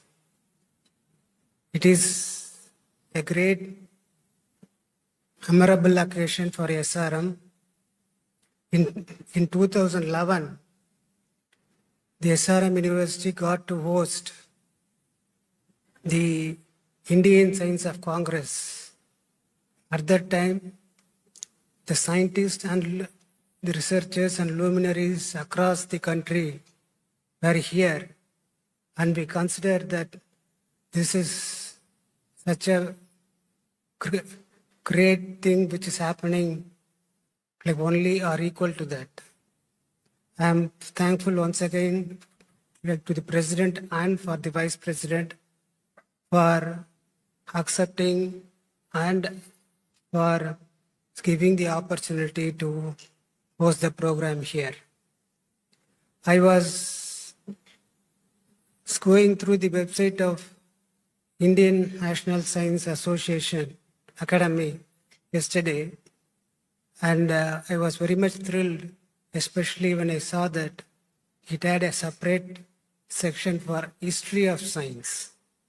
This is something which is not like that much done by any of the science academies across the world. And starting from 1935, and also other documents which are related to research and other policies were there in that. Taking a clue from that, I would like to start or dwell upon few things about the history. As you all know, India was the largest economy until the 15th century. At that time, many of the foreigners used to come here to India to study in Nalanda and Takshashila universities. It was a great cosmopolitan environment. Like we are all going to the US now and to the other European countries. At that time, India was the destination for education and research. And we have contributed to the mathematics by giving the number 0 and the decimals.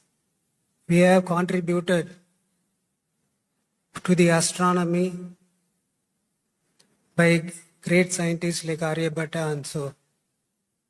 And we have also contributed to metallurgy, for which the standing example is the iron pillar in Delhi, which is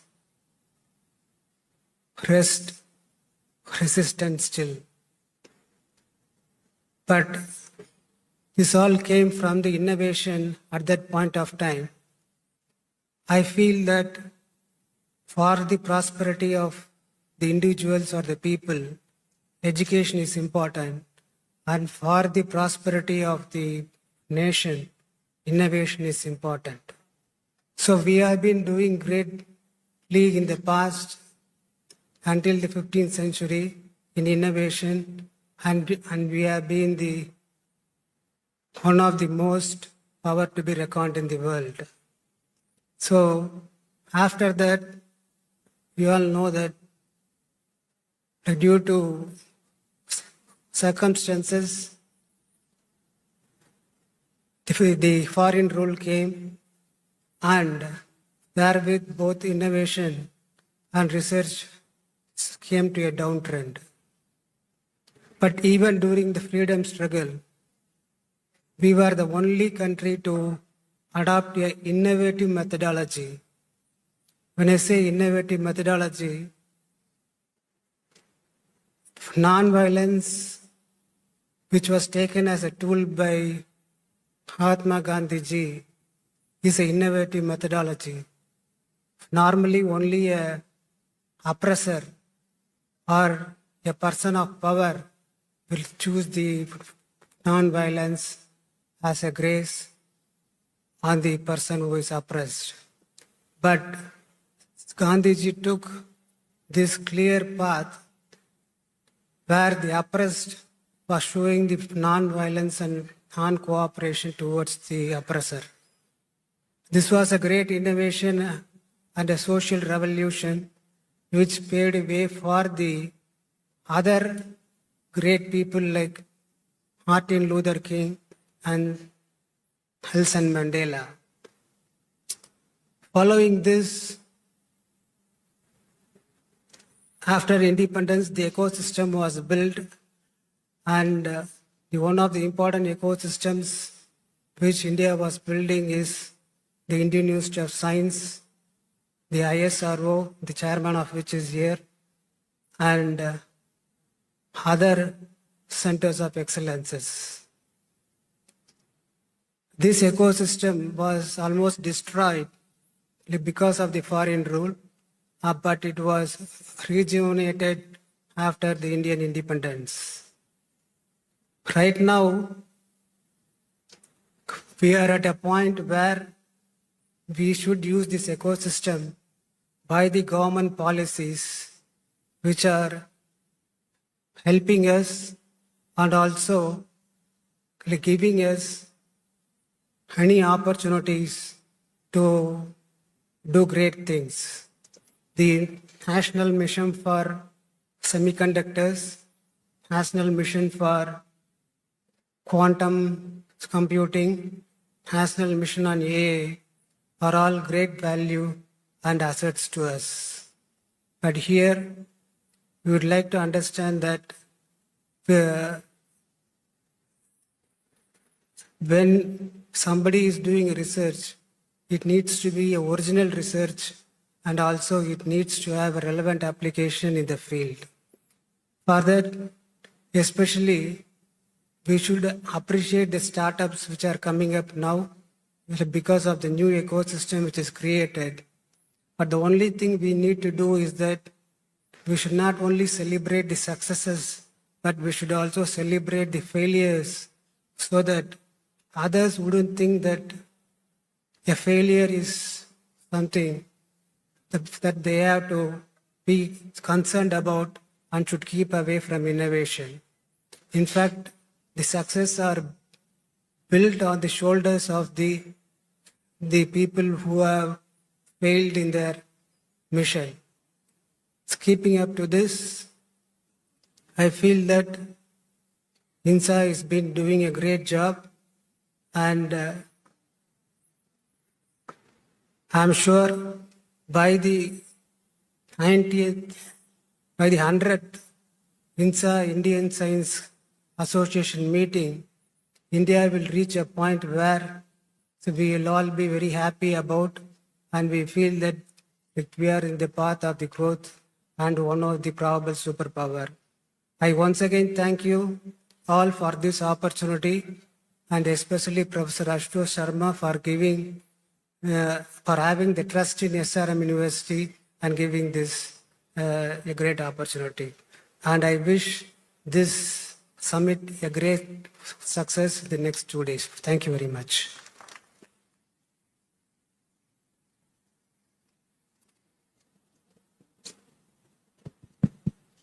I extend our heartfelt gratitude, sir, for your gracious welcome message. Professor Ashutosh Sharma, the president of the Indian National Science Academy, is also an institute chair professor at IIT Kanpur, co-chair of the S20 G20 Summit, chair of Life Sciences Research Board DRDO, and a former secretary to the Government of India, where he led the Department of Science and Technology. A pioneer in the field of nanotechnology, his remarkable research contributions have earned him numerous prestigious accolades, including the Infosys Prize in Engineering and Computer Science, the World Academy of Sciences Award, the Bessel Research Award from the Humboldt Foundation, the Shanti Swarup Bhatnagar Award, the J.C. Bose Fellowship, the Lifetime Achievement Award of the Indian Science Congress, the UNESCO Medal for contribution to development of nanoscience and nanotechnology. We are truly honored, sir, to have you in our midst. I now kindly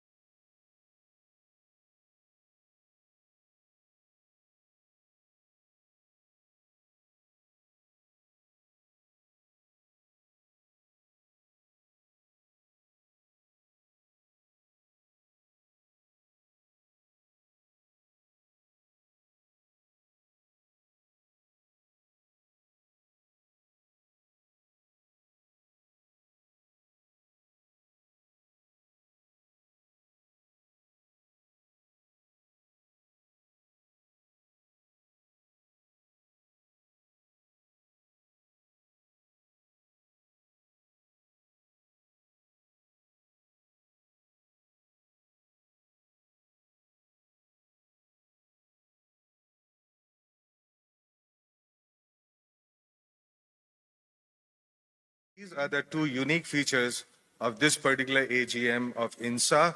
And so with that, okay. Can I get a caller mic?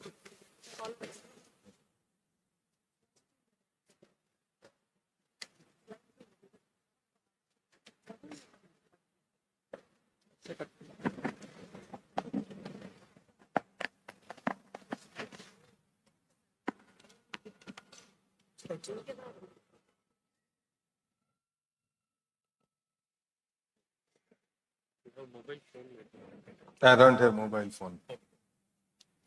I don't believe in mobile phone.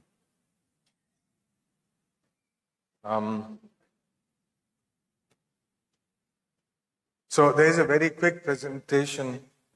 Can you reduce the volume a little bit? There is an echo, I think. So a very quick presentation about the status of science in the country, the processes of doing effective science. So it's not about a particular area of science. We all do our own science, but what is the structure and processes of doing good science in universities, in R&D labs, and so on.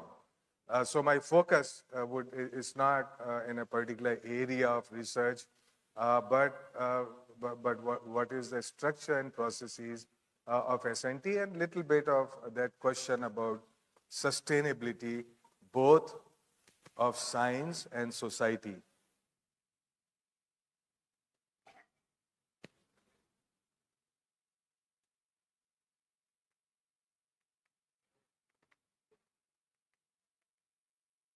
Why it's not changing?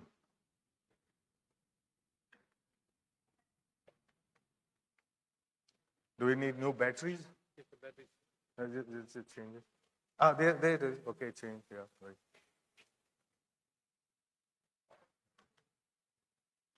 Yeah.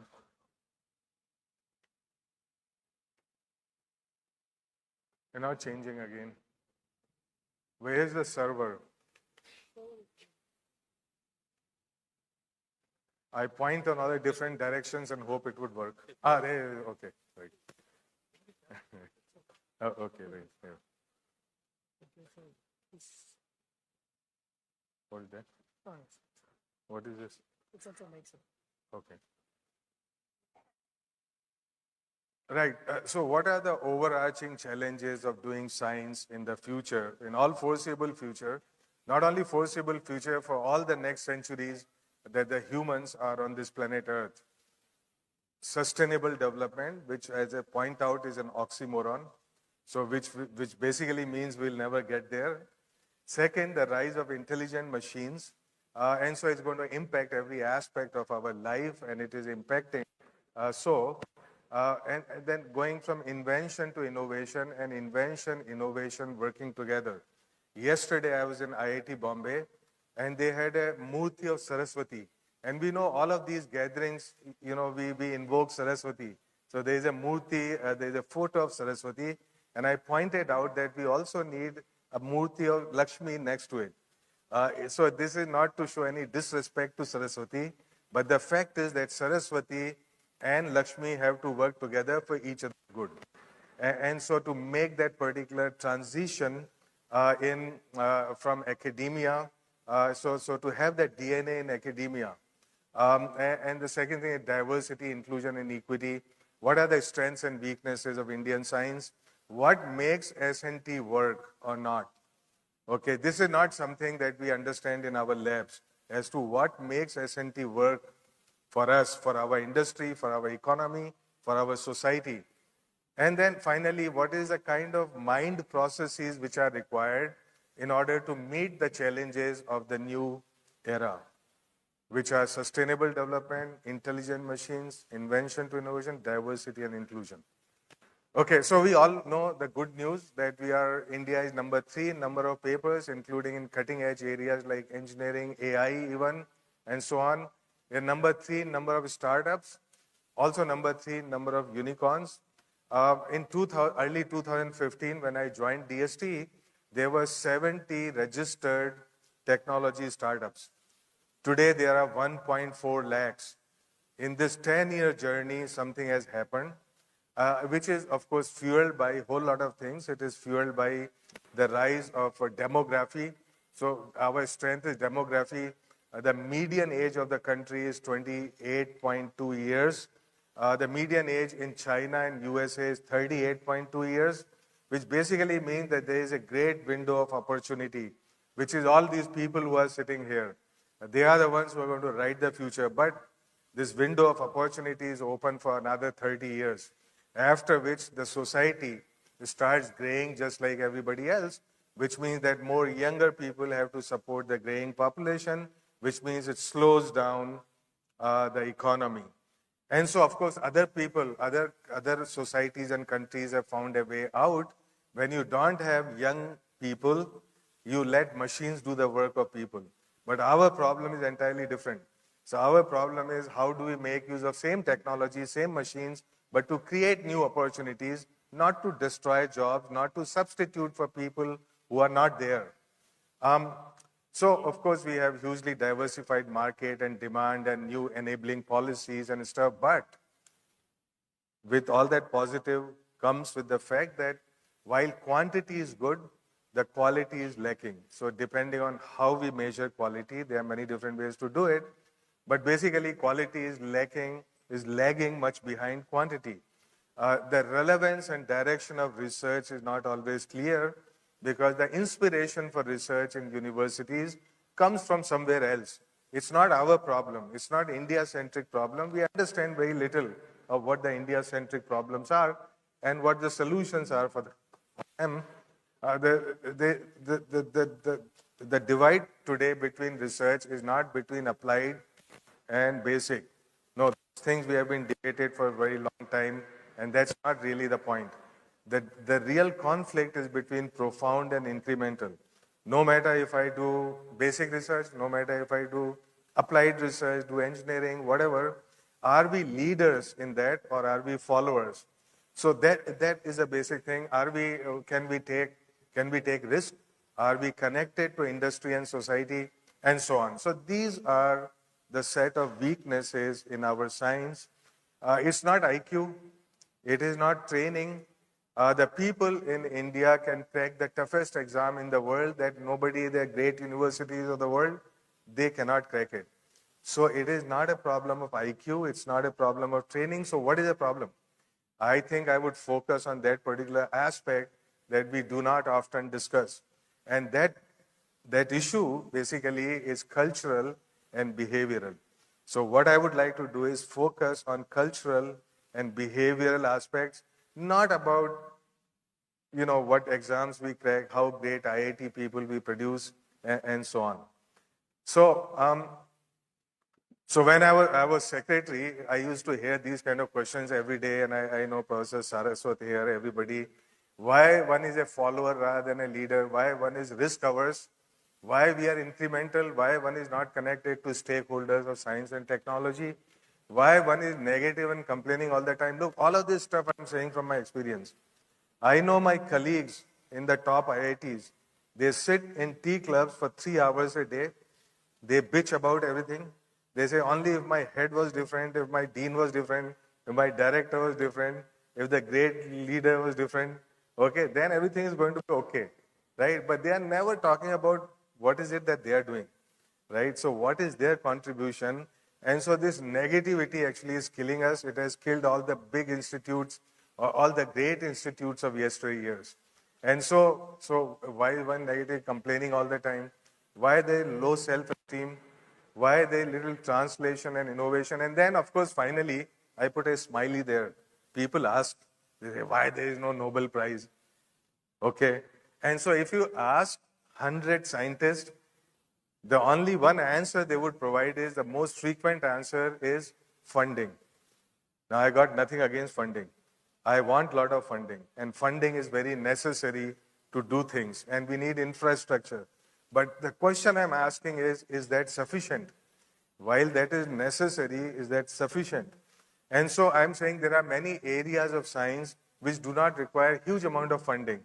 Theoretical sciences, for example. Are we leaders in that in the world? So therefore, my hypothesis is that funding alone is not, while necessary, is not sufficient for us to be leaders, to be disruptors, and all of that in the world of science. So, okay, what makes science and technology work? There is an invention ecosystem, invention and discovery ecosystem, which is all universities, R&D labs, and IITs and ISERs are part of that, which means it's a black box in which money and support comes in and knowledge goes out. So we produce knowledge. Hope is that this knowledge has relevance and direction, and that it connects to the stakeholders of science. Another ecosystem, which we call innovation ecosystem, which another black box in which knowledge goes in and money comes out. So you see, invention and innovation are totally different ecosystems. The point is, can they work together? Is again back to, Lakshmi Saraswati paradox. And so since our society in knowledge has been very Brahminical, so we say only Saraswati, okay? And we don't respect that particular aspect of them working together. So it is not our invention ecosystem which is weak. Our innovation ecosystem and connect between invention and innovation is weak. And a lot of this is now happening, which is making it stronger. Of course, we need right kind of policies for science and technology to work. And I'll give you an example of that later. That I will focus on cultural and behavioral aspects. So this is basically the roadmap of what I want to discuss quickly. Let us look at the overarching challenges of science. Now, no matter what kind of science I do, I call myself organic chemist, inorganic chemist. By the way, I'm not a chemist, I'm a chemical engineer. But people call themselves red chemist, green chemist, physical chemist, what have you, right? This is not about problem solving. This is about my tools. So I cannot take my tools too seriously. I have to focus on problem. And so sustainability and climate is one of those problems which is hugely interdisciplinary. And it's not only a problem of science and technology, it is a problem which has much larger dimensions. And so we must understand those larger dimensions. Of course, when we talk about any technology, we talk about nexus, we talk about life cycle. And in fact, finally, you have to ask the question, what is development? Okay, so now you see, while we have had green technologies for a long time, what does a green technology do? It basically reduces emission per GDP, but it does not reduce consumption. So if you were to look at emissions over the years, there is no let-up. No matter what new technology one is going to put out there, you see emissions are always increasing. Okay, even in the COVID time, there is no let-up. So the point is that while technology is important, it is not the only solution. And a whole lot of people hope against hope that by the end of this century, we would have 1.5 degrees Celsius temperature rise. But that it's not rational to say that what I did for 50 years and yielded no result, doing the more of it for another 50 years is going to yield different results. That particular thing is called stupidity. Okay, and I guarantee you that in the end of this century, the temperature rise would be 3 degrees Celsius, not 1.5 degrees Celsius. Okay, so what does it mean? What it means, I often read this. It says, I used to think top environmental problems were biodiversity loss, ecosystem collapse, and climate change. I thought with 30 years of good science, we could address those problems. But he was wrong. The top environmental problems are selfishness, greed, and apathy. And to deal with those, we need a spiritual and cultural transformation. And we scientists don't know how to do that. Now, of course, what he's saying about scientists is true for everybody. In fact, hard-coded in biology that people have to be selfish in order to evolve, in order to compete and succeed. But there is something more to it. So he's saying all future challenges that mankind has are not merely of science and technology, but have very strong socio-cultural, psychological dimensions. Okay, so there's a whole lot of new movement in the world which says, how do we replace for-profit ecosystem which maximizes the profit in a very limited way for a particularly isolated entity, maybe even at the expense of society at large. So one has to think about a new paradigm of going from ownership to trusteeship, because sustainability is all about trusteeship. It's not about ownership. So there is something which has happened in the last 2 centuries, which basically says, look, the society thinks and works in a particular way, and I will come to it in a moment. Okay, the second overarching challenge is the rise of intelligent machines, which means a convergence of all the different streams of knowledge, communication, computing, computing at the edge, making autonomous decisions through AI, ML, making autonomous actions through actuators. You may call it Industry 4.0, IoT, whatever. It's all happening. So convergence between cyber, digital on one hand, and physical and machine and materials on the other hand. What is the next challenge? The next challenge is integrating biological into cyber physical. So this is going to happen whether we like it or don't like it. Some of biological would seep into cyber physical, and whole lot of cyber physical will seep into biological. And so this is inevitable. It is happening now, and it's going to pick up pace. So now this one, of course, is about lights and shadows of technology. And what that means is while we are very gung-ho, we are gaga about AI, ML, it's going to impact every aspect of our life, sometimes positively, sometimes negatively, and all of that. So there are lots of big concerns about the ethics. Does it amplify biases? Does it amplify inequalities? Does it undermine justice for certain sections of society? In fact, even the notion of democracy, okay, the notion of governance, all of that is going to be very seriously impacted by the rise of intelligent machines. So we have to be prepared for that. Now, of course, sustainability is about balancing invention, which have relevance and direction and purpose, with innovations that consume that knowledge to produce new opportunities. So I call it the circle of knowledge. So sometimes you produce knowledge, then you consume knowledge, you produce opportunity, and you go back. There is no sustainability of knowledge unless invention and innovation work together.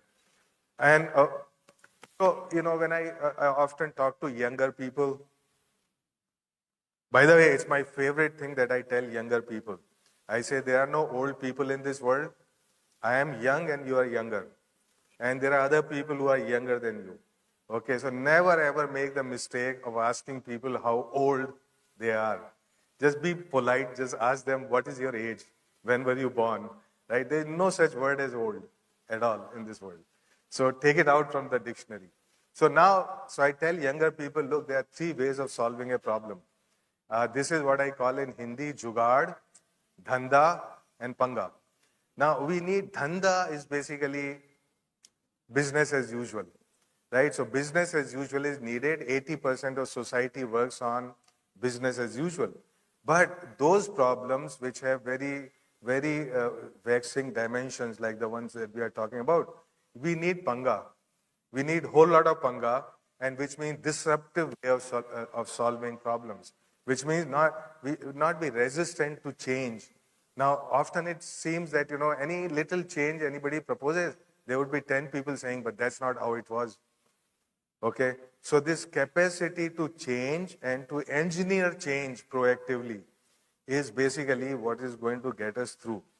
So out-of-box thinking, whatever you call it, but basic point is, hey, take risk, even if it means that there is some limited setback, there is some limited failure, if you would, but take a risk and find new solutions, some of which are going to work, some of which are not going to work, which is perfectly okay. As Hemingway in one of his books said, it's better to have loved and lost than not to have loved at all. So this is perfectly fine. Society as a whole is robust. It can take chances. There has to be reforms every 5-10 years in everything that we do. So here is about knowledge pyramid. Knowledge pyramid, okay, all for my younger friends and stuff, they say, look, it all starts with resources. That resources create data and measurements, which are dime a dozen now. It's exponential.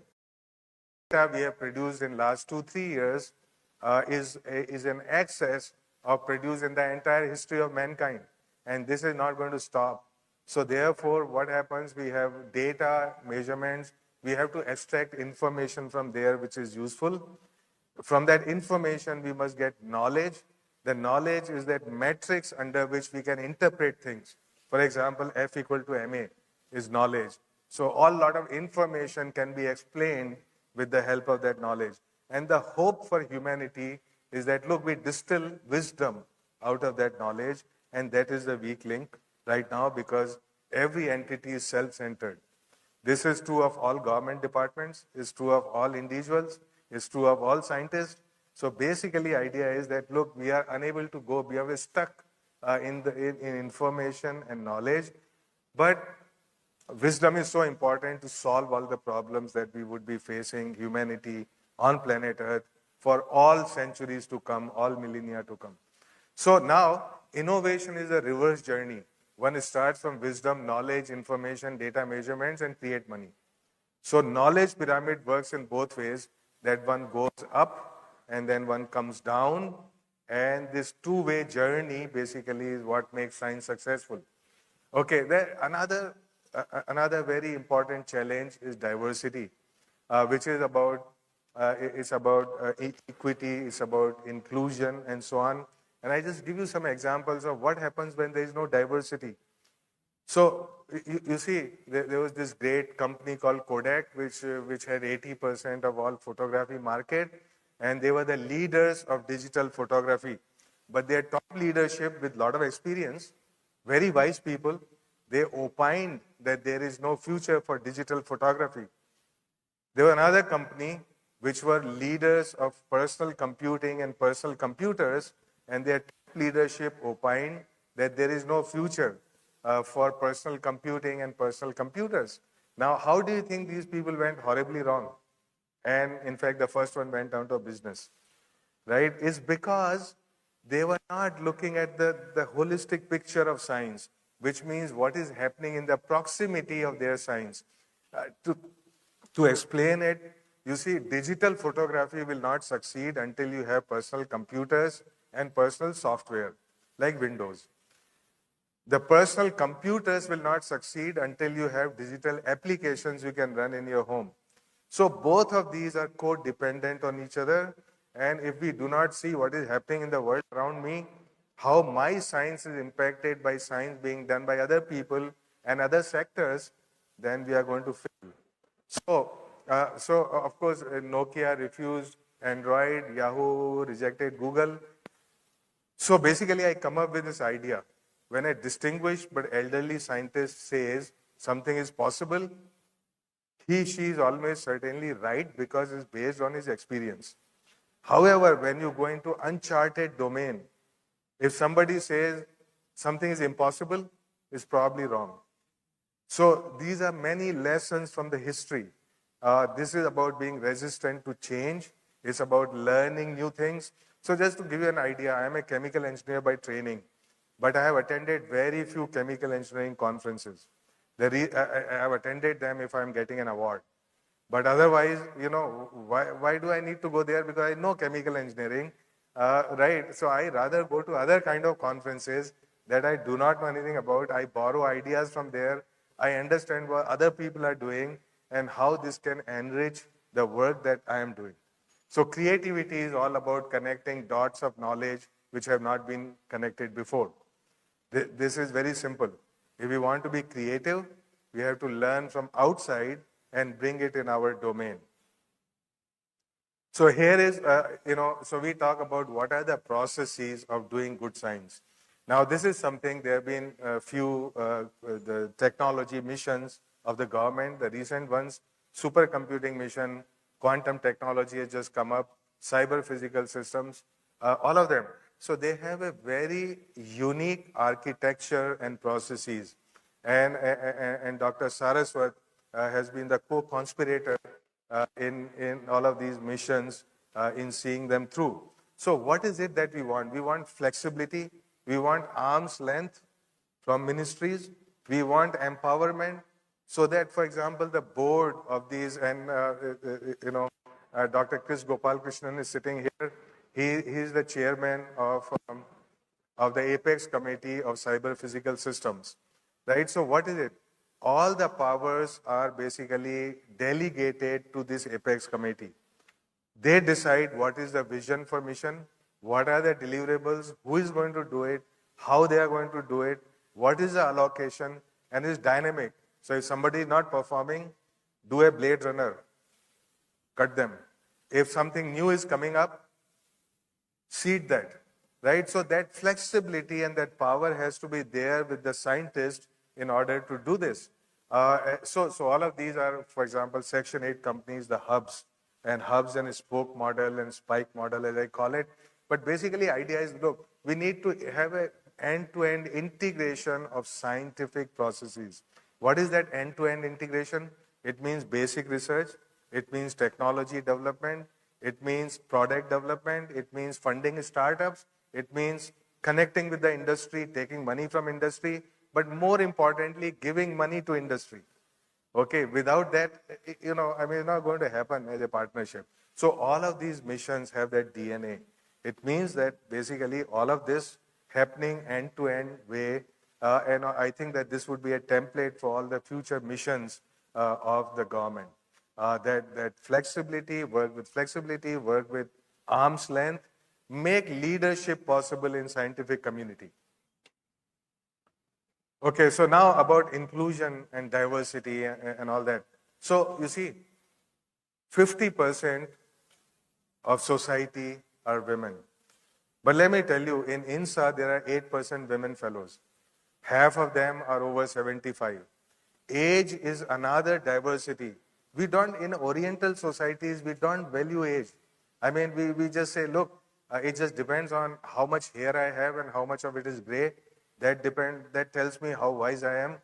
This is not true. If you look at, US, for example, most of the editors or the big journals would be in their 40s. Here, I have been an editor of an American Chemical Society journal for last 10 years, but I was 55 when I became that, right? And there, you see, so we need to balance energy with experience. Very shortly put, energy and experience have to go together. Every committee, everything must have this diversity of perspectives. So the diversity of age, gender are very important. In fact, I remember when I became fellow of INSA, I was rather young by the standards of INSA, when the average age of a newly inducted fellow is 59 and the average age of fellowship is 75. So when I became fellow, I was like 42, 43 or something like that. I got very lucky, but I was in the selection committee for fellows. Next year, Dr. Mashelkar, he had